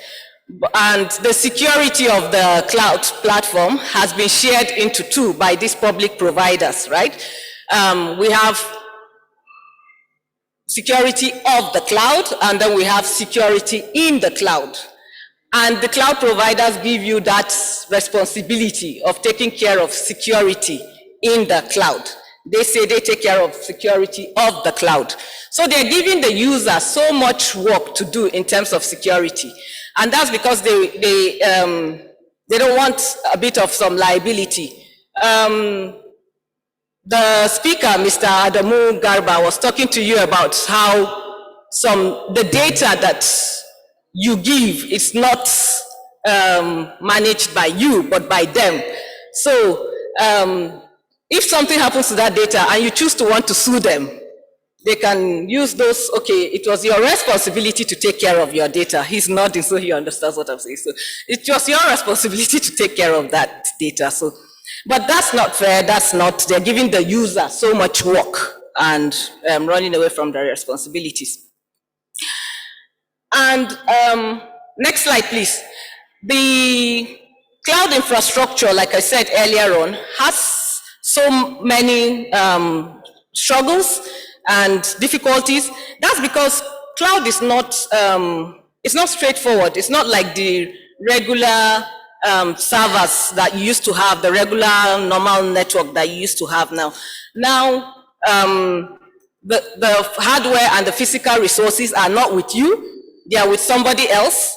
So you want to make sure that the provider is giving enough security to those resources there. And like I said, from all I've been saying, that is paramount. As in, if that one is not there, then everything is gone. The network connectivity also is a bit more complex now, because earlier on, you just need to go to plug a cable and remove it. Now you need to talk about the machines, the multiple machines that are running on the multiple virtual machines that are running on one physical machine. How do you stop the purple VM from dropping into the red VM? So those are not like clear like before with your physical network that you just need to go and do. Now you need some more hands, you need knowledgeable people. Going back to the entrepreneurship talk from previous speaker again. So now you need people that are more educated in this field and can manage this. And you don't want to be giving it to somebody outside that you cannot take, that you have no control with. Next slide, please. The cloud is broadly grouped into four models. You have the private cloud, the community cloud, the public cloud, the hybrid cloud. The private cloud of all the clouds is sort of the most secured because it's just owned by one organization or one single institution. So everything is managed by them. It doesn't matter whether the institution has so many branches, maybe in Kaduna, Jos, Nigeria, or what, but it's just one private cloud. We have the community cloud where people with the same interests come together and form a cloud network. Like now, there are so many of us here from different institutions or organizations, but we have the same interests. So we can form a cloud platform and work with that. You have the public cloud, which a lot of us are already used to using. The Google and Amazon, you know, the one most of us are used to. And that's not as secured as the private cloud, and not also as secured as the community cloud. Because now you have to go with the public cloud provider security measures, like we saw in the slide from Amazon, even though it's from Amazon, but it's what works with all the public cloud providers. Hybrid cloud is a mixture of any of those models. So with the hybrid cloud, whatever model you have deployed, the security challenges of each of that model will be what will be you'll be managing with the hybrid cloud. Next slide, please. So we have seen my section 1 just highlights that there's no one fit all security solution for the cloud, not at all. But every level, every layer has got its own peculiar challenges and needs to be managed. Even the infrastructure layer has got a couple of challenges that needs to be managed. And so, but for my presentation, I'm going to just be talking about the trusted platform module. That's a chip now that comes built on every motherboard, every computer motherboard now. In the last decade, it comes with that. And this, next slide, please. And this chip allows you to build a trusted cloud platform, which now gives you a state-of-the-art cybersecurity solution, because now your solution is coming right from the foundation right from the ground, you know. And most trusted cloud solutions now are built on TC. They are built on trusted cloud. The public cloud providers too have got that. They've got some form of, but you pay extra, you know, you go. So why encourage them? Why give them so much money? You saw from the last speaker how much money they make. Why give them so much money when we can do it? Yeah. Next slide, please. Yeah. So, like I said, the TPM is a chip on the motherboard. So that gives you the foundation, the very first foundation right from the motherboard. And the thing with the TPM is that it captures the measurement for those of us in computing and, you know, the checksum measurements and the rest. It captures it, saves it on the TPM, and then the TPM also works with cryptographic keys. So there's the private key of that TPM that has already been bound onto that TPM right from manufacturing. So nobody has access to that private key. Nobody has access to, and that can now tamper with it. And it's saved on this TPM so that next time when you want to talk with this machine, if the keys tally, then you're talking to the right machine. If it doesn't tally, then you're not talking to the right machine. We're going to see how that might be an issue too. So with the TPM now also, every key component of your computer, the measurements of these components are captured by some application and then saved in the TPM module. So next time, if somebody has tampered with either the BIOS or the hypervisor or the operating system right from start, then the measurements will not tally with what is saved on the TPM. And you who has built this platform can configure a security measure that says once these measurements don't tally, shut it down, knock it down. So those machines wouldn't start up. And the virtual machines also, I was saying that the TPM is a hardware chip, right, on the main computer. So what happens now on with your virtual machines, because cloud is all about virtual machines too. The virtual machines have got virtual TPMs that also could take measurement of that virtual machine and compare it also with the measurements of the physical machine and see if it works or not. If they don't tally, then you shut down. You don't run these virtual machines. Why is this important? Let's take, for instance, now the power company in Nigeria. Somebody was saying earlier when they were talking, we need to put in some infrastructure in place first and everything will work. Yes. So one problem we have is power. Then the power industry is using, say, maybe a public cloud, and every information is not with them. It's with the company. How are they sure that they are using the right platform? Even if they want to deploy their services on a public cloud, how can they confirm that that virtual machine they are running on is actually for cloud, is actually for Google or Amazon? So it's that virtual TPM that will capture those measurements and then tally with and check if they tally. And we'll now come back to those of us that are familiar with cybersecurity, the confidentiality part. You only those who are supposed to get that information can get that information. You come to the integrity part, which says, yes, it's me, nothing has happened to me, you're talking to me, it's me. And then it's available. And even we can say, you can authenticate again and say, yes, I am the one, you know, so it gives those ones. Next slide, please. So from this section, we have seen that the TPM allows you a chain of trust, like every measurement, every component, there are measurements captured and then saved. And another thing with this deployment is that should your operating system have been tampered with, let's say, but every other thing is okay, your BIOS, your bootloader is okay, every other thing is okay, but your operating system has been tampered with, then that means nothing. I mean, it shuts down. It has been tampered with. It's not secured. You can't trust it. So it gives you that information. And then like I explained earlier, the virtual TPM plays a dual role for itself and to confirm that it's running on the real physical TPM. And next slide, please.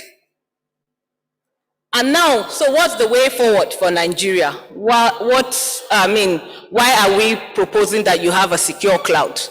Mr. Garba said earlier,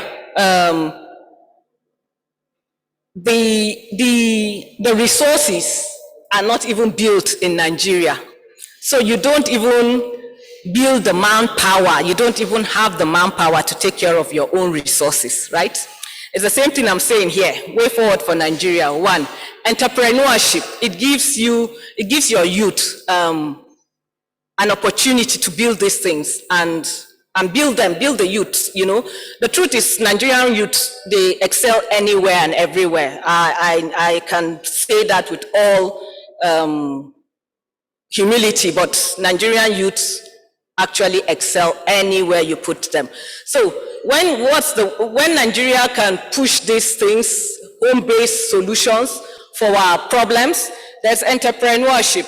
There's also, you're sure now that it's secure. You know who is managing these resources and you know where it is coming from. The Minister of Communication and Digital Economy, some few days back, I think a week or so, last week or so, said something about, at a conference in London, the Future Tech conference they had in London, talked about how cloud computing and its can be managed to enhance cybersecurity, you know. So we're going there and we have to know what to do and how to do it. Next slide, please. Oh, okay, you don't even have the slide, then it's fine. So NIDA can lead the use of this secure, trusted cloud. When we are talking about, when you were asking questions earlier, somebody was talking about finance, policies. We have it in Nigeria, we have the money, we have the policies, to be honest. It's just who to drive these things. NIDA has got the mission, it has got the mandate to do this, and they can provide us a cost-effective platform. When I say cost-effective platform, now they build it themselves. They can use open source software to build these things. They don't have to pay these major providers so much money. And you know, even though you pay them so much money, it's still what they want to give you. Do you know that? It's still what they want to give you. You're still not getting what you want. So it's cost effective. And earlier, like I said, entrepreneurship, you build up capacity with your youth. And you're sure with what resources you're using. A lot of us are using Gmail, Hotmail, for even official documents, for official emails. It's a thing of national security. It's not just like normal thing. It's a thing of national security. Anybody can link into these things and get your information. And if you're working with these platforms and they choose to say they are going to use your data as they want to do, you have no right over it. I mean, the US can decide to ask Google for your data, and you can't do anything about it. And if NIDA spearheads this, then all the MDAs, all the government parastatals can come together and have a secure cloud platform and share their information securely, and they're sure that nobody knows what they are not supposed to know. And with the secure platform, actually, if you go deeper with the implementation I'm proposing, you will be able to trace the data, the sharing of data, where it was tampered and by which particular person or system was it, from where was it tampered and all. So these are things that NIDA can spearhead, as opposed to us buying from these public cloud vendors and us encouraging them and empowering them and giving them so much money. In the UK, you have the energy sector coming together and building a community platform, a community cloud platform. They come together, they build this. Why? It's for their security too, you know, because once you can tamper with the power sector in the UK or in Europe, then that's it, everything goes down. So they come together and share data on secured cloud platform. And that helps them to adhere to a level of confidentiality. and also integrity, which is the very big foundation for cyber security. Next slide, please. So basically from this section, the highlights are that, okay, it promotes ownership at all levels, in all sectors, because now they own it, they own this platform, they can decide what to do, how to do it, what security measures they can put in. It promotes entrepreneurship, like I said earlier. The youth can build this. You can get your students. The speaker earlier who was talking about teachers not teaching their students very well. But even the infrastructure is not there, no matter how much a teacher teaches the students. Sometimes if the infrastructure is not there, what else can the teacher do? I mean, computer is all practical. So whether you do the best theory in class, if the student cannot try these things, then it's not going to work. And so you can have entrepreneurship units in different universities, and you cannot underrate the academia in solution in terms of providing solution to problems. So you can have entrepreneurship units in these universities and even give them as competition. Any university that does this gets 10% of this or something, it will encourage them to do it, just some incentives, grants will come to your university like that or something like that. And next slide, please. And in summary, we have seen that cloud security problems are not just in one layer or you get one solution and it solves it all. No, there's no one fit all solution. You have one size fit all solution. You have to get individual solution. Even among the layers, there are also multiple security measures you have to put in place. Trusted Cloud provides you that state-of-the-art cybersecurity solution because it's right from the foundation, right from ground. So even if you're not using the right infrastructure, and then you don't even do anything, or it shuts you down. We might not understand these things now until something bad really happens, or the country is under attack, then we understand how it is important to have your own infrastructure, have your own, be able to say, that I can trust. It's not about just being secure. It's also about trusting that secured system. So that's another thing that a secure, trusted cloud will give you. And I can never overemphasize this. NIDA has the role to play and lead in this because they have the mandate, they have the mission, they have the money, they have the capacity. So they can lead us in these things and we'll follow. They have nice projects like the school projects, community labs. So through those things too, they can actually get people who can do this and they can build this thing. Okay, you're building cloud infrastructure for a school and then you're running it outside the country or something. Or you're doing health records and you're running it outside the country or something. No.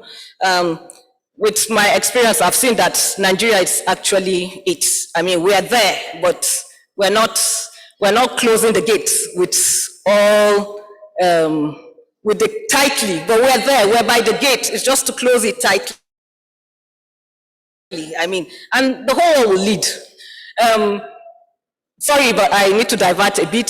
The UK said that non-citizens, non-residents cannot go to from Nigeria cannot go to the UK because of the Omicron variant, right? And now they said they were not going to be giving visas and all. 2 days back, they said they will give visas to students. What do you know from this? Bulk of the money that UK gets comes from Nigerian students. So, sorry? Exactly. So if they block visa for students, imagine what they will lose.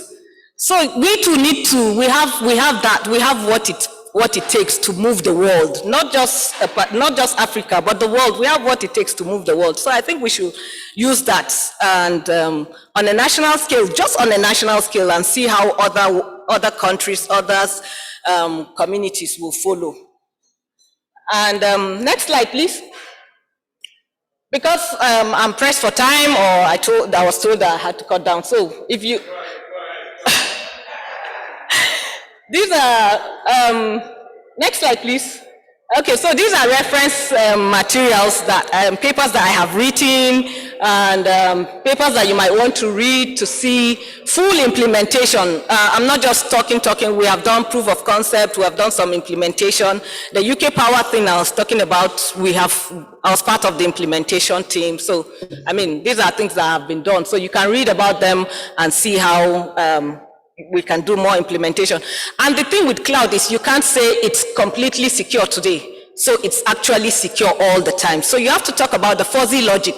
For those of us who understand fuzzy logic is not true or false. It's not that the cloud is secure or not secure, but instead, how secure is the cloud? And it's now left for you to make a decision on whether to trust it or not to trust it based on the value of that security.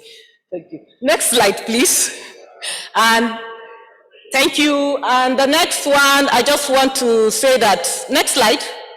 ICTP, where I'm a research fellow here, it's a world-class research institute that works with developing countries to provide solutions to those developing countries, actually. So it's something you can check their sites and see what information you might get when you have ideas, and if you can sell it to them, and if they like it, they promote it too. Thank you.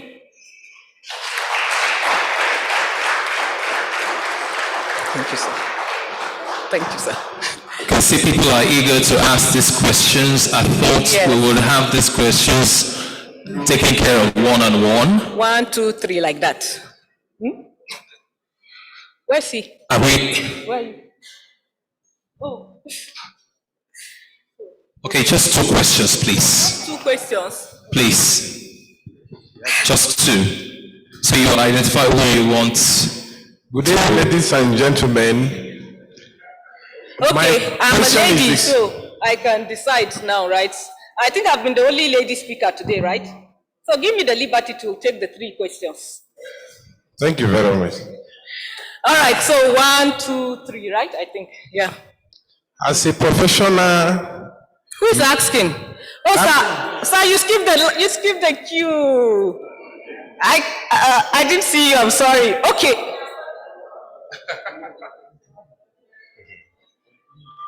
Thank you for the opportunity. As a professional in my own organization, and I had advised my organization to secure our data and information on the cloud. Can you tell us here the criteria to choose the best clouding system? Looking at security, because clouding is all about securing your information. Thank you. Okay. You want my advice, my honest advice for your institution? Sincere one, I wouldn't go with a public cloud provider. I wouldn't go with a public cloud provider. Security. My presentation, except if I didn't make sense during my presentation. You did. Because, number one, they'll tell you they are giving you the security, right? To be honest, at the end of the day, it's what they choose to give you, not what you have asked for. And you are paying so much for what you thought you asked for and they gave you, which is not entirely true. Because you don't have control of these resources. So at the end of it, then it's what they say they have given you that you go with. Do you have a way to check or to measure it? A clear example in University of Jos some years back, I'm not going to call the company, said they were giving us XYZ number of data bandwidth, and we're paying for that XYZ number. To be honest, one of my colleagues sat one time and for 3 months was monitoring the bandwidth, and we were not getting what they said they were giving. So it was with that data that he was able to show them, and they gave us like extra 6 months without payment. So are you able to prove to the providers that they are not giving you what they said they are giving you? You don't have that facility with them for now. It's what they tell you that you have, right? So for me, I wouldn't say you go with a public provider, right? But if you're pressed with going with a public provider, sit down and tailor what you think you want. and then sit down and see which of the provider gives you up to that. Not what they say on their website. Go read reviews. That's another secret. Read reviews about their customers. Read reviews. So if you are pressed with using a public provider, that's what I would advise. Write down what you think you want to do, and then look at the provider that gives you closest to that, but not what they say, but what actually their customers say. So read reviews. But you could start with the private one. Start in-house. Start building capacity in-house. Exactly. Thank you very much. Thank you very much. I was going to take you up on that, then you just said it. What are you going to tell him to do if you are saying you should not use a public provider? You just said it. But I will pick it up from there. Thank you so much for a brilliant presentation. Thank you. And how I wish a lot more of the audience were able to intricately connect with all the stuff that you reeled out to us. I think I will take you to one of the universities to do the same thing, so that there will be more engagement. Thank you. Nonetheless, in conclusion, you seem to market, permit the use of my term, Abdul Salam International Center for Theoretical Physics, that we could interact with them. Yep. Are you sincerely saying we should do that? Because I should think that you know the implications of what they are doing. Knowledge mining, data mining, which in my supposition is what the meat of your presentation is trying to discourage. Yes.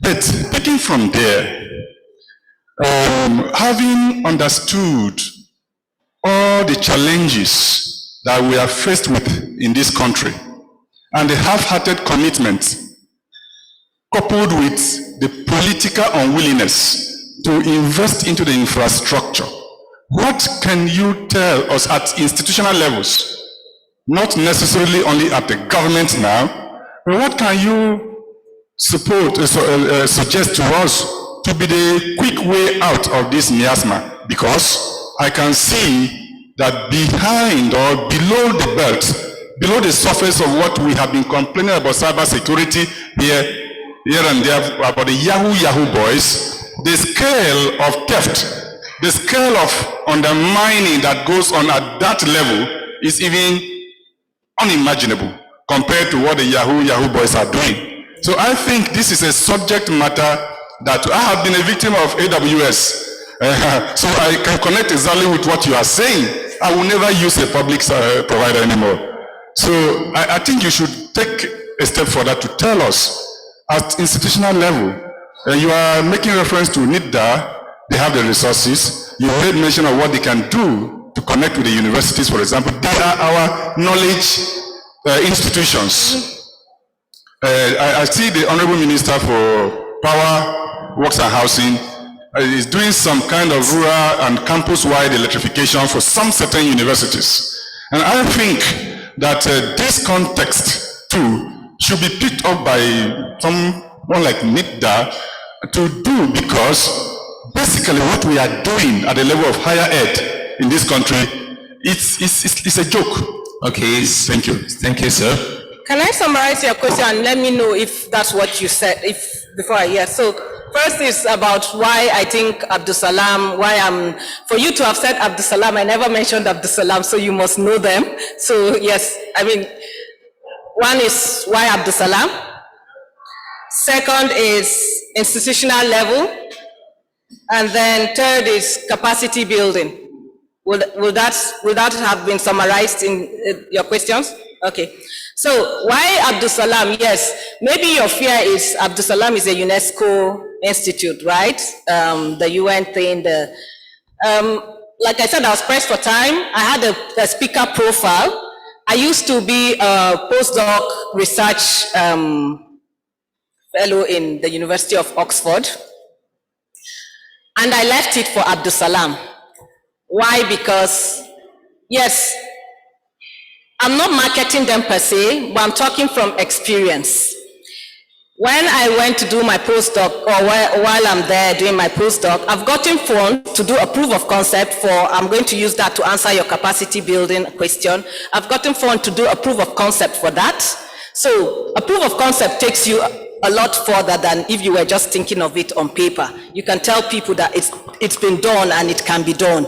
So they give you that fund, and then Abdul Salam expects you to go back to your developing country to do it. Unlike the other institutions, you do it for them. So you see, that's the difference between Abdul Salam. I told you I left Oxford. That was why I left Oxford.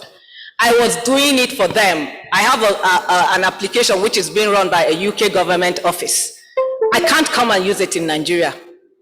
I'm going to be sued, it's going to be a lot. What I've done in Abdul Salam, I can do it here.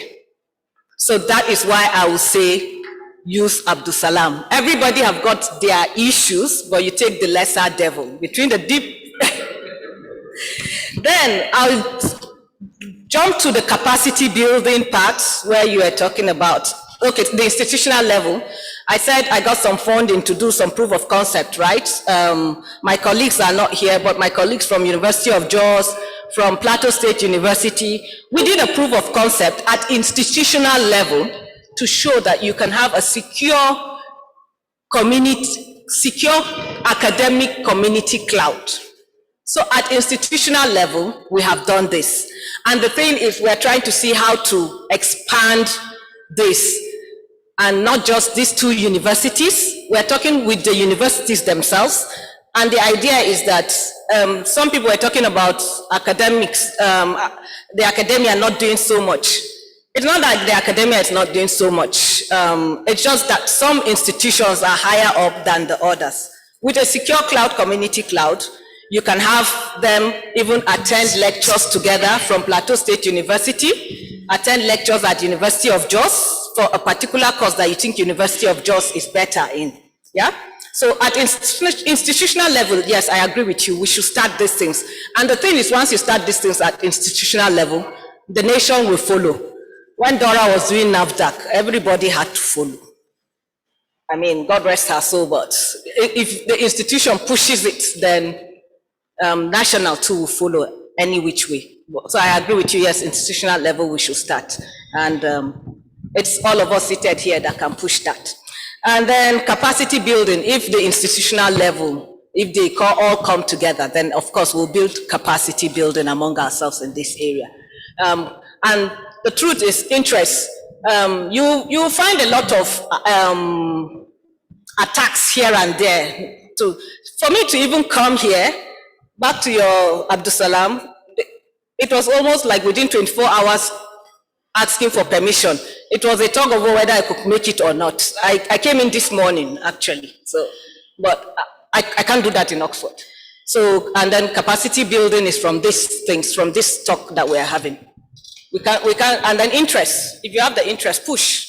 No matter what comes to you, push. It's not easy. I'm not going to say it's easy, but you have to put in your own effort too.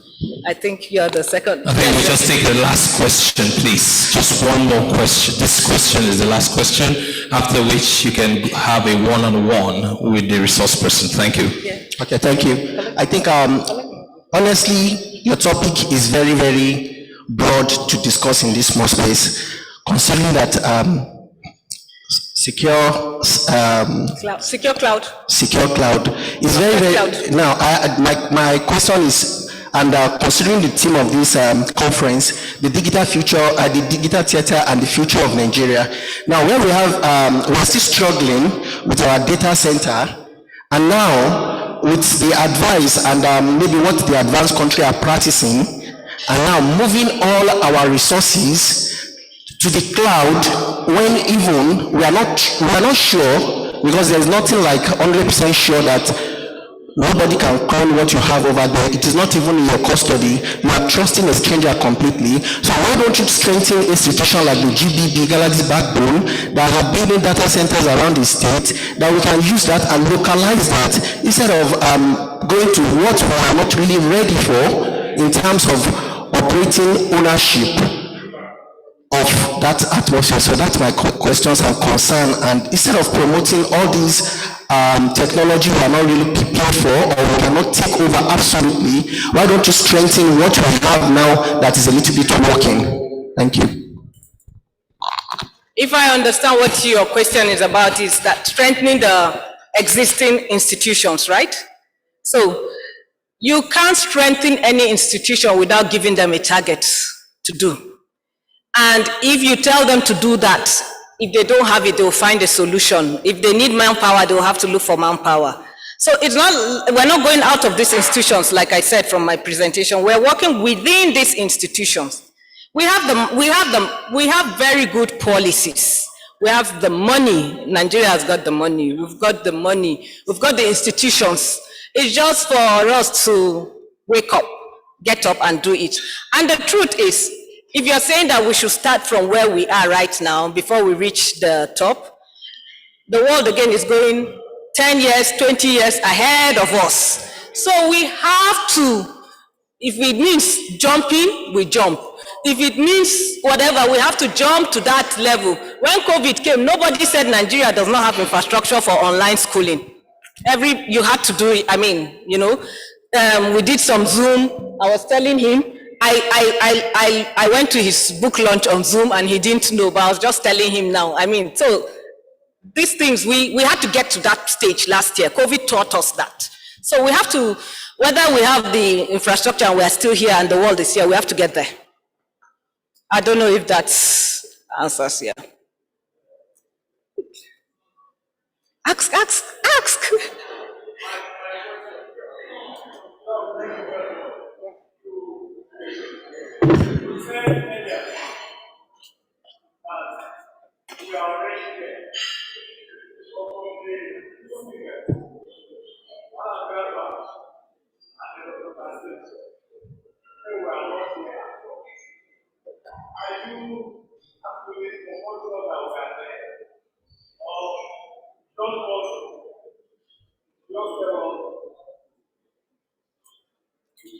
Good.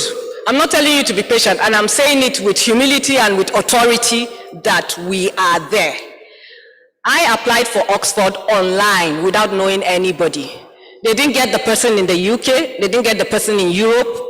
They had to open it to international. I made it in Nigeria, a woman. I had my first degree in Nigeria. Yes, my master's and my PhD was outside, but I had my first degree in Bauchi in ATVU. He has an application that he's slotting it out with Twitter. Is he not there?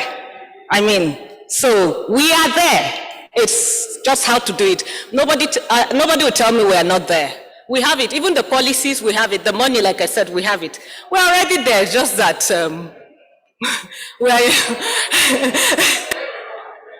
but we are there. Just lock it up more. Thank you very much.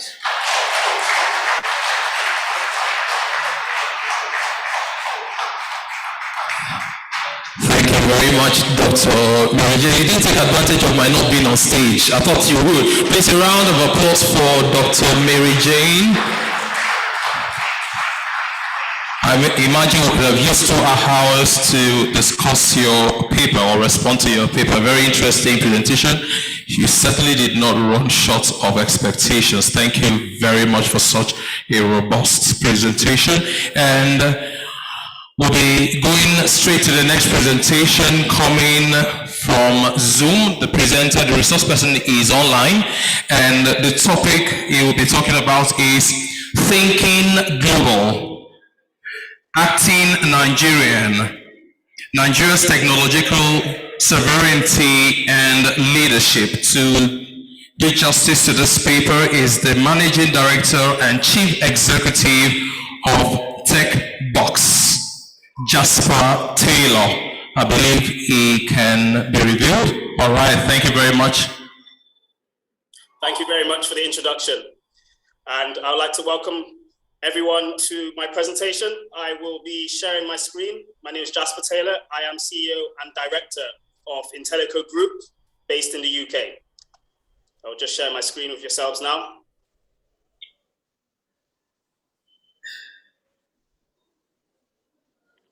I hope everybody can see my presentation. I believe it's coming up. Yes, we can. We can see a presentation now, but please can you expand the slide?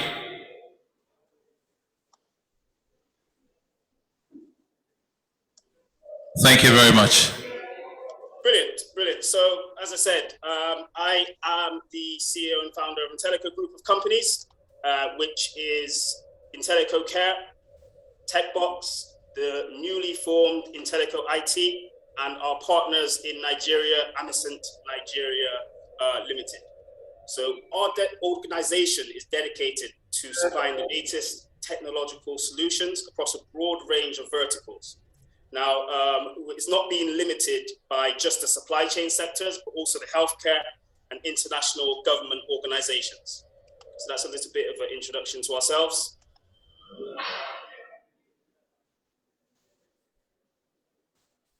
Okay, as a company with a global presence, as well as our strategic partnerships with other global entities, we are in a position where we can analyze global tech trends, allowing us to have a strategic global perspective on new frontiers in technology and how they affect day-to-day life, global economies, and government policy, as well as the technological response to global events such as the pandemic. We have a huge presence in West Africa, and as a West African myself, I have vested interest in the economic and technological growth of the region. Now, the global tech community at a glance. Today, the world is a global village thanks to digital technology and information communication technology. The fluidity and speed with which information can be exchanged internationally provides collaborative opportunities unlike never before. And these opportunities should not be wasted. As members of this global village, it is our duty to disseminate technological advancements and innovations as quickly and as generous as possibly, if they are for the betterment of mankind. With the diffusion of digital technologies, new forms of sharing have emerged called the sharing economy. Digitalization has been the enabler for covering a broad range of shareable resources. This digital transition of sharing has enabled unprecedented efficiency in coordinating access to resources. Today's sharing communities have scaled up, accommodating many more participants, including Nigeria, in the global digital community. In other words, the ongoing digital transition of society has been a transition of sharing practices which were formerly restricted to intimate social groups and regions of the world. And we are now seeing the breaking down of barriers and the availability of this knowledge to West Africans. As well as this digital community, there are many global threats that present collective challenges to the international community, such as terrorism, cybercrime, climate change, and the COVID-19 pandemic. Meeting these challenges head on should be a collective endeavor.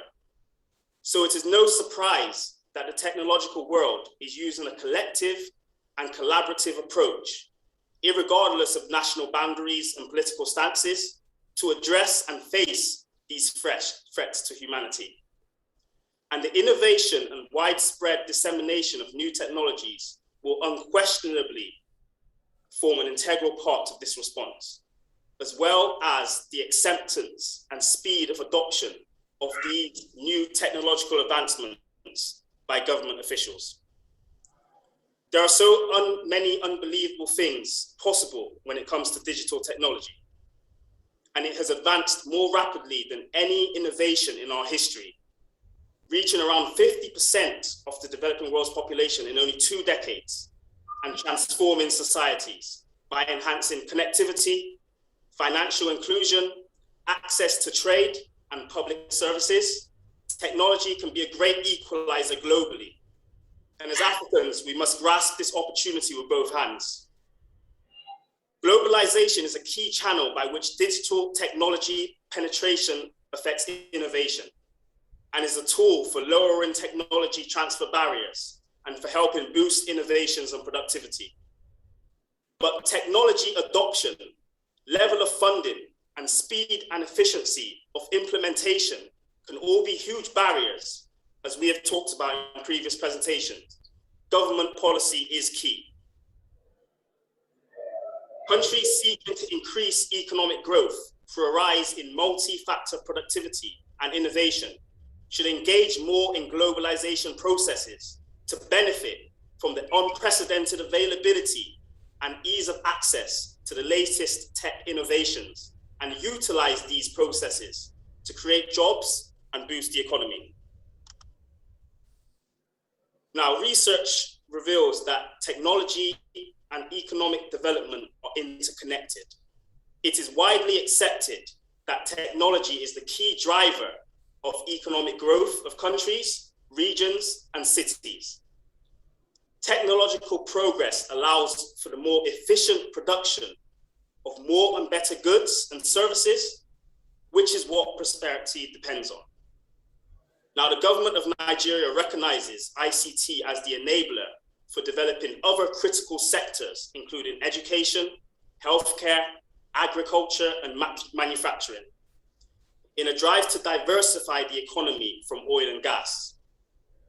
And there has been a collaborative drive to reposition the Nigerian economy in order to take advantage of the many opportunities that the digital technology provides. The National Digital Economy Policy and Strategy, announced by President Buhari, which are to transform Nigeria into a leading digital economy, providing quality life and digital economies for all, and to build a nation where digital innovation and entrepreneurship are used to create value and prosperity for all, have been in full effect, but needs a large amount of focus and investment to succeed long term. Currently, the information communications and technology sector is one of the fastest growing in Nigeria. Despite the COVID-19 pandemic, in 2020, the sector contributed 15% of the country's GDP, second only to agriculture. This continued a trend seen over the last 5 years, with the sector growing at 18% between 2016 and 2019. This growth has positioned Nigeria as the largest tech market on the African continent, with tech hubs and a growing and vibrant customer base. Over 180 million people now have access to a mobile phone, and internet penetration is projected to reach 65.3% in 2025, up from under 2% in 2001. The world's largest tech giants, IBM, Microsoft, Google, and Cisco, all have presences in the country. This scenario has to be utilized so the local populace can benefit as much as possible.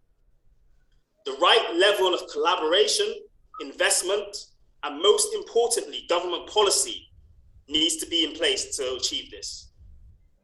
The growth of the digital technology sector over the past few years is a good indication that this sector can serve as a catalyst for the rapid development of the economy. The information sharing and global collaboration opportunities we are now seeing is only going to increase in a post-pandemic world, as the global tech community concentrates a collective effort to control the pandemic and address issues such as climate change.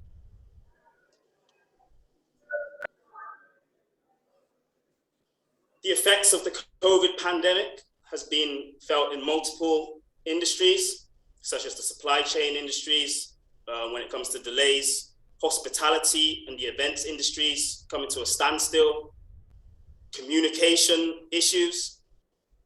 The new reality taking shape is made of complexity, uncertainty, but also opportunities. To adapt and thrive, organizations have had to accelerate and become resilient and agile. Digital adoption has taken a quantum leap, as studies find that the response to COVID-19 have sped up the adoption of digital technologies by several years, and these changes are here to stay. Companies have accelerated the digitization of their customer and supply chain interactions and of their internal operations by 3 to 4 years. And the share of digital and digitally enabled products in their portfolios have accelerated by many more years. The customer-facing element of organizational operating models are not the only ones that have been affected, as the digitization of their core internal operations, such as back office, production, R&D processes, and supply chain automation have propelled in the rate adoption consistently across regions. Even prior to the pandemic, technology had become an increasingly important part of the workforce.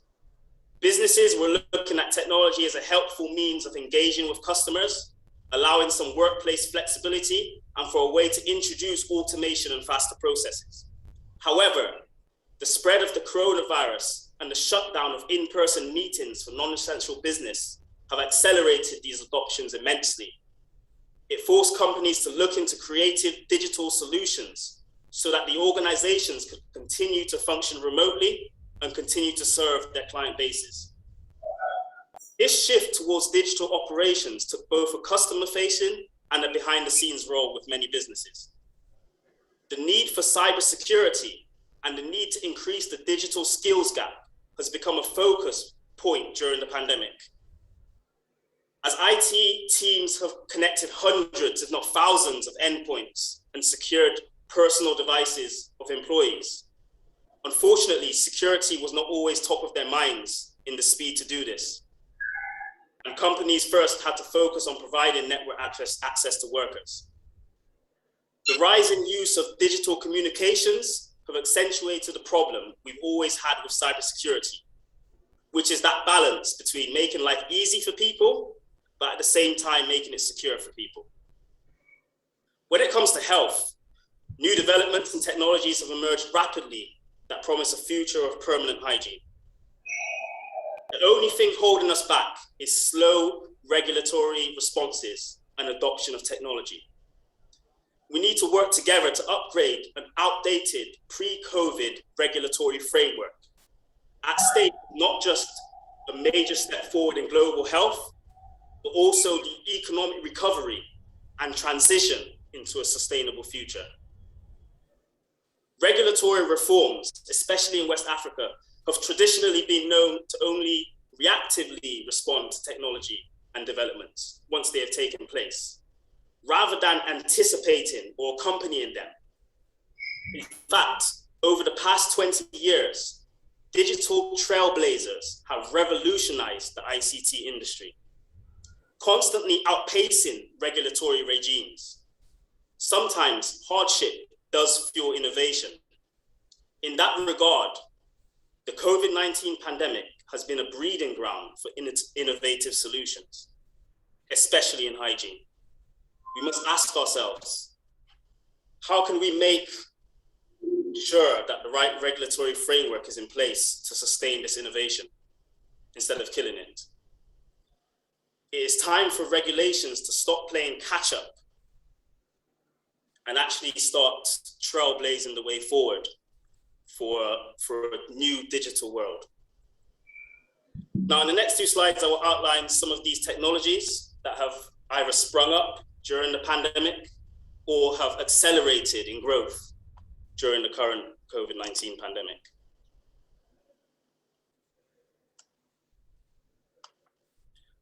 So one of these is digital communication. Now, companies have adopted and adapted to remote work.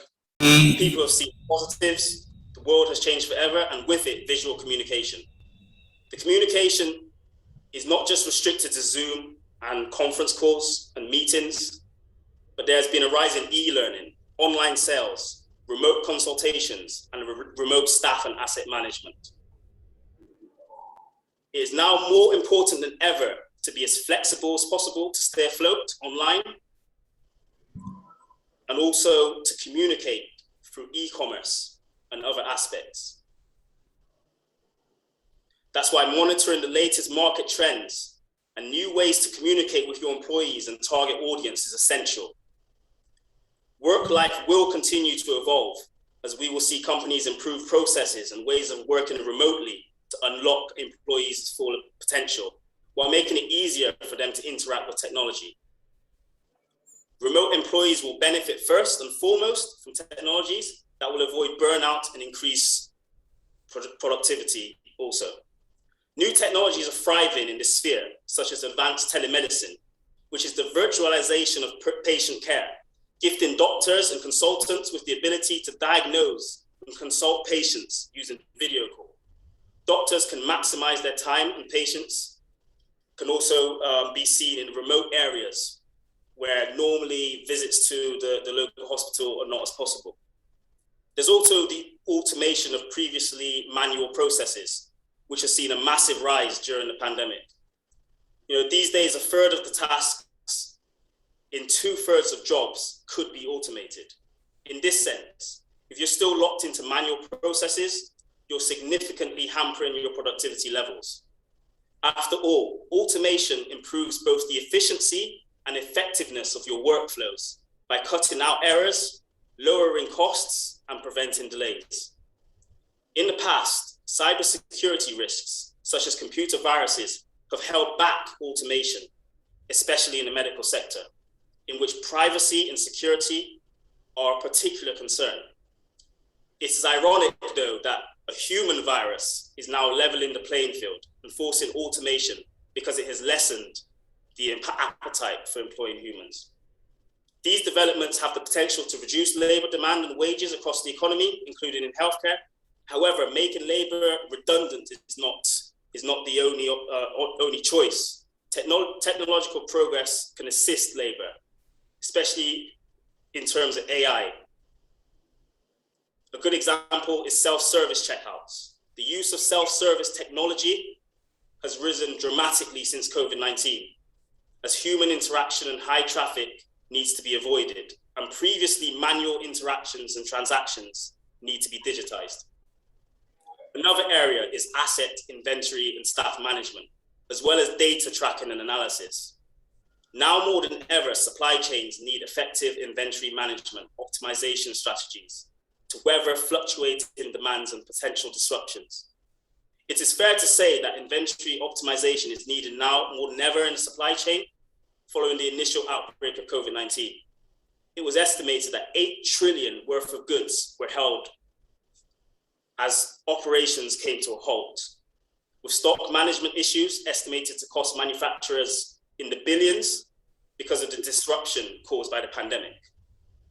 Now, 18 months on from the initial outbreak, organizations are starting to make the journey back to business as usual. As they transition into the new normal and in reaction to the supply struggles exposed by the pandemic, many business leaders are wondering whether an investment in inventory optimization should be a priority or not. Put it simply, it's a centralized way for you to monitor and manage your business's assets, buildings, plant machinery, and equipment tools. In fact, anything that is tangible or intangible can be managed from one central point, even staff. This software can be easily connected to an organization's existing ERP or accounting system, and a multitude of functions can be allocated to manage and further automate any internal process. These are just some examples of some of the pre-existing technologies that have become far more widespread, far more necessary, and most importantly, far more easily accessible to all people who are interested, all people who are willing to invest in this type of technology. There's a few other technologies which are starting to be given birth during this pandemic, and we're looking at a big move towards these technologies in the post-pandemic world. There's things like sensor technology, internet-connected devices such as thermometers, fingertip pulse monitors, blood pressure cuffs, digital stethoscopes, and electrocardiography devices could further revolutionize the delivery of medical care and may also reduce demand for nurses. Such technology has already made it possible to establish virtual worlds for patients with COVID-19. But why stop just at the pandemic and healthcare? Adding thermal technology such as temperature monitoring cameras to the security of a building can increase nighttime security and assess temperature levels to identify fevers. Non-healthcare COVID-19 has upended the way organizations operate. Businesses have started to adopt new measures and practices to support their workforce and customer base. And touchless tech is one of the leading areas we're seeing this growth. Workplace leaders believe touchless technology is the best way to deal with this issue. Some are improving their processes by implementing touchless check-ins for employees and visitors, using no-contact sign-in apps and employee QR codes, among other technologies such as hand sanitization, toilet flushing, and door opening using non-touch sensors. In fact, these touchless technologies are set to become the new norm in businesses across the globe. Air purification technology has also been something that has come to the forefront. Air purifier or air cleaner devices which remove contaminants from the air in a room to improve indoor air quality. Nanotechnology for infection prevention control is also something that has come to the forefront. A new contribution to this field is the application of nanotechnology in the design and fabrication of coatings. Nanomaterials may prohibit biofouling either by repelling microorganisms through physical processes or through chemical processes. These technologies are all easily accessible and available. It's something that, as a global community, we must work together to collaborate to be able to make this technology easy to access, but also easy to implement. So in conclusion, globalization has propelled the digital age. The ICT sector and access to it globally has been expanded massively. For the tech industry, opportunities abound during and beyond the pandemic. More than ever before, companies have recognized that technology is here to stay and digital transformation is accelerating because of it. Many are now more willing to consider their investments in technology as they rethink the future of their companies and of their workforces. And the pandemic has accelerated this. Nigeria are leading the way for the African continent, and now more than ever is the time to invest in upskilling the youth, providing the jobs, and working to use digital technology to boost the economy. There should be reforms in legislation to access digital labor and innovations, and events such as this conference and collaboration and partnerships with international organizations is a massive step forward in achieving that. I'd like to thank everyone for having me. My team are available for further information on, at the location at the back, and my details are available for yourselves. Thank you very much. Thank you very much, Mr. Jasper Taylor. Please, a round of applause for him. Thank you very much, the Managing Director, Chief Executive Officer of TechBox. He actually presented on Thinking Global, Acting Nigerian, Nigeria's technological sovereignty and leadership. One of the interesting things I took back, he pointed out that it is time to stop playing catch up and start trailblazing forward. That was particularly remarkable. And we'll be moving to the next paper presentation. And the topic is the Nigerian cybersecurity space. How regulated?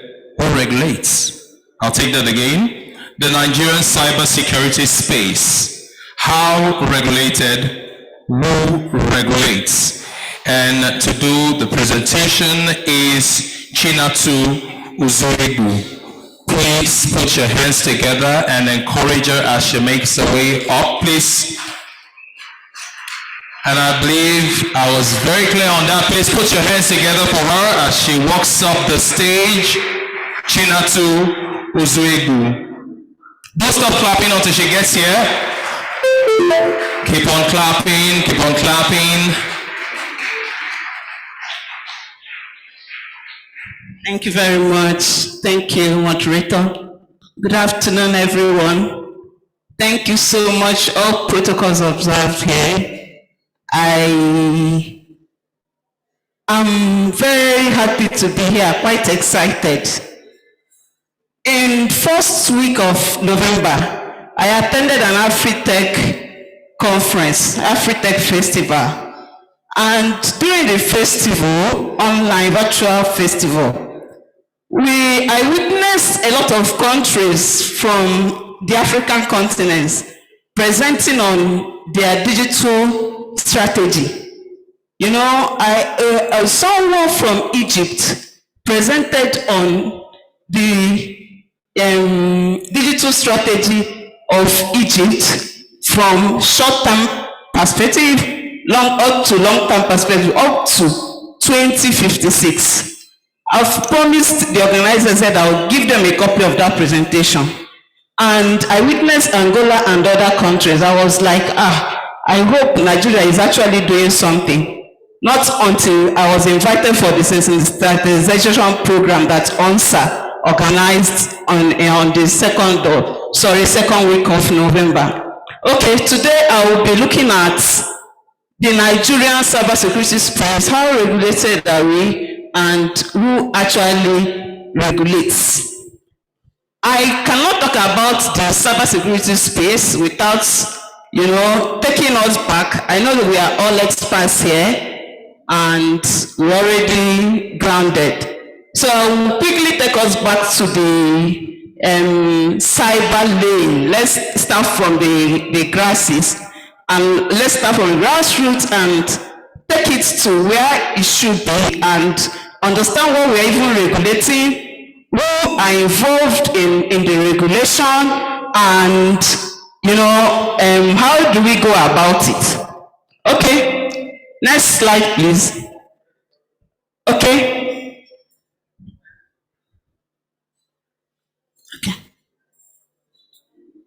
Didn't get you, sir. Okay. Cyber, when we look at cyber, we're looking at, I'm not sure most of us understand the concept of the cybernetics. I will be fast, very, very fast here. Cybernetics, more like a study. Cyber is from, I will quickly take us through the concept of the cybernetics. I will take us through the cyberspace, the handshakes, the interoperability, the actual space that we are looking at. Then from there, I will take us through the expected cyberspace of a nation from the Global National Security Alliance perspective.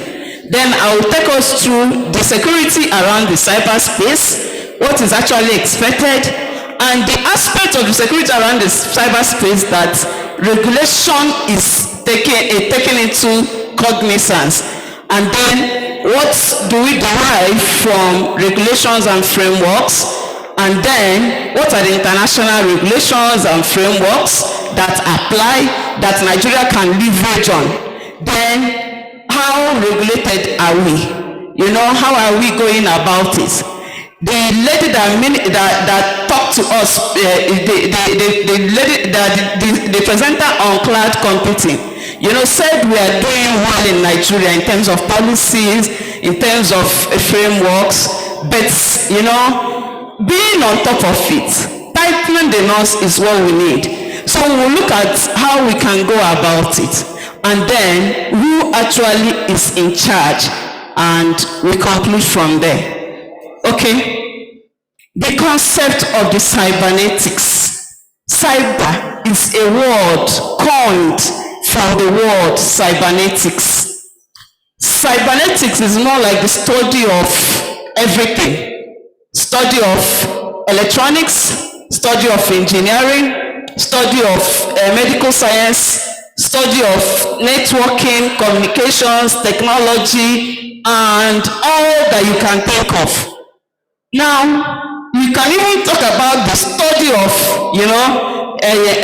agriculture when it has to do with digital transformation.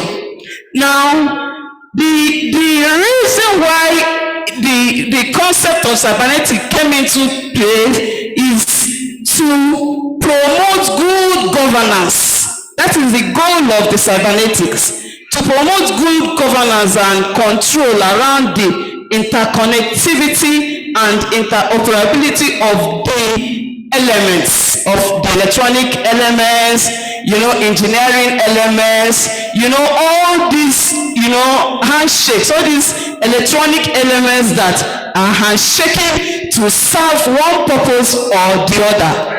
Now, the cybernetics, is a word, I'm sure most of us have been hearing of kybernetics. You know, cybernetics is actually, cybernetics is derived from kybernetics. And what do you understand by kybernetics? Kybernetics is more like being in control. You know, like a man that is on the steering, you know, that is on the steering for a long drive, in charge of things, you know, monitoring things. And now, the next slide, please.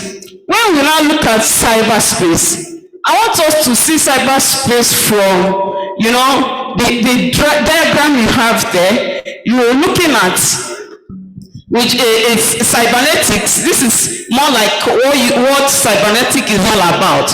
Then all the joinings that you see there, that shows, oh, this guy is handshaking this guy is handshaking this guy. For example, in the medical world, you find out that a doctor in a surgeon, especially surgeon in a United States, can conduct a procedure with a doctor in Nigeria around the same time.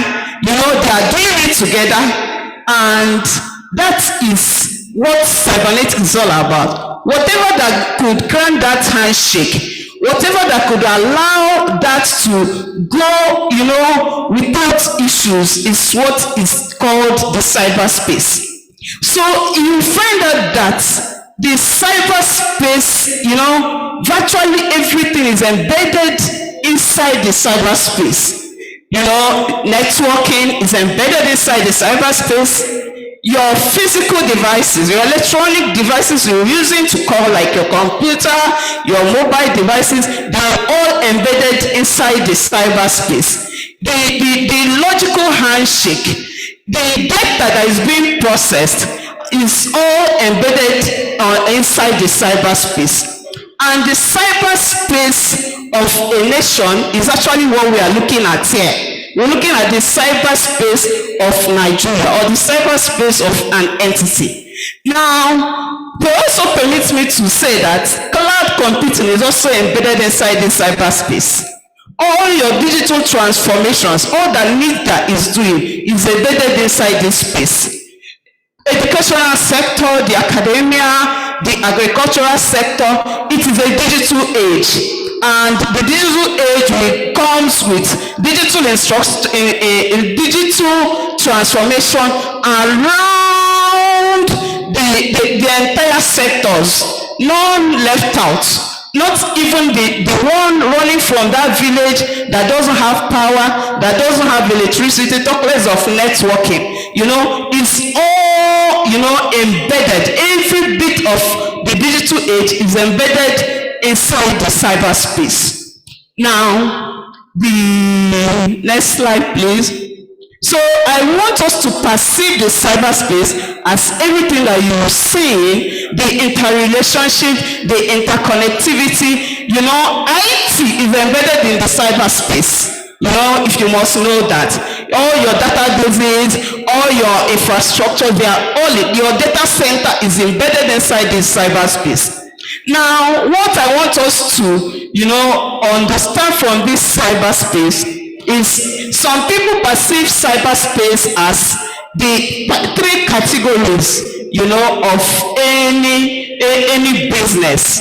You know, there's no business that doesn't come with categories, and there are three basic categories. That's the administrative part of the business, the physical part of the business, and then the logical part of the business, or the technical part of the business.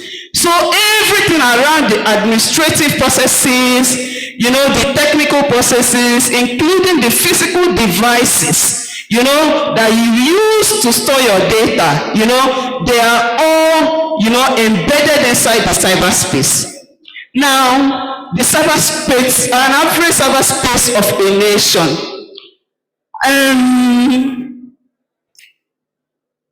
In cybersecurity, you know, we talk about, just like, well, I'm saying that the three major categories are, you know, embedded inside the cyberspace. Now, in cybersecurity, we look at three types of controls, and we call them the administrative control types, the physical control types, and then the technical and logical control types. What, you know, the regulation, as we're talking about regulation, the aspect that regulation covers in the control types is actually the administrative type. Now, before we move into that, I want to quickly tell us, you know, about the cyberspace. This is more like a typical of it, a draft of it. You know, you see the one shaking the presidency, you know, just like you have an average national alliance, national security alliance, global national security alliance. You know, at the top, the national security alliance is at the top level, driving and overseeing other commissioning bodies and the parliaments and the regulatory bodies and other industries. Now, I want to apply the commissioning bodies under the public sectors. All the commissioners, commissioner for transportation, commissioner for education, commissioner for health, trade and commerce, immigration, national population, national communications, national identity, revenues or taxes and what have you. Now, also embedded under this is the state governance. Now, the answer, all this should be driven from the top, and the top layer is the answer. Now, the answer is the job of the answer to discuss, you know, to raise, get, you know, stakeholders involved to actually drive regulation. So the average cyberspace of a nation is looking at the public sector, controlling, you know, security around the public sector, security around the parliaments, like the forces, the law enforcement and thereabouts. Then we talk about the security, you know, all that. An institution like CBN should fall under the commissioning bodies. You know, I just put CBN because I want to use CBN to illustrate how, you know, regulations is being enforced in the financial industry. Then FCC is also supposed to be part of the commissioning bodies. Then we now talk about, meaning that the regulatory bodies fall under the commissioning bodies. Then we now talk about other companies that now leverage on the regulation, you know, from these commissioning bodies, like such as the private sectors, we have the banks and all what have you. Now the next slide. Before we move on to really discuss this, I want to put us through again the cybersecurity. Remember we talked about the cyberspace, the expected cyberspace of a nation, and then what is expected, you know, for us to protect this nation. Are we just building regulations and administering regulations? And you know what I observed with most of the banks is that they would build a framework, get certified, and then they will relax. Is that what we are looking forward to? Or we actually want a framework that fits into the three control types, fits into what cybersecurity is all about, and get it running and get it updated? Because even the frameworks, the international frameworks we are looking at, they are now being updated, like NIST. NIST on information security got updated in May 2021. So are we just like regulating and not enforcing and not inculcating and not really applying the actual concepts that is expected to be applied around the regulation? Now, that takes me to discuss cybersecurity. If you understand the concept of cybersecurity, that is actually the process of protecting all those cyber elements that we talked about. So in cybersecurity, you will look at the CIA triad, that is the confidentiality around the cyberspace, all those cybernetic elements. What are we putting in place to ensure their confidentiality, to ensure that they are protected from the unauthorized disclosure, to ensure that they are not in any way modified, tampered with at any point in time, that's integrity, and to ensure that cyberspace is available. For example, that doctor in US conducting a procedure in Nigeria with a Nigerian doctor, anything could have gone wrong if things were not put in place. So now, when we talk about regulation, I want us to look at regulation. Please, let's go to the next slide. The other side of confidentiality, integrity, and availability is disclosure, disclosure, modification, and destruction. Now, I don't really have much time here. I want us to see what we are regulating from this perspective. I call it philosophy of cybersecurity, where in the first layer, you have more like that umbrella you see there, you have the CIA triad. What you are aiming at is to assure a level of confidentiality, a level of integrity, a level of availability around your cybernetic elements, all those handshake, as in that whatever that makes up the cyberspace. Then after that layer, we now look at the administrative part of it. For example, that doctor, there must have been some administrative processes, that could create room for that space, and there must have been some technical processes and then devices that could allow that. So we look at administrative control types, the technical control types, and the physical control types, and then all that we put in place, to ensure that all these processes are protected and achieve a level of confidentiality, integrity, and availability. And I call that 7 security measures. All we're looking at is to develop a framework, regulations from different entities, from different commissioning bodies that would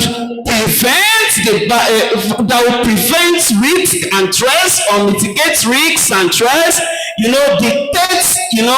detect what goes wrong, discourage the bad guys, from tampering with things, correct things if they go wrong. That's when business continuity comes in, recovery and compensate and direct. Now, let's move to the next slide. I'm already concluding here. Now, we're talking about regulation, we're talking about governance, and we're talking about framework. I want us to see the three as the same entity, but I decided to put it separately here so that it will be clear what we're actually looking at. Because all these policies we're looking at, you find out that they're already in place. It's just like financial institutions, they already have more than enough frameworks to thrive with. But the problem here is, are we really harmonizing them?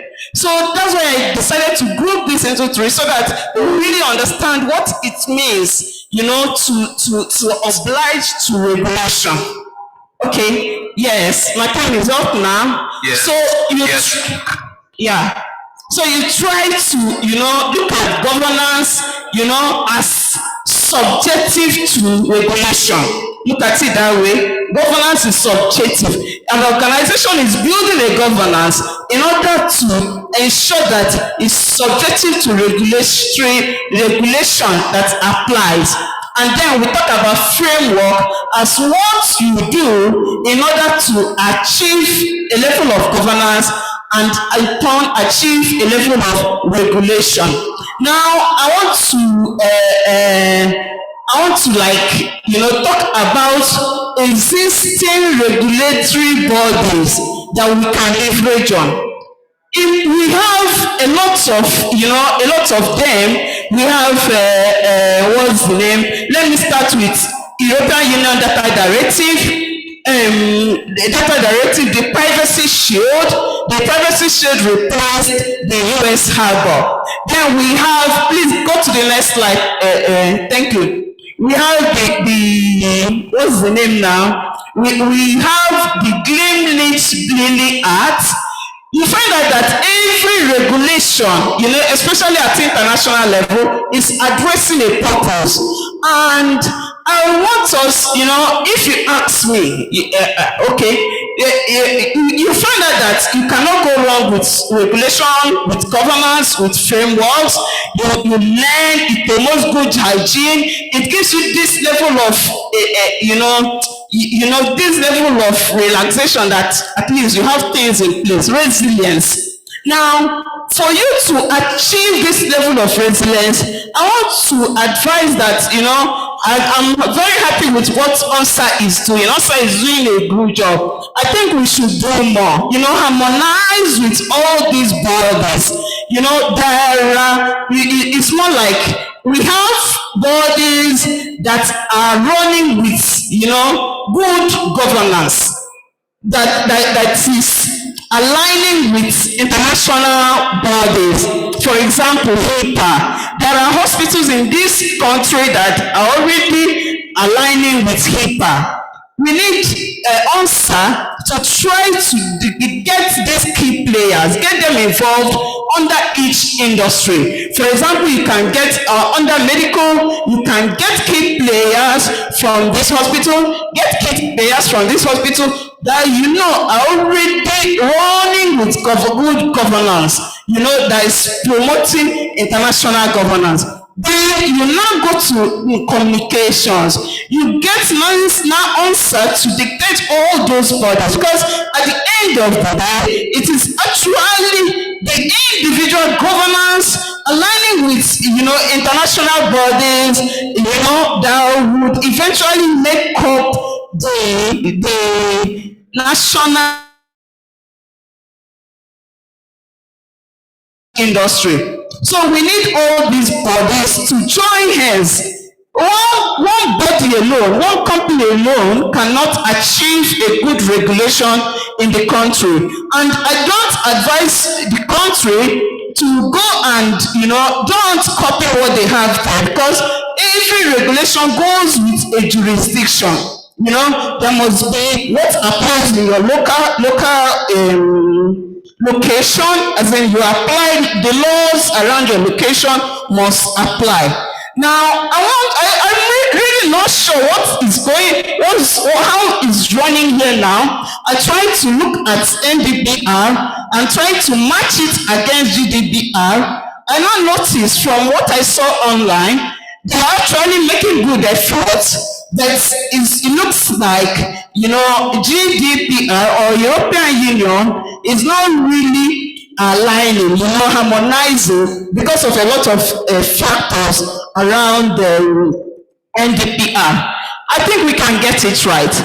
If NASA can get everyone together, get all the governing bodies, let's look at it entity by entity.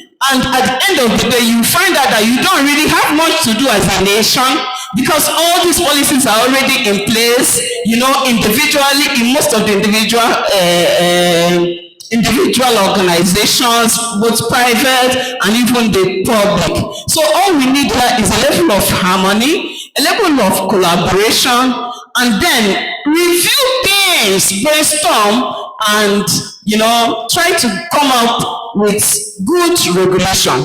So if you ask me how we can get regulated, let's follow that framework from ONSA to the individual bodies, and I know we'll get it right. We're already getting it right, but we need to promote a reasonable level of collaboration and harmony among all the bodies involved. Thank you so much. Thank you very much. Chinatu Uzuegu from ISC. I know that there are public questions in the audience, but I'll pray that we'll be able to do that one-on-one because our time is fast spent. If you have any question, you may approach the resource person personally so that she can attend to your question. Thank you very much, Chinatu Uzuegu. Please put your hands together for her. Thank you very much. Very interesting presentation that bordered on the Nigerian cybersecurity space, how regulated and who regulates. Thank you very much. I thought that was a call for applause. Was that a call for applause? Please, once again.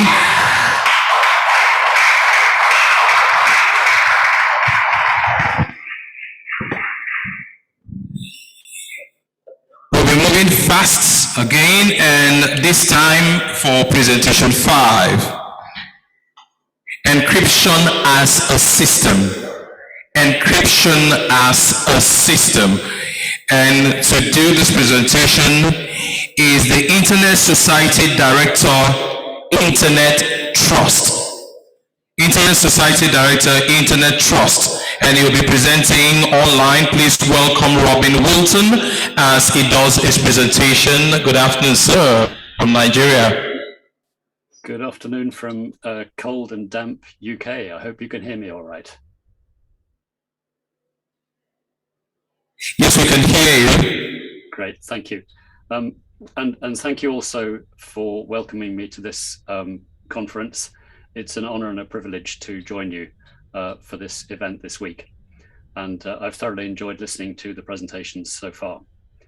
I will just have 25 minutes to set out some of the issues that we identify around encryption as a system. And in order to do that, I will share my screen and go through a few slides with you. So I hope you can now see my screen. Yes, we can. Excellent, thank you. So I have 3 broad topics here. First, what encryption is for. Second, why should we care about it? And third, to outline some of the threats that we identify to encryption in online systems at the moment. So, as I think you will have gathered from several of the previous speakers, encryption is a data security mechanism. And primarily, it's a means of protecting confidentiality. And you saw that in the CIA model of the previous speaker.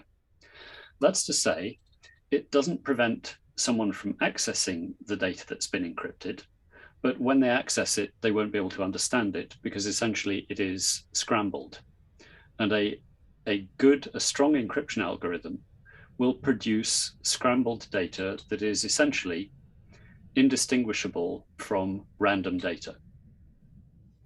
But encryption is also the basis of several other functions which are extremely important for our online security. For example, again, as the previous speaker mentioned, it is vital to the mechanism for data integrity to prevent people from tampering with your data while it's in transit or while it's stored. Encryption is also the foundation of authentication technology, and that's important because it prevents people from impersonating you online. It prevents someone from logging in as you and perhaps sending messages in your name.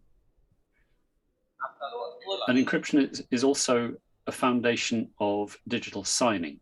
That is to say, adding a digital seal to a file or a document that guarantees that it has not been altered since it was signed, and that it was signed by an identifiable entity or individual.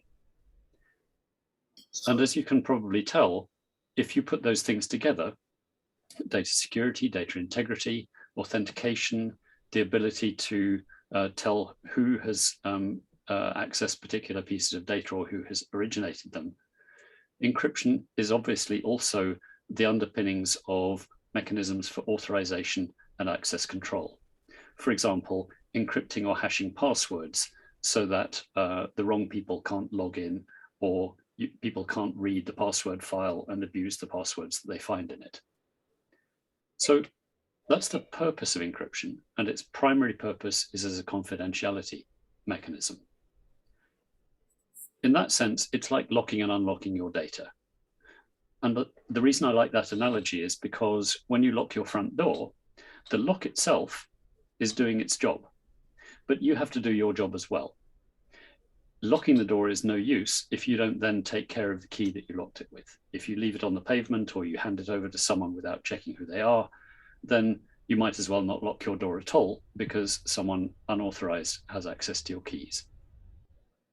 So a principle about encryption then is that it should minimize the opportunity for you to do something wrong, to make a mistake.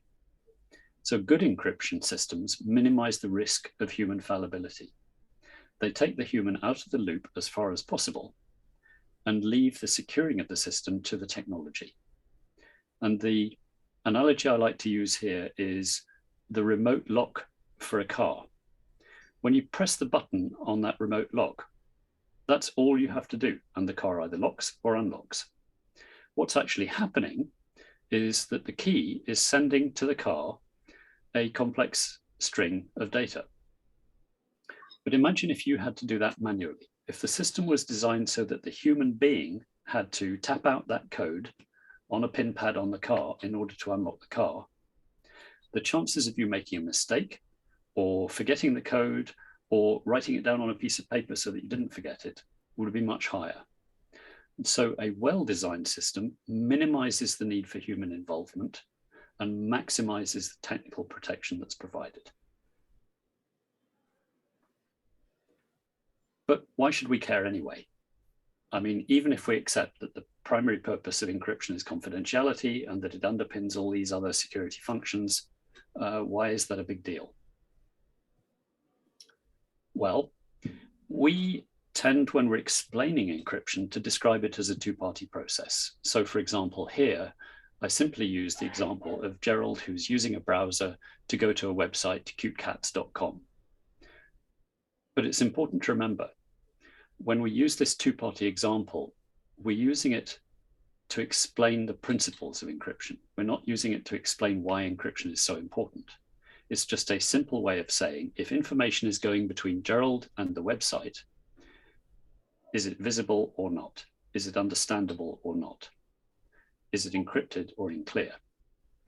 So this is just to illustrate the principles, because of course, what actually happens is those messages between Gerald's browser and the website always go through at least one third party. They will go through Gerald's ISP, or if he's using a mobile device, they will go through his mobile provider, and they may go through other third parties along the way. So although we use these two-party examples, we must always remember that the data between the two people conversing passes through the hands of third parties. Everything we do online is mediated through at least one third party. So at this point, the important thing to remember is, why do Gerald and Layla want to use encryption? They want to use encryption because they want to converse confidentially. Gerald and Layla want to know that they are the only two people in that conversation. And if someone else has to take their messages from one to the other, that third party should not be able to read what they're saying to each other. So that's their intent. Their intent is to communicate confidentially. Now, if the message passes through a third party, it's important that that third party should not be able to understand the contents of what Gerald and Layla are saying to each other. And this is the principle of what we call end-to-end encryption. End-to-end meaning that even if the message has to pass through the hands of third parties, those third parties cannot understand what is being said. Now, it's important to note that most email services, webmail, for example, doesn't work this way. With a lot of webmail services, the message may be encrypted in a browser, an encrypted browser session between Gerald and the messaging server, but at the messaging server, it may come out in clear. Sorry, the webmail server. And when Layla collects her webmail, again, her session to the webmail server might or might not be encrypted, but Gerald has no control over that. So in a lot of email services, and most webmail services, the messages that Gerald and Layla exchange with each other are visible to the third party in the middle. And that's why end-to-end encryption is so important. We have to have that third party there in some form or other, whether it's the ISP or a mobile service provider or an instant messaging server. It has to be there, but we don't want them to see the message. And therefore, this concept of end-to-end encryption protects the communication from Gerald to Layla, despite the presence of this third party in the middle. Now, again, although we often describe this in terms of instant messaging and secure end-to-end messaging, because that's what we're most familiar with, thanks to things like Signal and Telegram and WhatsApp, secure end-to-end messaging services, this is not just about messaging. This is about end-to-end secure communication when there is a third party involved. And as I say, that's almost every time. But as the Internet of Things spreads into our lives, the remarkable thing is that end-to-end encryption actually protects our physical safety and not just our digital safety. So here's one example. If you have a connected doorbell, connected door lock with a camera, so that you can open your front door remotely or see who is ringing the doorbell, whether or not you're at home, the messages between the doorbell and your control app pass through third parties. It's really important that that third party should not be able to intercept, alter, or forge the commands that you send to your doorbell and your door lock, or to intercept and forge and tamper with the images that you get back from the camera.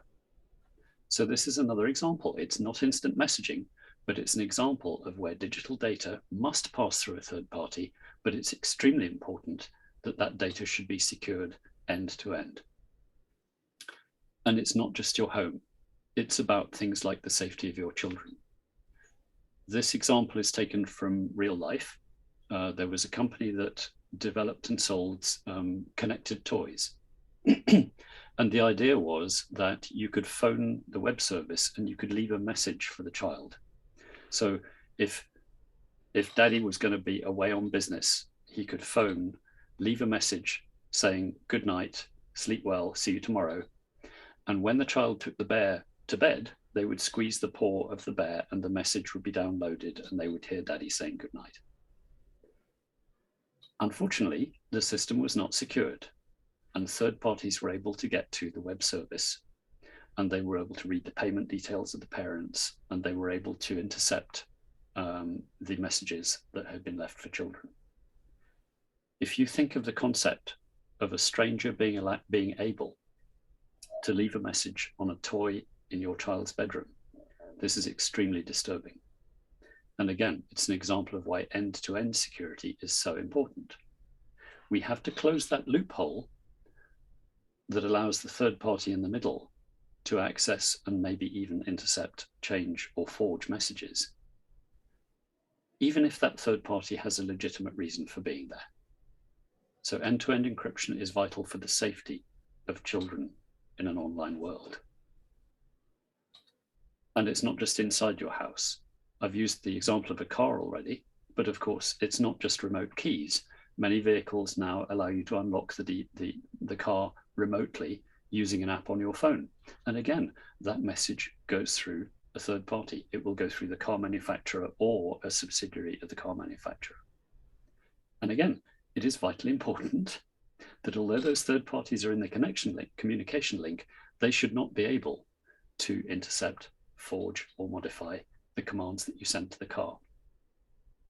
If that facility is there, third parties could unlock your car.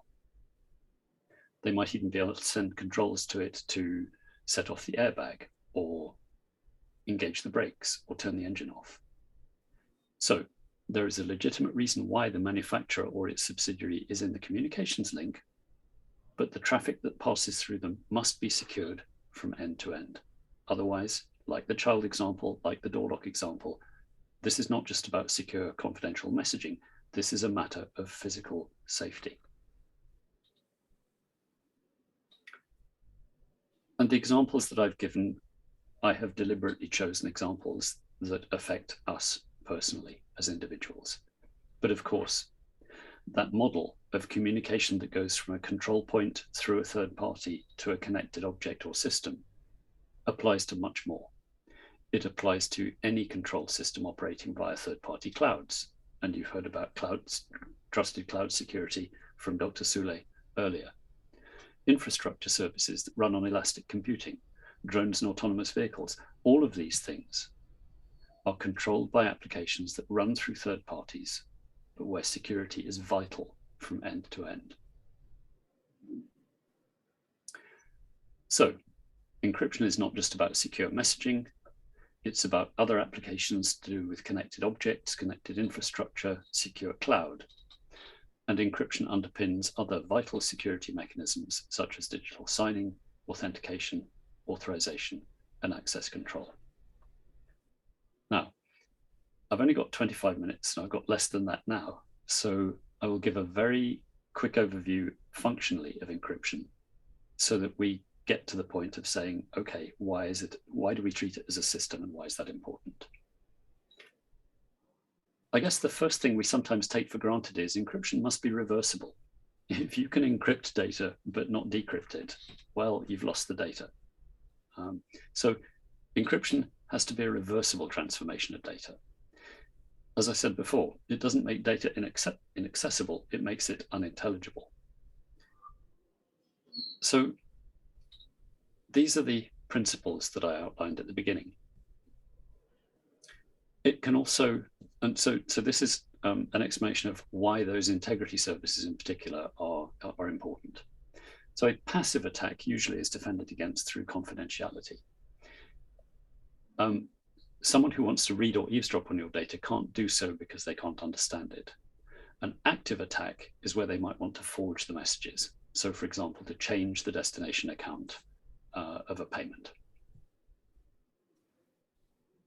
It works very much like a cache box in that you put the data in the box, you lock it with the key, you send the box to your partner. But of course, your partner needs a copy of the key in order to open it. So how did they get the key? Well, to do that, we need public key encryption. This works much more like a padlock in that I don't need the key in order to lock the box. I only need the key to open the box. Now, I know I'm going through this very quickly, but at the end, I will give you some links to papers that explain this in more detail. So most systems that we see today are actually hybrids of public key encryption to exchange keys and then symmetric encryption to actually encrypt the data that you exchange.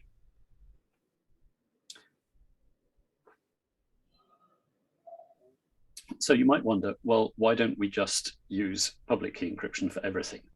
And the simple answer to that is performance. Public key encryption is computationally intensive, it's very slow, it's not good for processing large quantities of data. And so it's completely unsuitable for applications like video streaming, or indeed encrypting anything more than a few hundred bytes.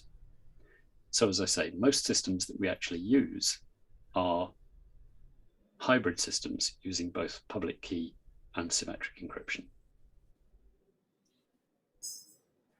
So the reason this is important is that all these elements have to work together for the system as a whole to deliver its functional goal of confidentiality. If the encryption mechanism is robust, but you can't exchange keys securely with your partner, then there's very little point encrypting the data at all. Because if you can't exchange the keys securely, you are essentially locking your front door and then leaving the key on a hook beside the door. You have to know that the keys are going only to the people who you want to unlock the data. And of course, you need to know that the two of you are the only people in that conversation. And so reliable delivery is a key function of encryption as a system as well. If delivery is unreliable, you can't be sure that you're only talking to your intended recipient. So if all of these elements are strong, well, where's the next point of weakness? if you have strong encryption and reliable delivery and secure key exchange, where else is the weak point in the system? And the simple answer to that is, if people can get to the data before it's encrypted or after it's decrypted, then the system has a flaw. Now, that may not be something to do with the encryption algorithm itself or the secure key exchange, but it is still an attack that compromises the confidentiality of the system as a whole.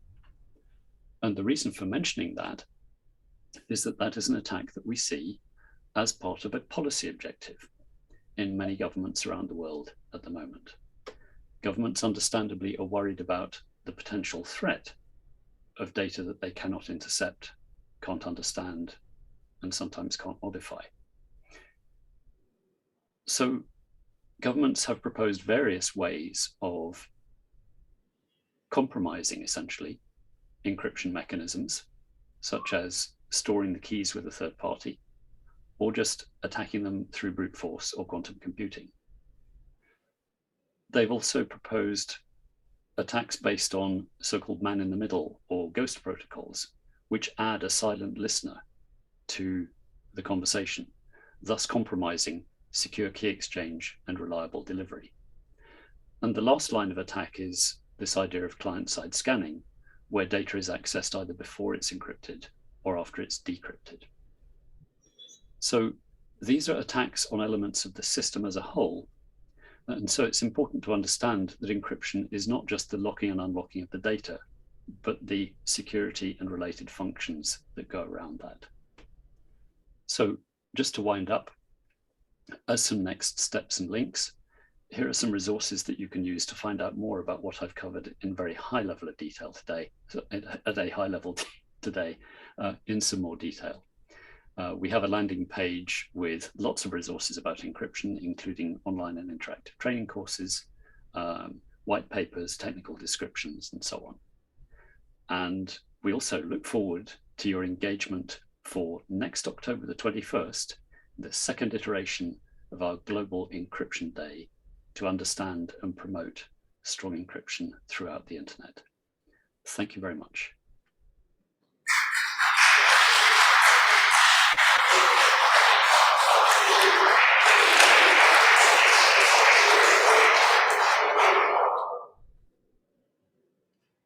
Thank you very much. Thank you very much, Robin Wilton from the Internet Society, or actually the Internet Society Director, Internet Trust. I imagine we may have a question or two. Is there any question from the audience?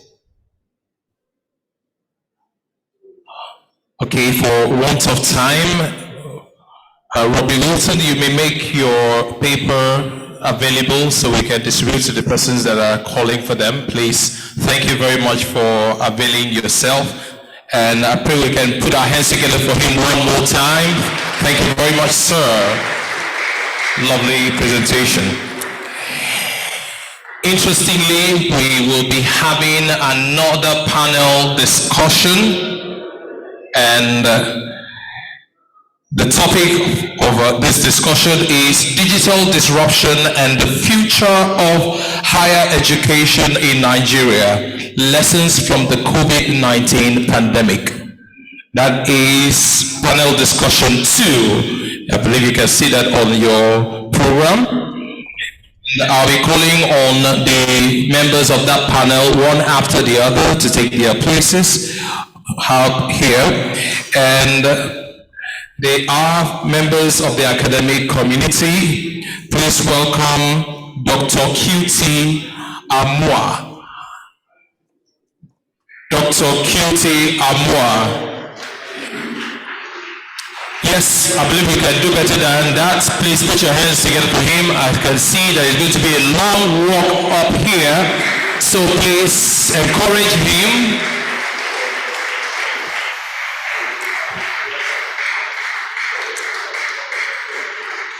Keep on clapping, don't stop yet. Yes, we can. No, anyone can pick any mistake, sir. Thank you. Also on that panel is Dr. S.O. Maintami. Dr. S.O. Maintami, is he here? I'm on the screen, please. Online. He's online, interesting. Please put your hands together for Dr. S.O. Maintami. Yes, thank you very much for availing yourself. And also we'll be having Dr. Shafil. Dr. Shafil is here. Dr. Shafi is also on the screen, online. Thank you very much. Keep on clapping for Dr. Shafil as he makes his way up. I believe he's here. Oh, fine. All right, interesting. Please, a round of applause for you. Thank you very much. Thank you. And then we also have Dr. Kayode Odedino. Dr. Kayode Odedino. Please put your hands together for him. It's going to be a very interesting one.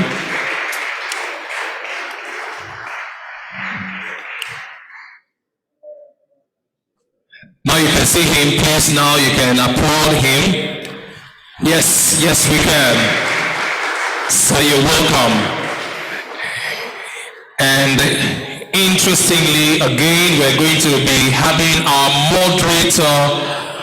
She is from the Cybersecurity Experts Association of Nigeria, and she works with Soft Solutions Limited, and she is an enterprise key accounting manager.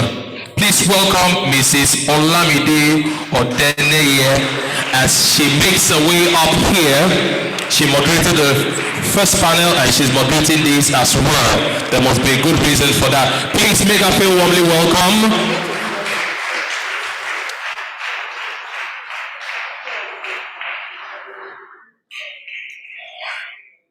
I imagine a number of other persons may join the panel as the moderator will deem fit.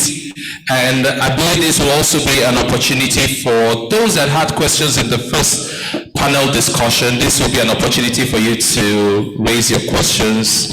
And at this point, I'll be handing control over to Mrs. Olamide Odeneye, the moderator of this panel. Thank you very much.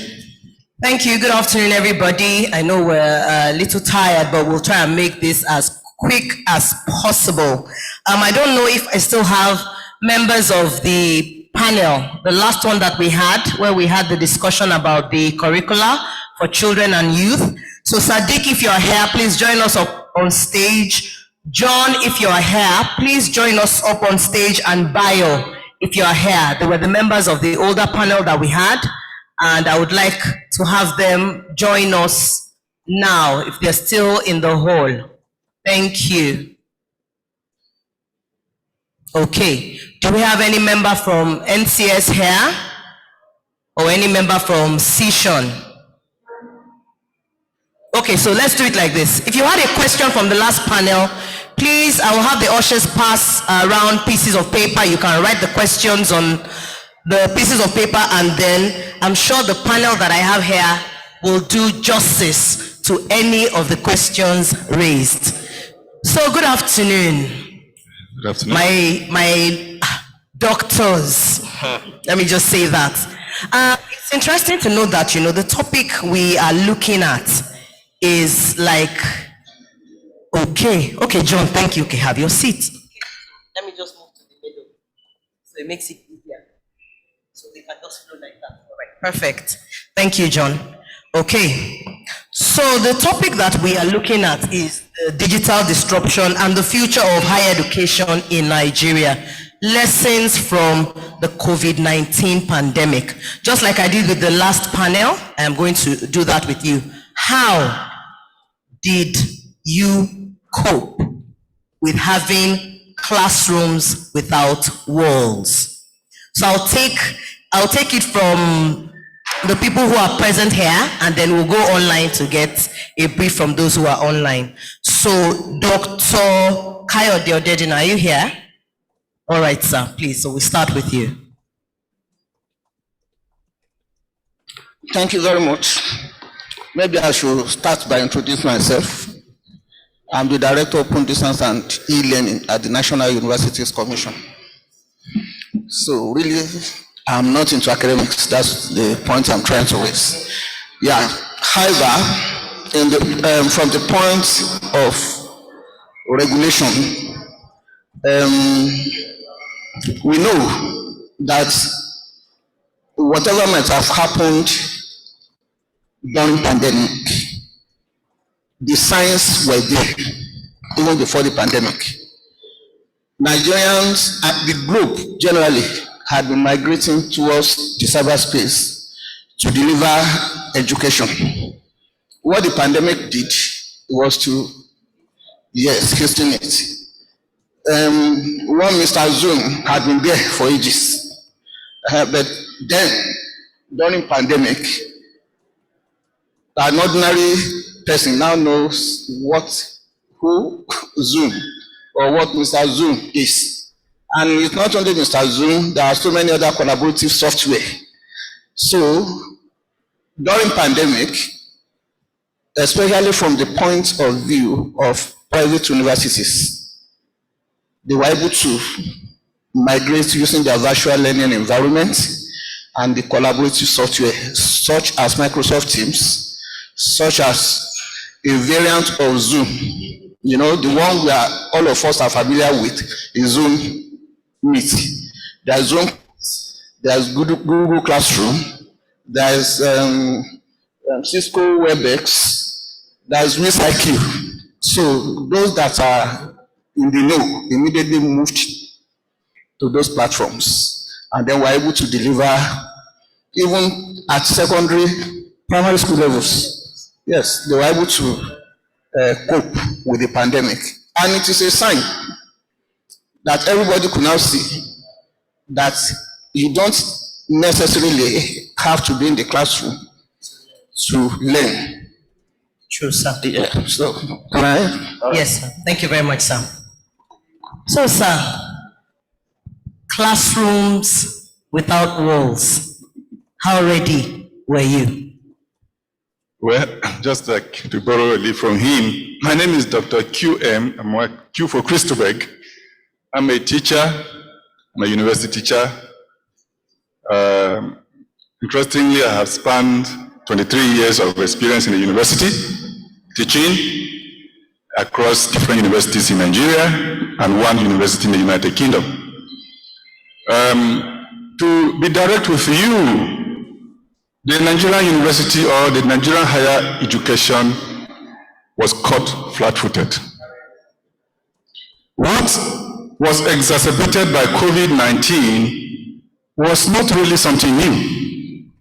The higher educational landscape had been evolving for the past 50 years. But for us here at home in Nigeria, the institution's responses were not matching the evolution, the organic evolution of the higher educational landscape worldwide. So when COVID came in 2020, it illuminated something that was like an accident in terms of response by the institution. So we were not ready.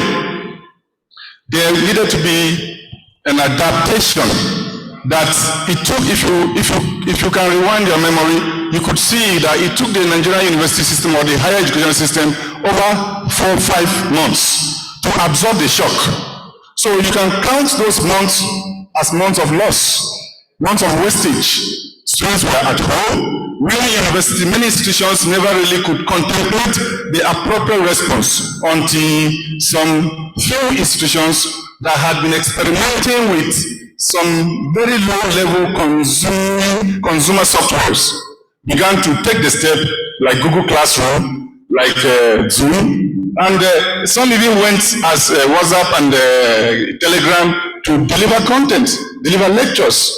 So we were not prepared, but we managed to adapt our response. The Nigerian higher educational institution structure managed to adapt a response that unfortunately was, and is still taken as a stopgap, as an emergency response, as a short-term response.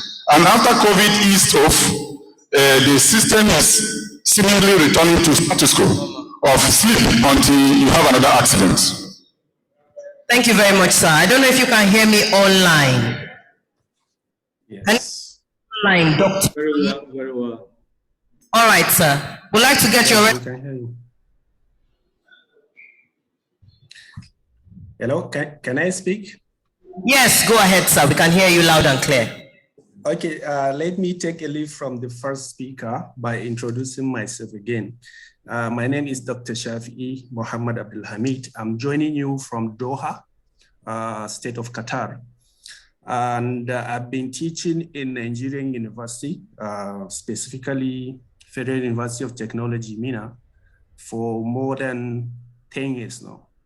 I came here in Qatar just before the pandemic as a visiting research fellow.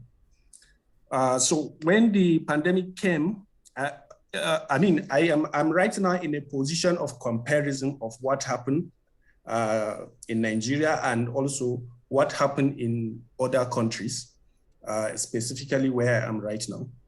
When the pandemic came, it took everybody by surprise, as the second speaker rightly mentioned. The first speaker also pointed out that already there's a lot of softwares that are there in existence, only that we have not been utilizing them for teaching.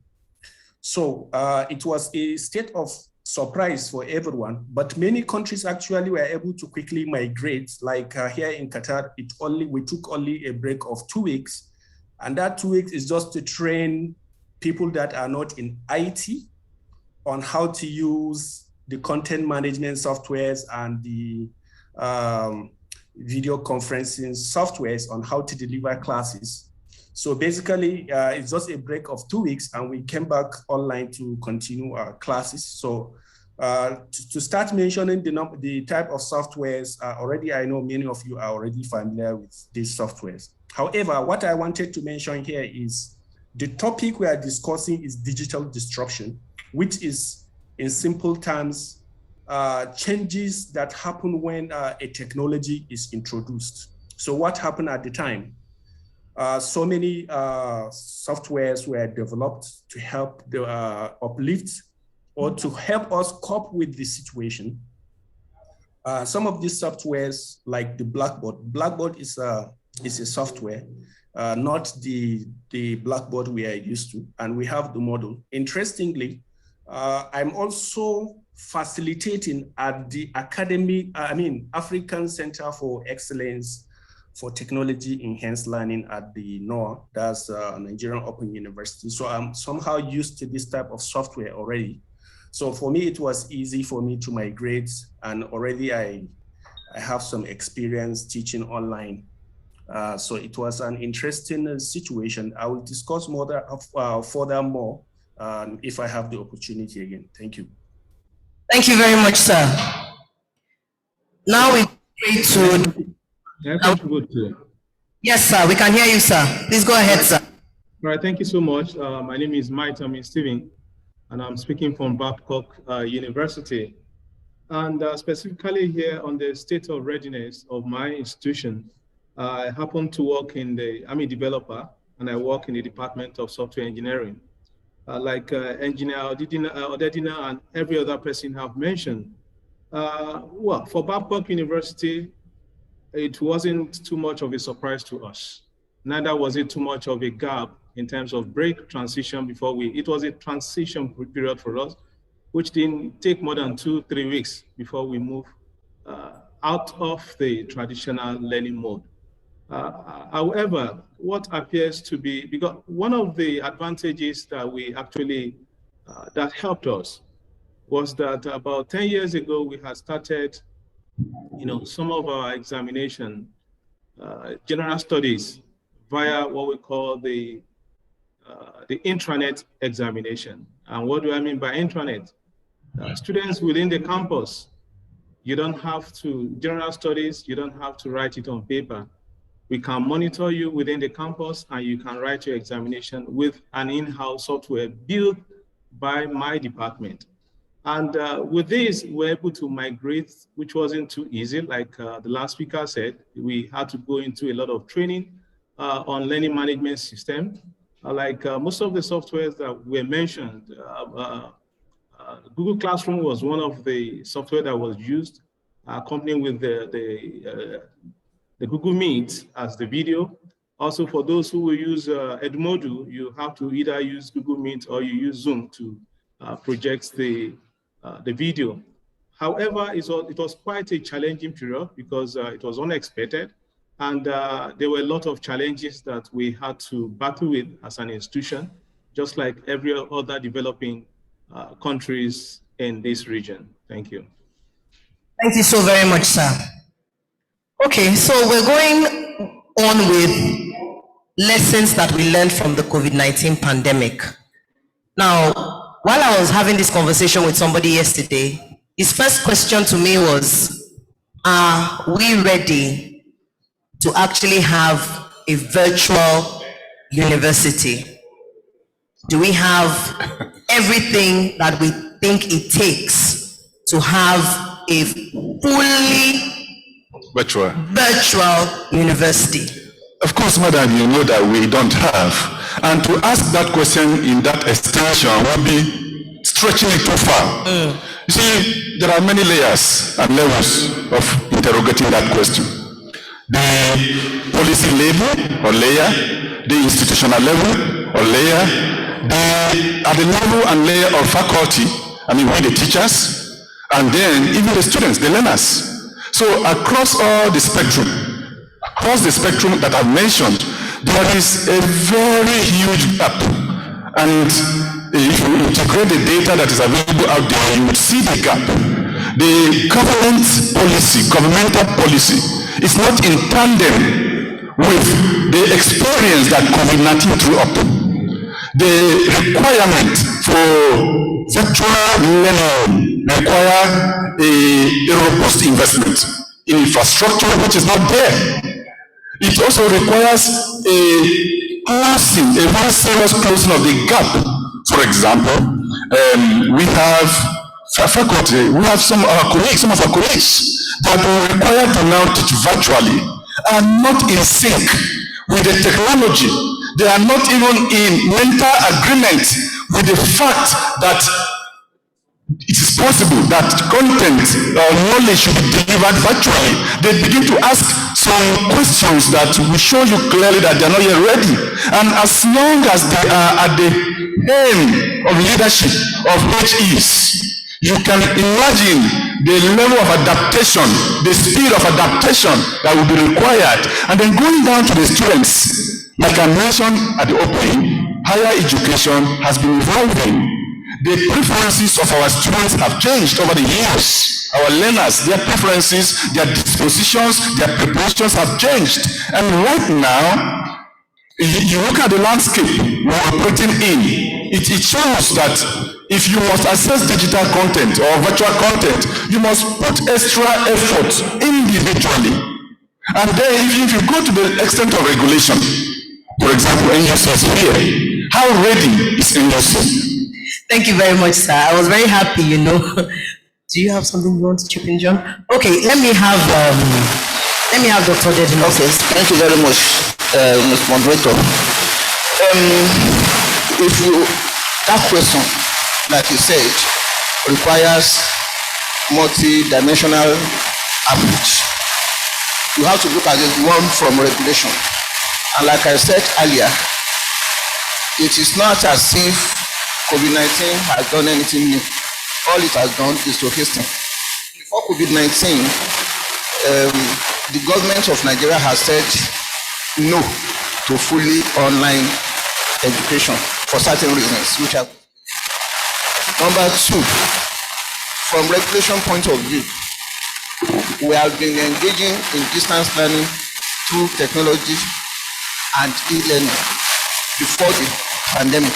At least I can tell you that before pandemic,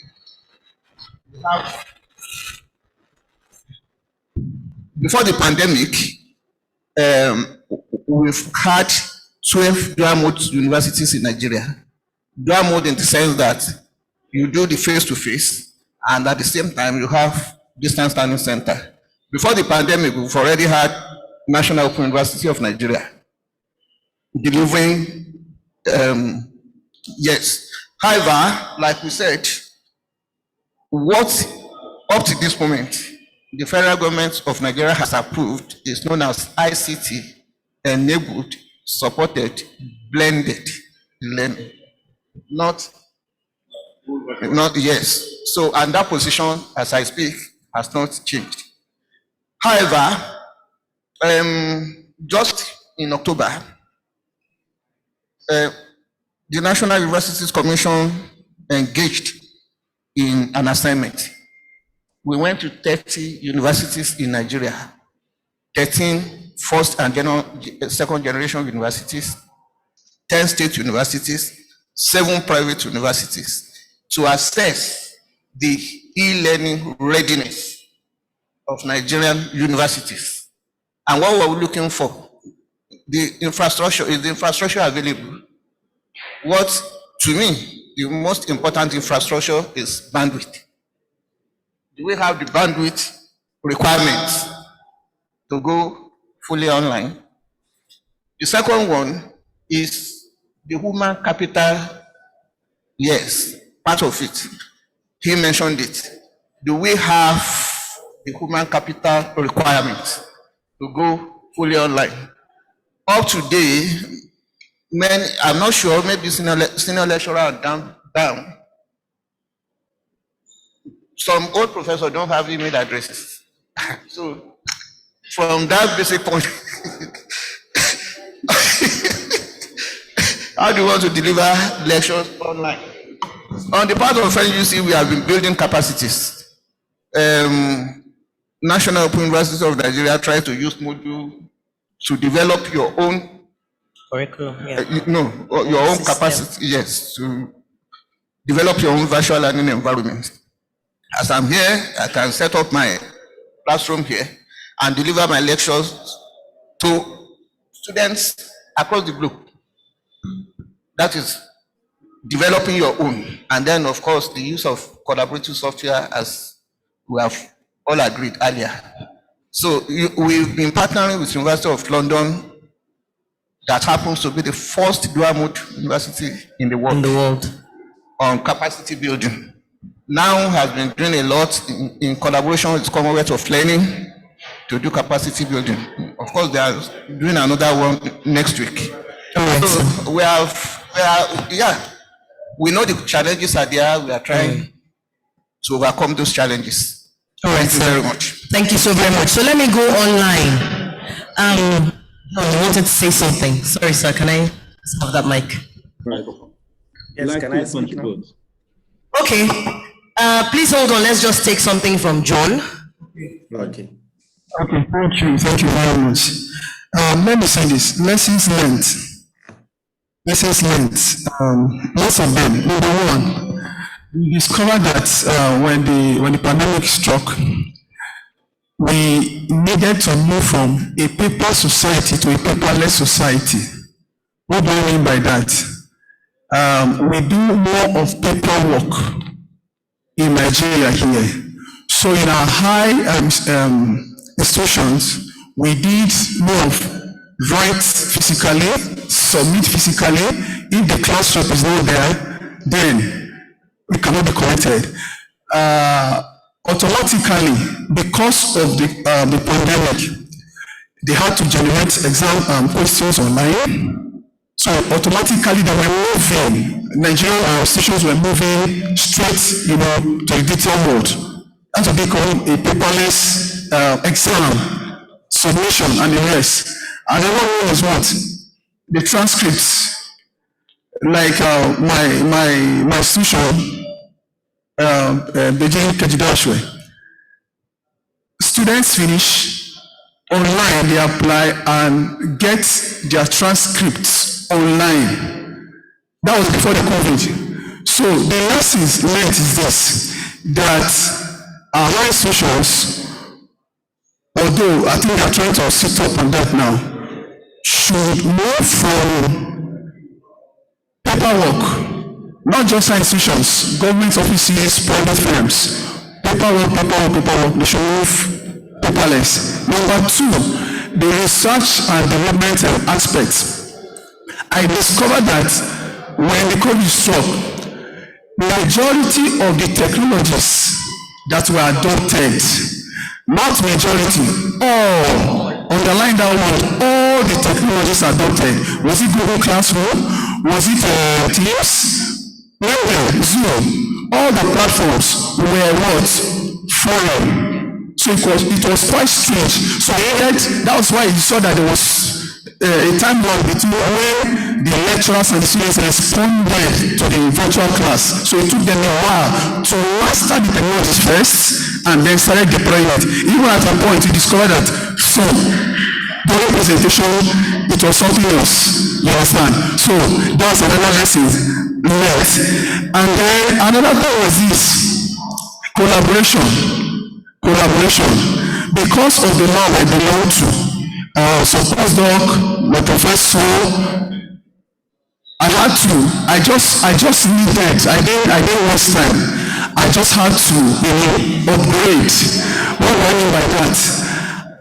Anything I needed to do, there's a postdoc, in my lab, I will tell him, please, I want to beg you, help me go online, get this material, get this from so and then send to me. So there was smooth collaboration. I don't want to go to the post office or DHL or whatsoever to post physically. So I think those are the lessons. Those are some of the lessons learned. So I believe moving forward, the Nigerian institution. And then, please, I want to say this, lecturers, homegrown tutoring, that is technologies. There are some students that are coming with nice technologies, Nigerian students, that can effectively, improperly harnessed, can work at par with Zoom, Google Classroom, and the rest of them. So we need to discover these students, work with them, not to kill those inventions. I don't know if I'm making sense here. Yes. Work with them so that we can build it up, so that by the next, because things like this will definitely evolve. We're moving into IoT, Internet of Things. Let's become part of the players, not part of the spectators. Thank you very much. Sorry, so let's go online. Sorry, there is something. Kindly permit me to introduce or to redirect an interesting context. Lest we miss it and we water this thing down. You see, as I mentioned and as corroborated by others, the Nigerian higher education has been undergoing an evolution. Now, the system that will be running up a challenge that the Nigerian society overlooked for several years. For example, it's not just about going paperless. Let's not go down there. It's about the quality and quantity of education we're serving. Think backwards. When higher education was introduced in Nigeria, what was the population of our young people seeking university or higher education? Now Nigeria has gone over 202 million people. Some of the universities will tell you they have over 65,000 young people knocking at their gates after JAMB. How many can they absorb? So the most important lesson, fundamentally, that COVID-19 threw up to us was the question of the lesson of access. It gave us an opportunity that instead of a university seeing 100,000 students knocking at its door and taking only 10,000, you can actually take 50,000 or even 90,000. Another lesson clearing from it is for NUC and the JAMB, the concept of carrying capacity, which was tied to infrastructure in terms of the firmware, the blocks, and the stuff like that. Now, that has been eroded. That means I can tutor 100,000 students, but as we speak now, I cannot teach 1,000 students in a single classroom. I will not be doing effective teaching. So we look at that. It's not just even the consumption of digital content, but the readiness inherently. What this did to us, what our unreadiness did to us over the years, was to throw up a class of graduates, products from the higher education of Nigeria, that were functionally useless. They couldn't be employed because I had professors, colleagues, that had lecture notes that were as old as the color of the paper that the notes were written on. Nothing added to it. And then we are still teaching, for example, teaching the students to name the parts of a grasshopper's exoskeleton. I mean, teaching in clinical school. I mean, I don't want to go into that, but I want to highlight that our content was negatively affected. No, you can tell a teacher that has passion. You can actually tell a teacher that has passion. And I really appreciate the angle that you've come into, with what you've just said. So it's a case of how many more children or how many more young people can we accommodate and give a sound education that can be marketable anywhere in the world. Not just churning out graduates that cannot be marketable anywhere. I don't know if I have my people online. We are ready. In education software, did we have time to develop any? We can see that our immediate response was to begin to use existing technology that was available, software, almost immediately. But because we know that now this is something that we need to look into, and going forward, education is evolving, transfer of knowledge is evolving, the way we deliver lecturing is evolving. Do we or have we seen any interest in developing indigenous software in our various universities? I will take Babcock. Did you say Babcock? Yeah, Babcock, thank you so much. Thank you so much. I want to believe, I haven't heard from others, and I believe what you've all mentioned.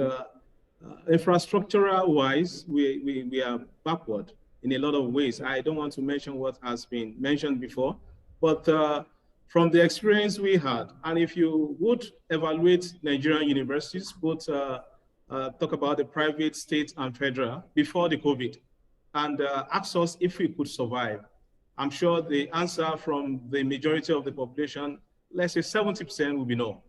But so many universities survived. So, and the lesson is that we can do more. Like I enjoy the passion of Mary J earlier. He said, we have the resources. Set the university, give them tasks, give them resources, let them achieve, and let's see if they are not going to do it. In my first contribution, I said that we started with our own software, indigenous software for examination. Until today, we can run on both multiple choice and theory questions with in-house software. So I think this is a challenge to every university in Nigeria, that besides the theory, like the fellow colleague mentioned, that the paper is as old as the back, we should get out of our comfort zone. However, it's not always the theory that we should major on. Let's get involved, let's get our students involved in a lot of practicals, like the rule from the NUC and others have mandated. We have every courses in computer or software engineering should have their theory and the practical hours. So let's do more on the practical base. Let's see how we can develop in-house software and also be able to compete internationally. So I want to believe that we can develop our own indigenous software if we are really fully ready to face the task we have in this dispensation after the COVID-19 challenges we have just gone through. Thank you. So at this point, I'm going to throw. Can I add something to it, please? Go ahead. Okay, thank you for giving me second opportunity. I wanted to mention that I've been working with the content management softwares, Blackboard and Moodle, for a number of years. And also I have graduated a lot of very brilliant students in Nigeria, specifically in FUT now. I can tell you that to develop indigenous software is nothing big, actually. It's nothing big, and it's just a matter of taxing ourselves, and we will deliver it. And it can be as competitive as any other one that you can find out there. But what I wanted to mention again that skips me was that because we are looking at the higher institution and how the COVID affected our situation, we have to look at it holistically. What do we do in our higher education institutions? We admit students. That process has been affected seriously during COVID. Mary J mentioned that she applied in Oxford online and she was evaluated online and she got admitted online without ever being there physically. This is the same story for many of us.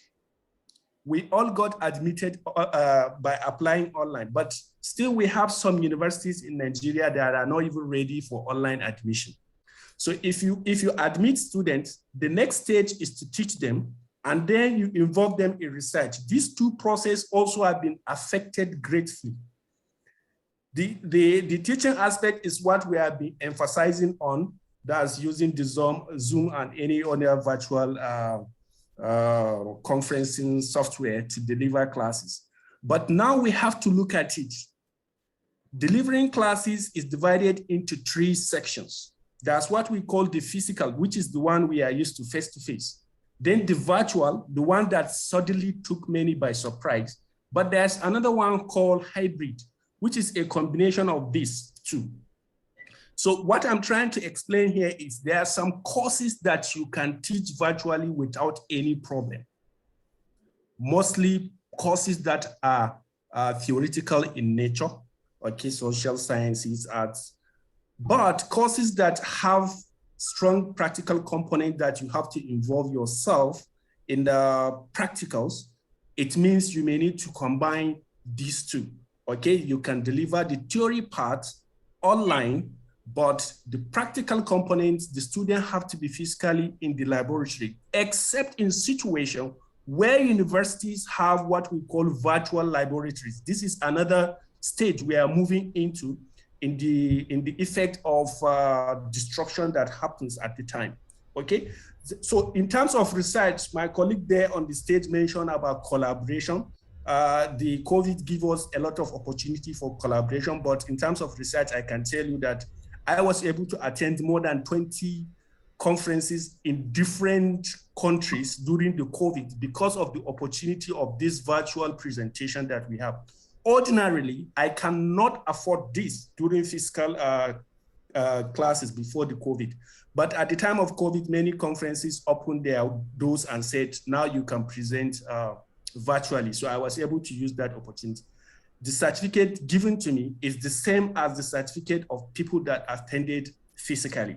So we now move into even the graduation ceremony. When you graduate student, how you present certificates.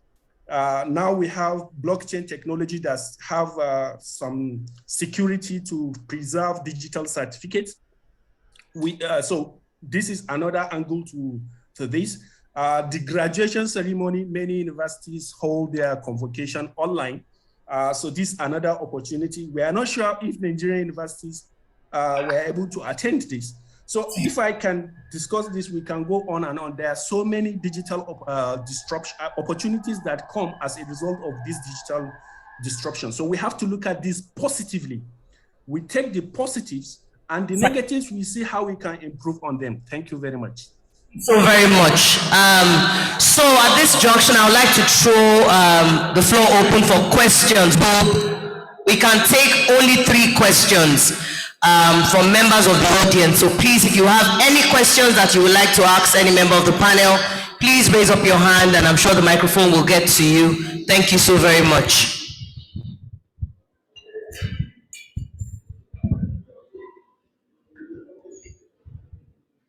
And it's also good to know that this conference is actually also going on online. So we have people physically here and we have people online also joining us from different parts of the world. So if you also have questions online, you can send a chat and the MC will be kind enough to read it out. Go ahead, sir. Yeah, good evening. How about an addendum? One of the speakers raised fundamental issues that it has to do with the disruption and where we are headed concerning higher education, especially in Nigeria.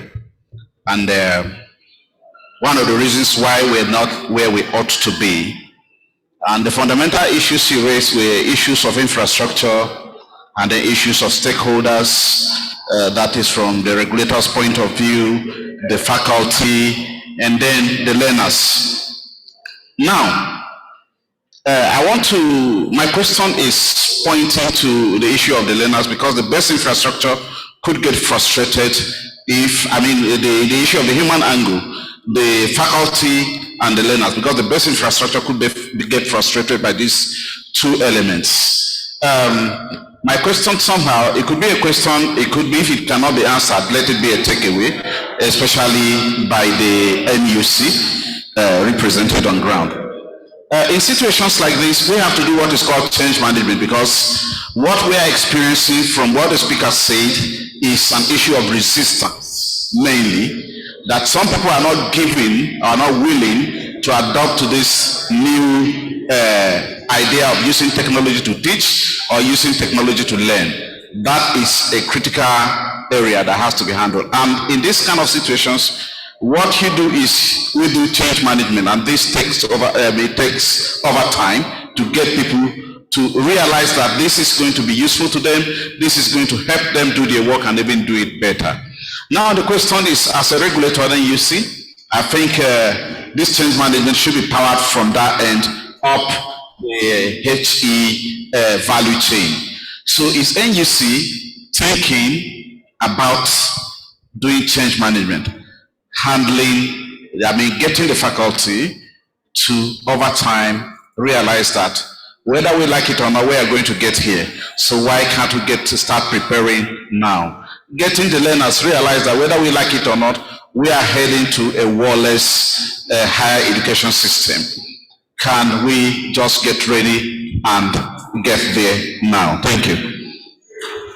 Thank you, sir. Before NUC comes in, I need to clear that perspective. You see, it's beyond NUC as an organization.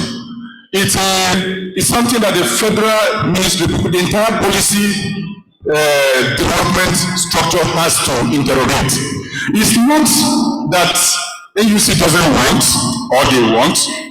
It's that is a system primed, is the national thought process primed, which is what this time we have learned, that this must be allowed. For example, why in the first instance can't we rethink higher education in this country? COVID has given us a window to actually critically rethink, reinterrogate higher education. What are the missions? Because anything you introduce without clearly defined visions and missions will be an exercise in futility. The children we are teaching will hate you that you are trying to compel them. But when you show them the clear visions of where we are headed to, they will organically accept to follow. For example, if you enter our classrooms today, while you are talking to them, they are on their tablets, doing social media, with their earbuds, listening to some music, and so on and so forth. Now, the other contributor online said something about practical courses. I slightly disagree with that, because I am in the core sciences, practical sciences. I do experimental medicine, and there is augmented reality. In fact, you can set up a lab here that children can participate in the practicals as though they are doing it. Even surgery, you can perform surgery with augmented reality. From very far distance, it's even cheaper. But the context we are interrogating is Nigeria as a nation, as a socio-economic space, need to wake up to cash in on the lessons, the opportunities that COVID has given us. In number one, AUC as a corporate. Why should we be running NUC to regulate the higher education, particularly the university system, in a unitarized manner when we are running the federal system? Because that kills competition, and if competition is allowed to spur this thing on, the creativity, the technologies will come up, and even the thought leadership, what I call digital leadership, because that's what higher education needs, not anachronistic leadership that doesn't believe in digital disruption. Looks at it negatively. But we need digital leadership in the higher education sphere that will embrace this and become the catalyst to the change makers we are talking about, because we must create a product of the system who will rise up and engender the change that the system so requires. Thank you very much, sir. So we'll take a comment from NUC.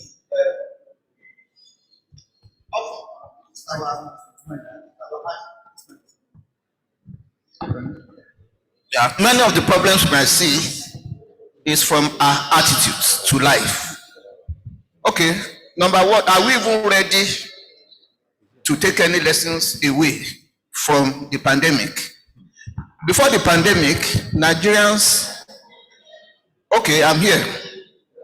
Assuming I am the human resources manager, then I have before me a certificate from OAU Ife, one from Unilag, one from ABU, one from Suka. Then I have another one from National Open University of Nigeria. What will be my reaction? My immediate reaction, that was before the pandemic. But even after the pandemic, we are still slow to change. And in NUC, we talk about marketing versus sales. In sales, it is that, okay, I'm offering you this degree, take and go. In marketing, we go to the market space, sample out what the market needs, come back to the production base, and then give you what you want. That is the way it is. I can now tell you that after the pandemic, like I said, pandemic has quickened or hastened the adoption of technology. And you rightly pointed out that we should look more at the contents. It is not how beautiful the technology is. And if you have observed, when you see e-learning, you see the E in small letter, whereas learning in big letter. What is that telling you? That the emphasis is not much on the electronic. The emphasis is, if you produce a 2-1 graduate from a Nigerian university, it should be 2-1 comparable to anywhere in the world. That is the technology is good. Without it, that is what makes distance learning in the 21st century different from that of the 1930s.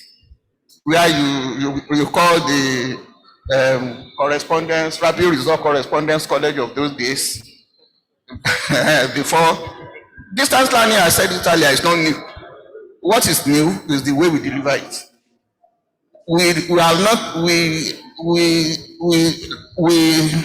Now we produce our course materials in what we term mixed media context. That means you still produce it in print, you have it in electronic form, and you have it on the learning management system. So that somebody, your learner in Sambisa, if there's no internet there, can still pick his book the way it used to be. Now I can tell you, after the pandemic, NUC is trying to open up private open universities. As of today, we have only one open university in Nigeria, which is now. National one. Yes. So NUC is trying to open up. NUC, even the universities are now coming.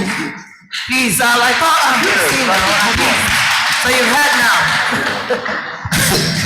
Even the universities are now coming forward to have an online version. Yes, to have distance learning centers. Yes, to have so as of today, we now have 14 dual mode universities. I'm sure in the next few months we'll license more.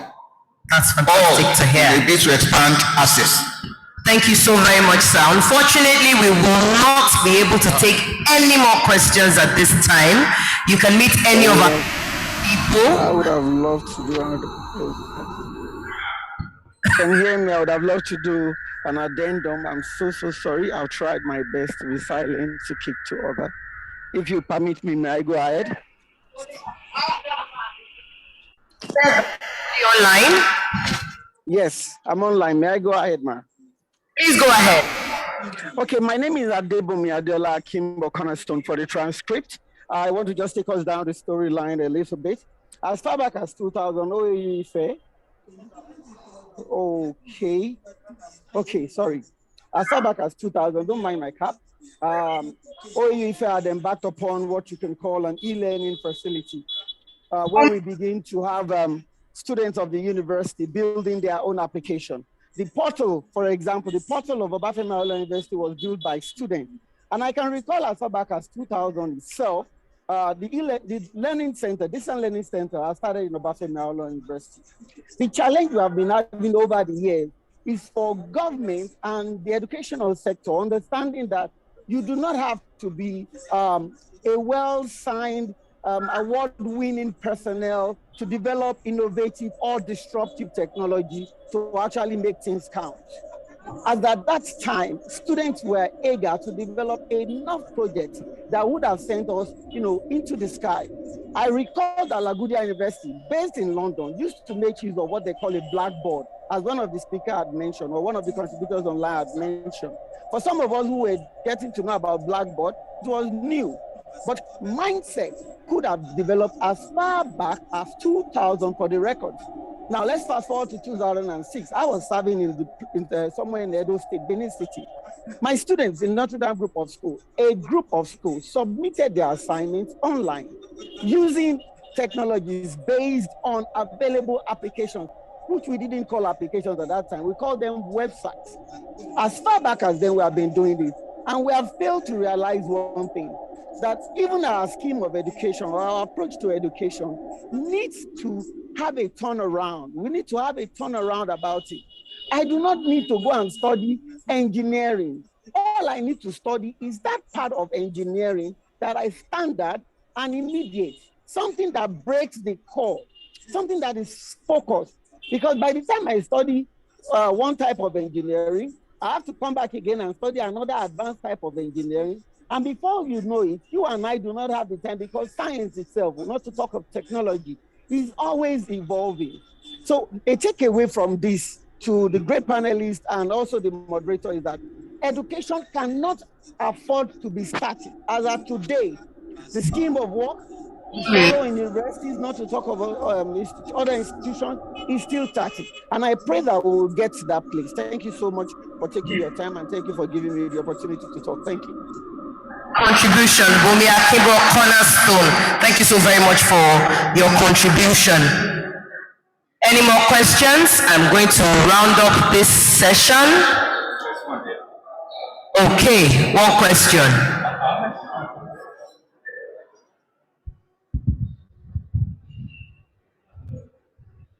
Where's the question? Okay. Okay, thank you. That will be the last one. Please make it brief. We need to close this session. Good evening. I want to sincerely appreciate the doctor on my right hand for his proactive and his eloquent presentation. I sincerely appreciate you.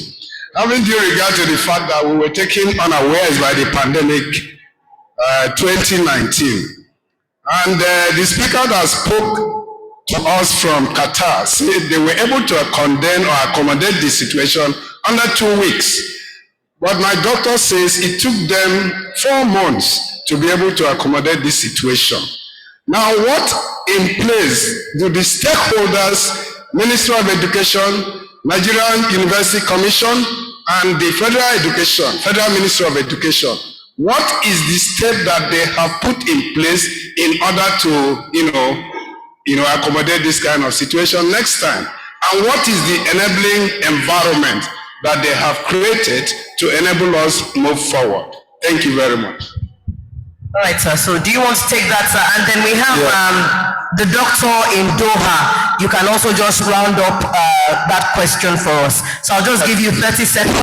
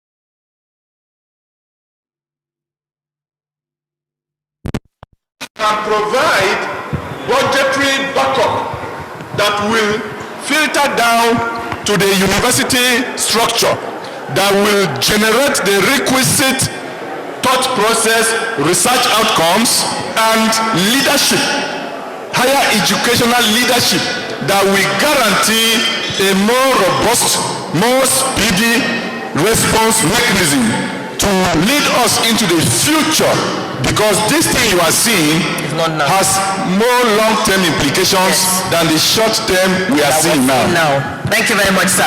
Can I have the doctor in Doha? Can we have the doctor in Doha? Are you still there, sir? Okay, John, please chip in and then we'll round up. Okay, let me say this. Sorry, I've been muted, but I think the guy just opened me back now. Right, please go ahead. Can you hear me now? Yes, we can, loud and clear. 30 seconds. Okay, in conclusion, I would like to say that we have several opportunities presented to us by the disruption. And I hope that since the NUC are here, they should take a proactive measure, even by subscribing or developing the local softwares and then putting all the universities to start using this software. Gradually, through training and retraining, we will be able to adapt to situations like this. In addition, I wanted to also mention that our higher institutions need to be open-hearted in accepting new technologies. Because I remember what actually happened in Nigeria during the pandemic was ASU was on strike. So therefore, the public universities were not able to come up and continue with their classes. And I actually follow the conversation. Many academicians in Nigeria actually are seriously kicking against virtual classes. But actually it's something good if we take it wholeheartedly and proactively follow it to be able to achieve what we want to achieve at a particular time. I believe that it may not be like 100% the same with physical classes, but it will give you a very good outcome. And the student learning outcome will as well be as good as what you can have. I also wanted to correct an impression. Somebody on the stage was saying that when I mentioned about hybrid classes, I'm only giving that opportunity because we know that in Nigeria, it may not be possible to have augmented classes. And if he has listened carefully, I mentioned virtual laboratories. So these are possibilities. Gamification is another angle to online learning. There are online learning platforms that already have converted their learning situation materials into a kind of game because they know that people actually like playing games. So there's another also angle to this, which I think it will take us time also to arrive here. That's why I didn't mention this. We have also things like AI-based learning platforms that can give impression as if as if the robot is actually a physical person discussing with students and can be able to deliver classes and communicate, even answer questions, depending on the type of question.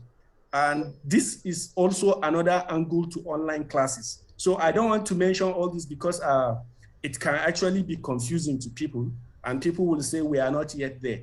But the ones we are there, why can't we just take the opportunity, take it to the next level, and we can enjoy it with time? Thank you very much for the opportunity. And keep developing. Yes, last one. Thank you very much. Like I said, to go online or to deliver education through technology, it's not rocket science. It is as simple as A, B, and C. Like I said earlier, what do you need? You need the bandwidth, but you need the technical know-how. For example, many of us are still in the thinking that you have to run fiber optics, run wireless cable, structural wiring, all that to get your bandwidth. Whereas you can approach a telecoms company, Glo, MTN, Airtel come into your university, deploy their cell sites wirelessly. Wireless networking has improved over the years. And then, is it not the same Airtel that we are using all over everywhere? So, but people are still stuck into thinking that we need billions of naira to provide infrastructure, which is not true. Then you need your virtual learning environment, which you can use Moodle or what's the name of the other one? Platform. To develop your own virtual. Yes, building yours. Yes, and then you can go buy your ships and deploy your virtual learning environment. It's not a difficult thing. Then, from the regulatory point of view, again, I can confirm to you, because we know that Nigerian universities are at different level of development. Some have gone more advanced than others. Some are rudimentary. So we are going to come up with a guideline for the adoption of e-learning in Nigerian universities very soon. Perfect. Thank you so very much, Sir John. Any last words? Okay. Before we call it a day. Okay. The last word I just is that it's like a good news. Number one, in terms of barriers.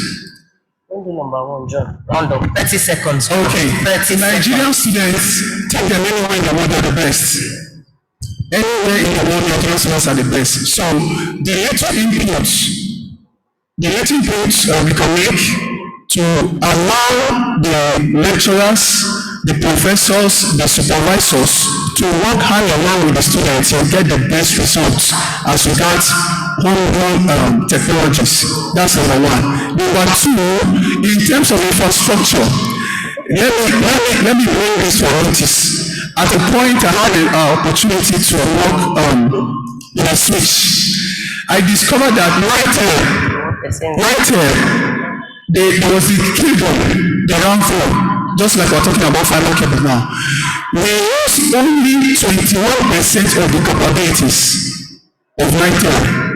Only 21%. So we have infrastructure that can deliver internet, voice, data, but we use only 21%. So if we can harness what we have, I tell you, there is nothing that can stop Nigerians from taking over the global. Thank you so very much, John. Thank you very much, everybody, for your time.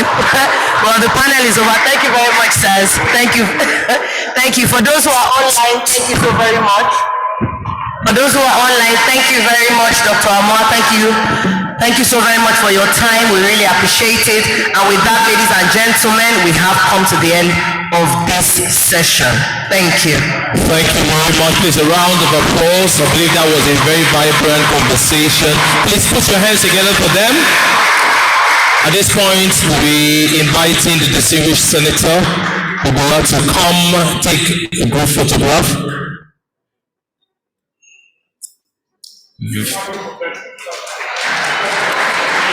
Yes, so keep clapping for them.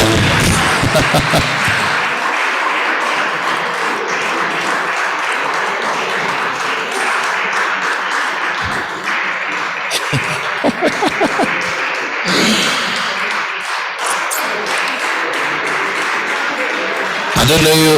Yeah, I love it from that end. I love it from there. Okay, it's coming up here now. Interesting. Put your hands together. Don't get too tired.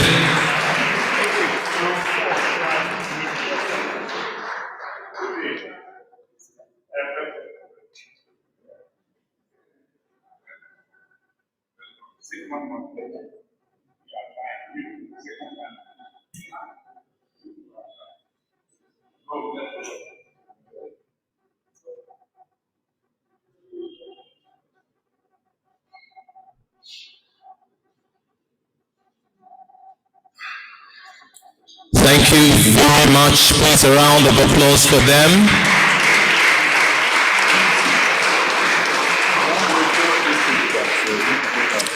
very interesting conversation that bordered on digital disruption and the future of higher education in Nigeria, lessons from COVID-19 pandemic. How much advantage have we taken from the fact that there was COVID-19 pandemic? Did it come with new revelations, new opportunities? Have we taken advantage of them? This certainly calls for disruption in the digital space. We pray that the educational sector will have taken advantage to enhance digital technology in Nigeria. We have almost come to the end of this conference. We've almost come to the end of this conference, and the last item will be taken before we go for lunch. So after lunch, we are done with this conference. Will be the communique presentation. The communique presentation, a very critical aspect of this conference, and to take charge here is the Rapporteur General. Please welcome upstage Jacob Akem Abang.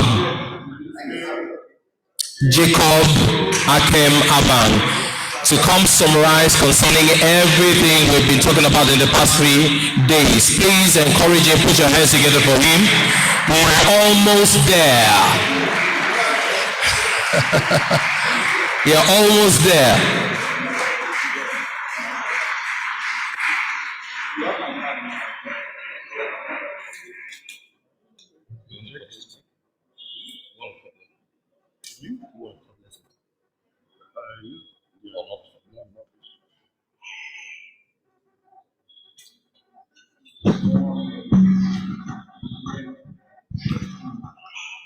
Good afternoon, distinguished participants. I'm here to present the communique of this conference. The document we prepared here, we tried to put everything together to do the presentation by 4 o'clock. So what this implies is that the later presentations here were not captured in this communique as it is now, but we are going to do that later. You excuse us to do so, please. So this is the communique issued at the end of the 2021 International Legislative Stakeholder Conference on Digital Technology and Cyber Security, held on 7 to 9 December 2021 at Zeus Paradise Hotel, Abuja. The preamble. The 2021 International Legislative Stakeholders Conference on Digital Technology and Cyber Security was held from the 7th to 9 December 2021 at Zeus Paradise Hotel, Abuja.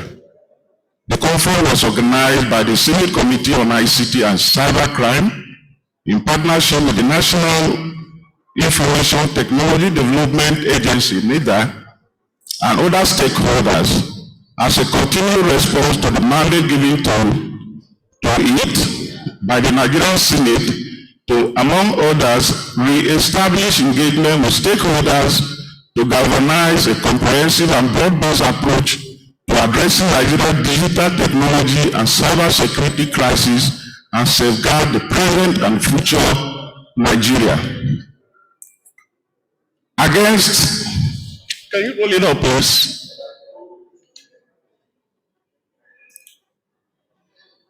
Against this background, the Senate Committee on ICT and Cybercrime has been holding a series of consultations with the wide spectrum of stakeholders aimed at addressing Nigeria's digital technology and cyber security crisis as mandated by the Nigerian Senate. These consultations have as well culminated in the yearly multi-stakeholders and multi-sectoral engagement held the 2021 conference. The 3-day conference, which was organized with the theme Digital Theater and the Future of Nigeria, had as its central objective to provide a platform for experts from diverse fields of digital technology and its application to cross-fertilize ideas that will support Nigeria to protect and sustain her interest in the digital space in a complex trade environment for now and for the future. Other sub-themes included digital innovation and emerging technologies, gains and challenges for Nigeria, and the digital economy, a knowledge-driven economy. Stakeholders from both public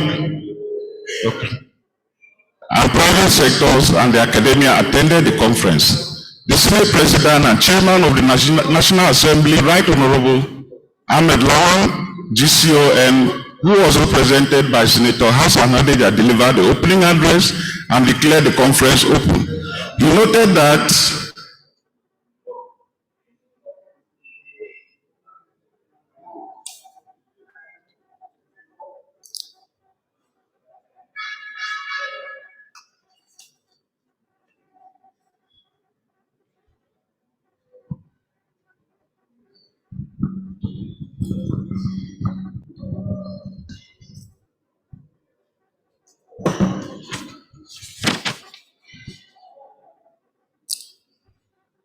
I said the Senate President and Chairman of the National Assembly, Right Honorable Ahmed Lawan, GCON, who was represented by Senator Hassan Hadeja, delivered the opening address and declared the conference open.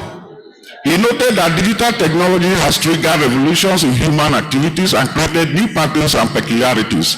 He said part of the Senate effort in tackling the emerging challenges of digital technology was the mandate given to the Committee on ICT and Cybercrime to identify the issues surrounding digital technology and develop methods or ways of addressing them.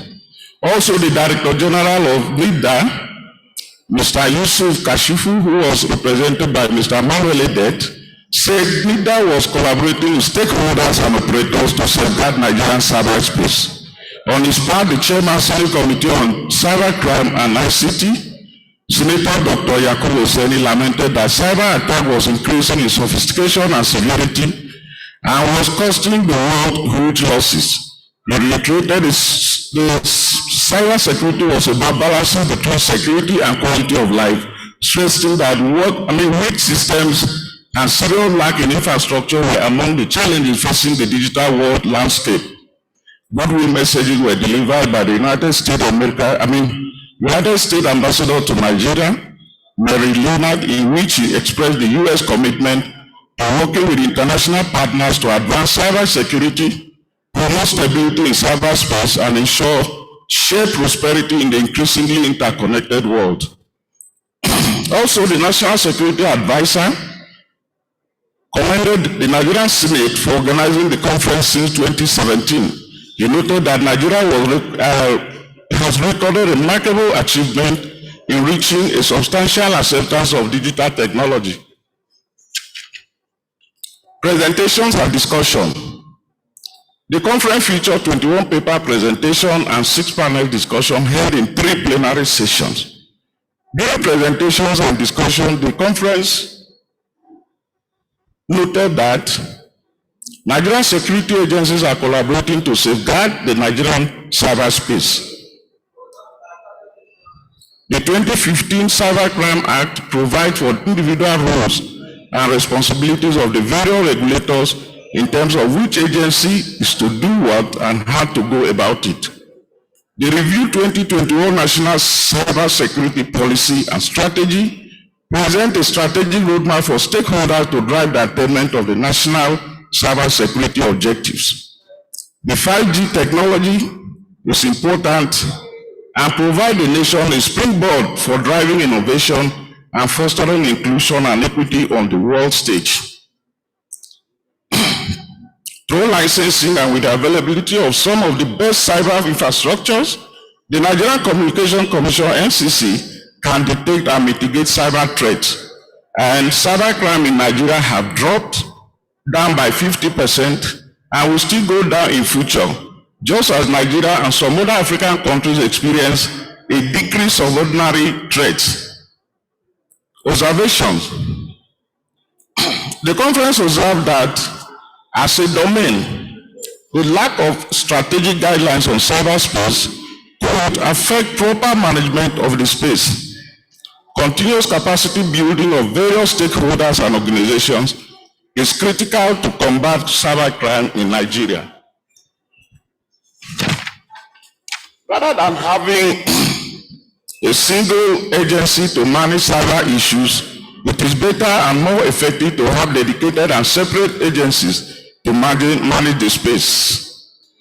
The Cybercrime Act 2015 has become obsolete and needs immediate review. New and emerging data will yield huge data, but most critical from a regulation point of view is how data can be protected. Engagement of stakeholders and collective responsibilities among them will help in building resilience in cyberspace. Nigeria's cyberspace is weak and still vulnerable to cyber attacks. The cybersecurity ecosystem has shortfall in human capacity development, accessibility to digital technologies, research and development. African cybersecurity trends indicated incidents of underreporting of cybersecurity threats, and the continent lacks reliable data. Collaboration and partnership with relevant organizations and sharing of information are sure ways to mitigate cyber infiltrations. Comprehensive tooling and capacity development are needed to establish robust cyber frameworks. There is resistance against social media regulation in most African countries, in most countries of the world, including Nigeria. There is evidence from data on technology adoption, financial inclusion, and broadband penetration in rural areas, which suggest that the level of digital literacy in Nigeria is relatively low. This therefore calls for the need for a program for mass digital literacy. Recommendations. The conference therefore recommended that Nigerian government should look into funding of cyber issues and infrastructure by making budgetary provision for cyber security in the year 2022-2023 budget as it is done in other countries. Formulate a policy where children and youth are nurtured to become cyber security experts by enrolling in cyber security programs, joining cyber security clubs, or through appropriate internship programs. Build capacity, trainings and certification nationally and internationally to enhance collaboration and keep Nigeria relevant in the cyberspace, and for especially the younger generation to mitigate cyber crimes. Define what is critical infrastructure, to have adequate plan for cyber security, and build quality programs around the nation's cyber infrastructure. Establish a National Cyber Coordination Center, NCCC, to serve as the final point for cyber security incident monitoring and response in line with Section 41 of the Cybercrime Act 2015. Formulate a robust policy to key into the deployment of Internet of Things, IoT, to improve on our security challenges. Develop digital literacy and skills development framework that will lead to trainees acquiring globally recognized certifications and which will incorporate children, women, internally displaced persons, and physically challenged. Establish several cyber frameworks to strengthen the security and well-being of individuals, organizations, and government, and to include intelligent frameworks, national information regulation legislation, and handle digital evidence. Review each Cybercrime Act 2015, which is not only considered obsolete, but to also include data protection, privacy, and to make big technology companies to be responsible for certification of users. The government and all stakeholders should work towards increasing awareness among Nigerian citizens on cyber hygiene in order to safeguard their privacy and regulate what they put on the internet. The national cyber security policy strategies should be reviewed every 5 years to meet up with the ever-changing cyberspace. With the emergence of the 5G technology, government regulators should work closely with all relevant individuals and partners to deliver a consistent set of regulations to address 5G security while at the same time allowing operators to take responsibility for overall implementation. There is need for continuous sensitization of the populace, especially social media users, to ensure that they don't just accept offers on the social media without reading and understanding the terms and conditions that apply. The National Assembly should commence the process of amending and harmonizing the various legislation on cyber security issues. Cyber regulators should focus more on the implementation, monitoring, and evaluation of the NCPS 2021 to ensure that the government does not suffer the same fate as the 2014 edition. Cyber operators and other stakeholders need to partner and work with not just the security forces, but also with private sector to sensitize children on how to keep off cyber crimes activities. Institutions and organizations should look at measures to help protect national information technology infrastructure, work with their IT professionals to ensure security of the organization's cyber systems. Laws and framework cannot be too much, but comprehensive tooling and capacity development is needed to establish frameworks. Regulation of social media and establishment of a social media policy in Nigeria have become inevitable to address abuses that come with social media uses. But all relevant stakeholders should be carried along in formulation of the regulations to avoid suspicion that government intend to crack down on dissenting voices. The use of social media for dissemination of information by individuals and groups have become very critical. Therefore, organizations should ensure that professionals are engaged to implement social media strategies to help achieve great results and minimize errors and risk. Curriculum development institutions should integrate digital literacy and cybercrime into the curriculum of schools at all tiers of education, as well as facilitate the training and the tooling of teachers and facilitators at all levels to enable them serve as trainers in the digital literacy and skills program. State and local governments should be encouraged to support the goal of 95% digital literacy levels over the next 10 years. There is need for Nigerian Communication Commission and the Central Bank of Nigeria to do more by putting in place a policy and robust framework for the banks to protect account owners. Government should consider the deployment of artificial intelligence and tools such as photo and video matching, language processing, detecting, receiving, and cross-platform collaboration, etc., to counter terrorism and hate organizations. Nigeria should have a central gateway where data in place and can be monitored and tracked to protect and sanitize the nation's cyber sovereignty. Commendation: the conference expressed profound gratitude to the National Assembly, and particularly to its Senate Committee on ICT and Cybercrime, as well as partners and sponsors of the event, for sustaining the platform for continuous interaction on national and international issues of ICT, cyber security, and cybercrime. Conclusion: we wish to thank the Senate Committee on ICT and Cybercrime and the Conference Organizing Committee for the confidence reposed in us by giving us the honors task of serving as rapporteurs of the conference. The rapporteurs include Mr. Jacob Abai, Mr. Siri Obam, and Mr. Kalbaba Fada. Thank you very much.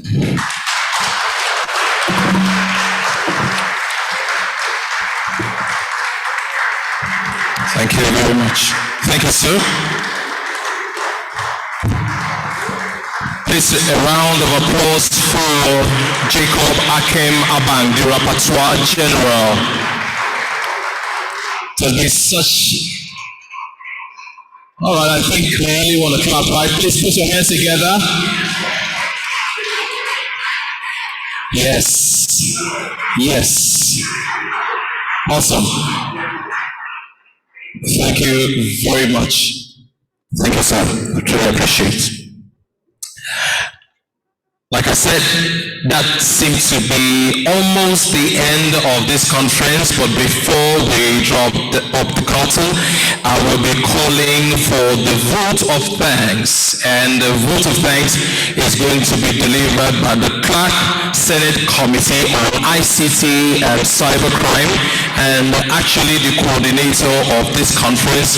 Please make welcome Ayo Agon to the stage. Please put your hands together as he makes his way.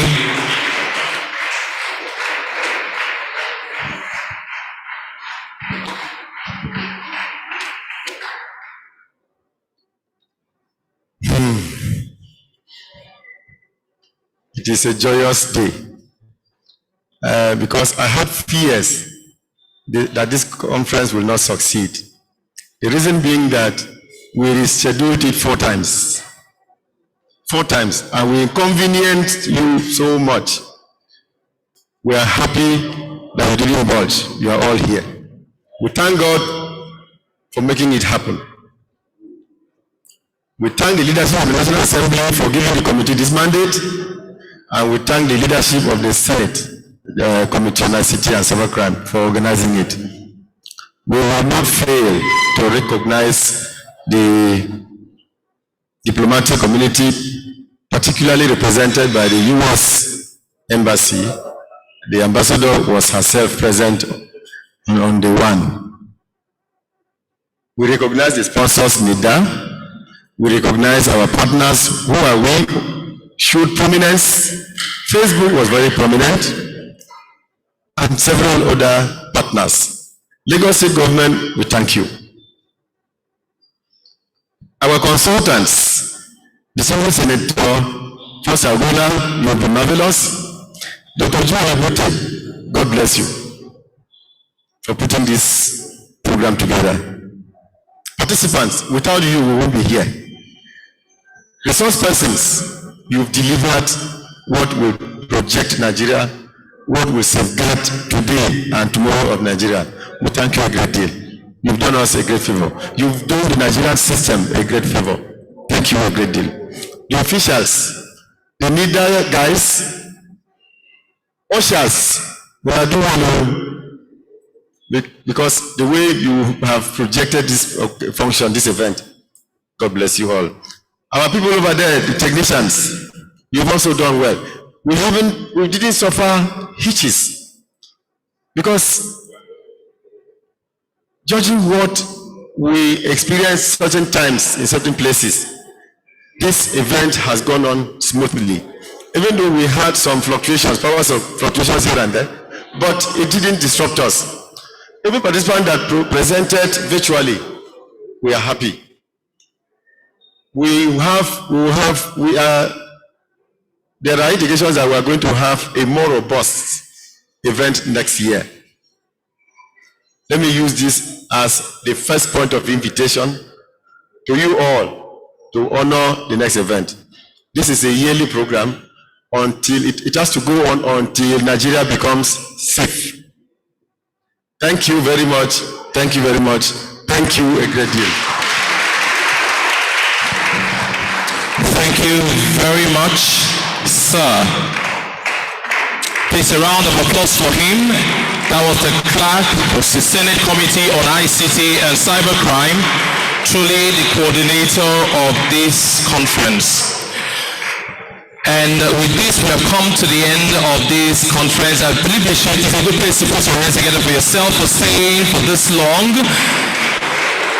It's been a great experience. The 2021 International Legislative Stakeholders Conference on Digital Technology and Cybersecurity. The conference theme is the Digital Theater and the Future of Nigeria, and this event was hosted and organized by the Senate Committee on ICT and Cybercrime. It has been an awesome experience. We want to thank again our major sponsors, the National Information Technology Development Agency, NITDA, and other sponsors, of course, the Lagos State Government, the Ministry of Communication, the Nigerian Army, and all of our sponsors. And at this point, I have the power to declare this conference closed. At this point, lunch is ready. Thank you very much. Goodbye, everybody. Nice to have you here. My name is Iyang Ati Iyang, and have been your master of ceremony. With all gratitude. Bye for now.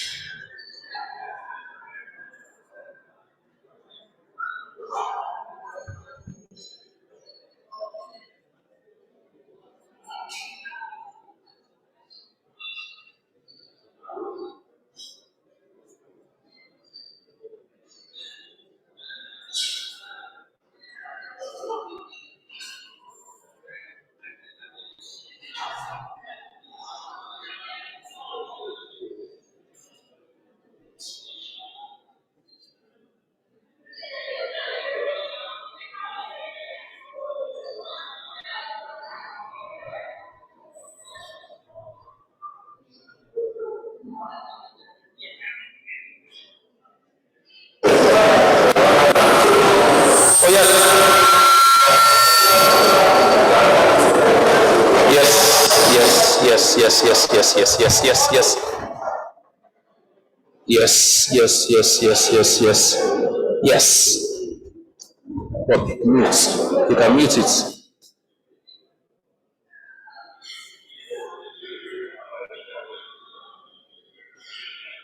Why? Yes. But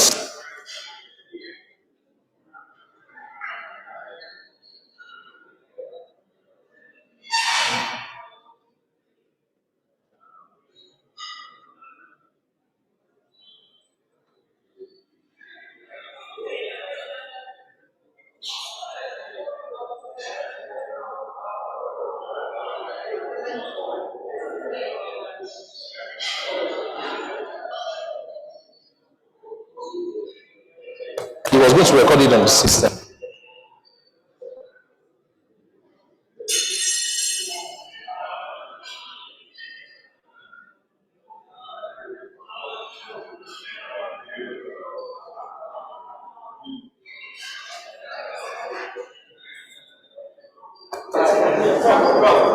Can you see it? No, that's when you're mute. See, I can maybe hear. That's nonsense now. Eh? See the signal here. 1, 2, 3. 1, 2, 3. Are you still seeing it? Oh yeah, let's do it. Oh, let's do it, Jerry. Absolute nonsense.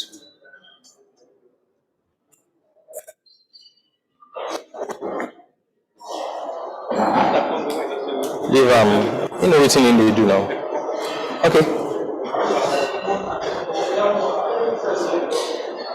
Mass creation. On this light fast.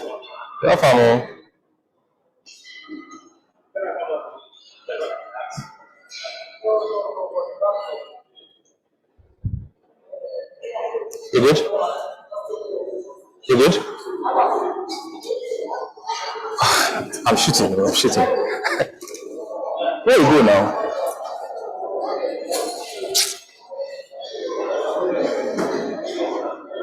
You good? Huh? So, I should come on.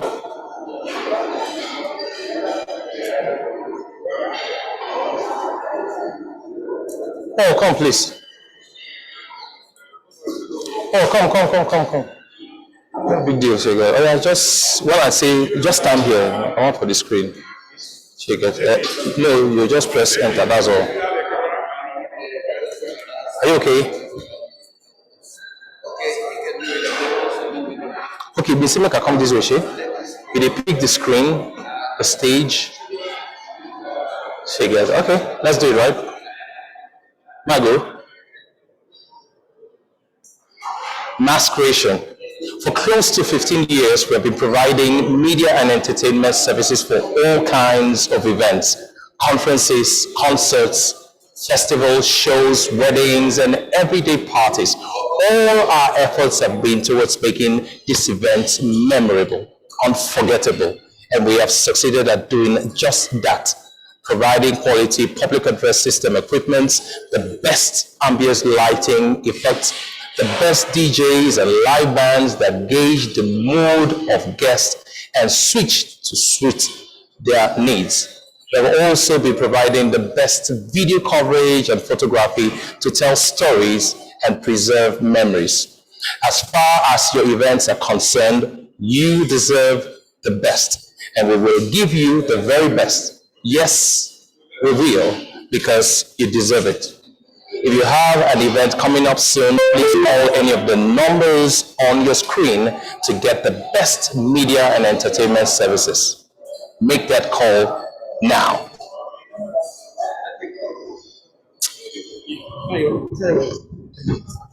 I'm not trying now. This escape and see, you go kill me now. 1, 2 good, and then go knock the thing. If you stand like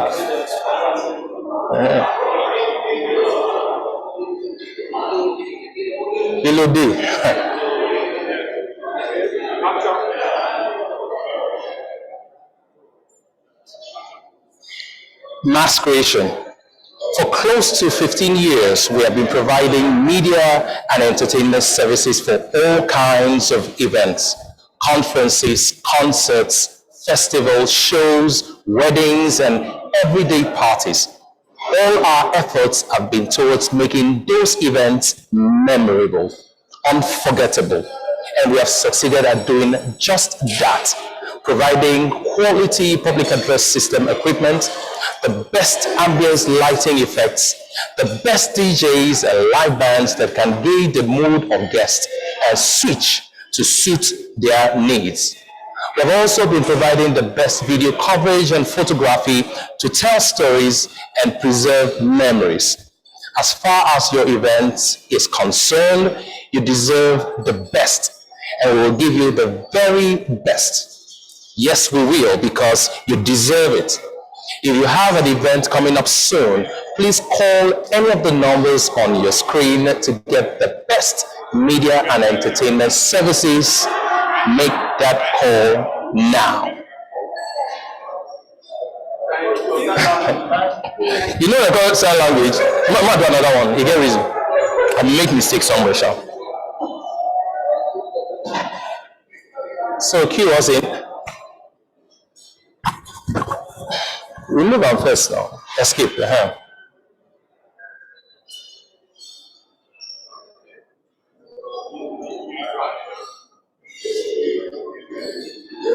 Mass creation.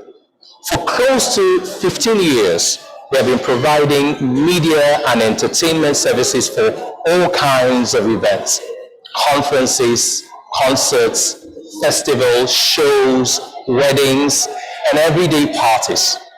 All our efforts have been towards making those events memorable, unforgettable, and we have succeeded at doing just that, providing quality public address system equipment, the best ambience lighting effects, the best DJs and live bands that can gauge the mood of guests and switch to suit their needs. We have also been providing the best video coverage and photography to tell stories and preserve memories. As far as your event is concerned, you deserve the best, and we'll give you the very best. Yes, we will, because you deserve it. If you have an event coming up soon, please call any of the numbers on the screen right now to get the best media and entertainment services. Make that call now. I need to, you get one place where they make me say, you know, so you go flow like that, so go come in and all that. So, I need to take the end parts. Not just take the end parts. Just cue me to take the end parts. Hey, for the beginning, completely.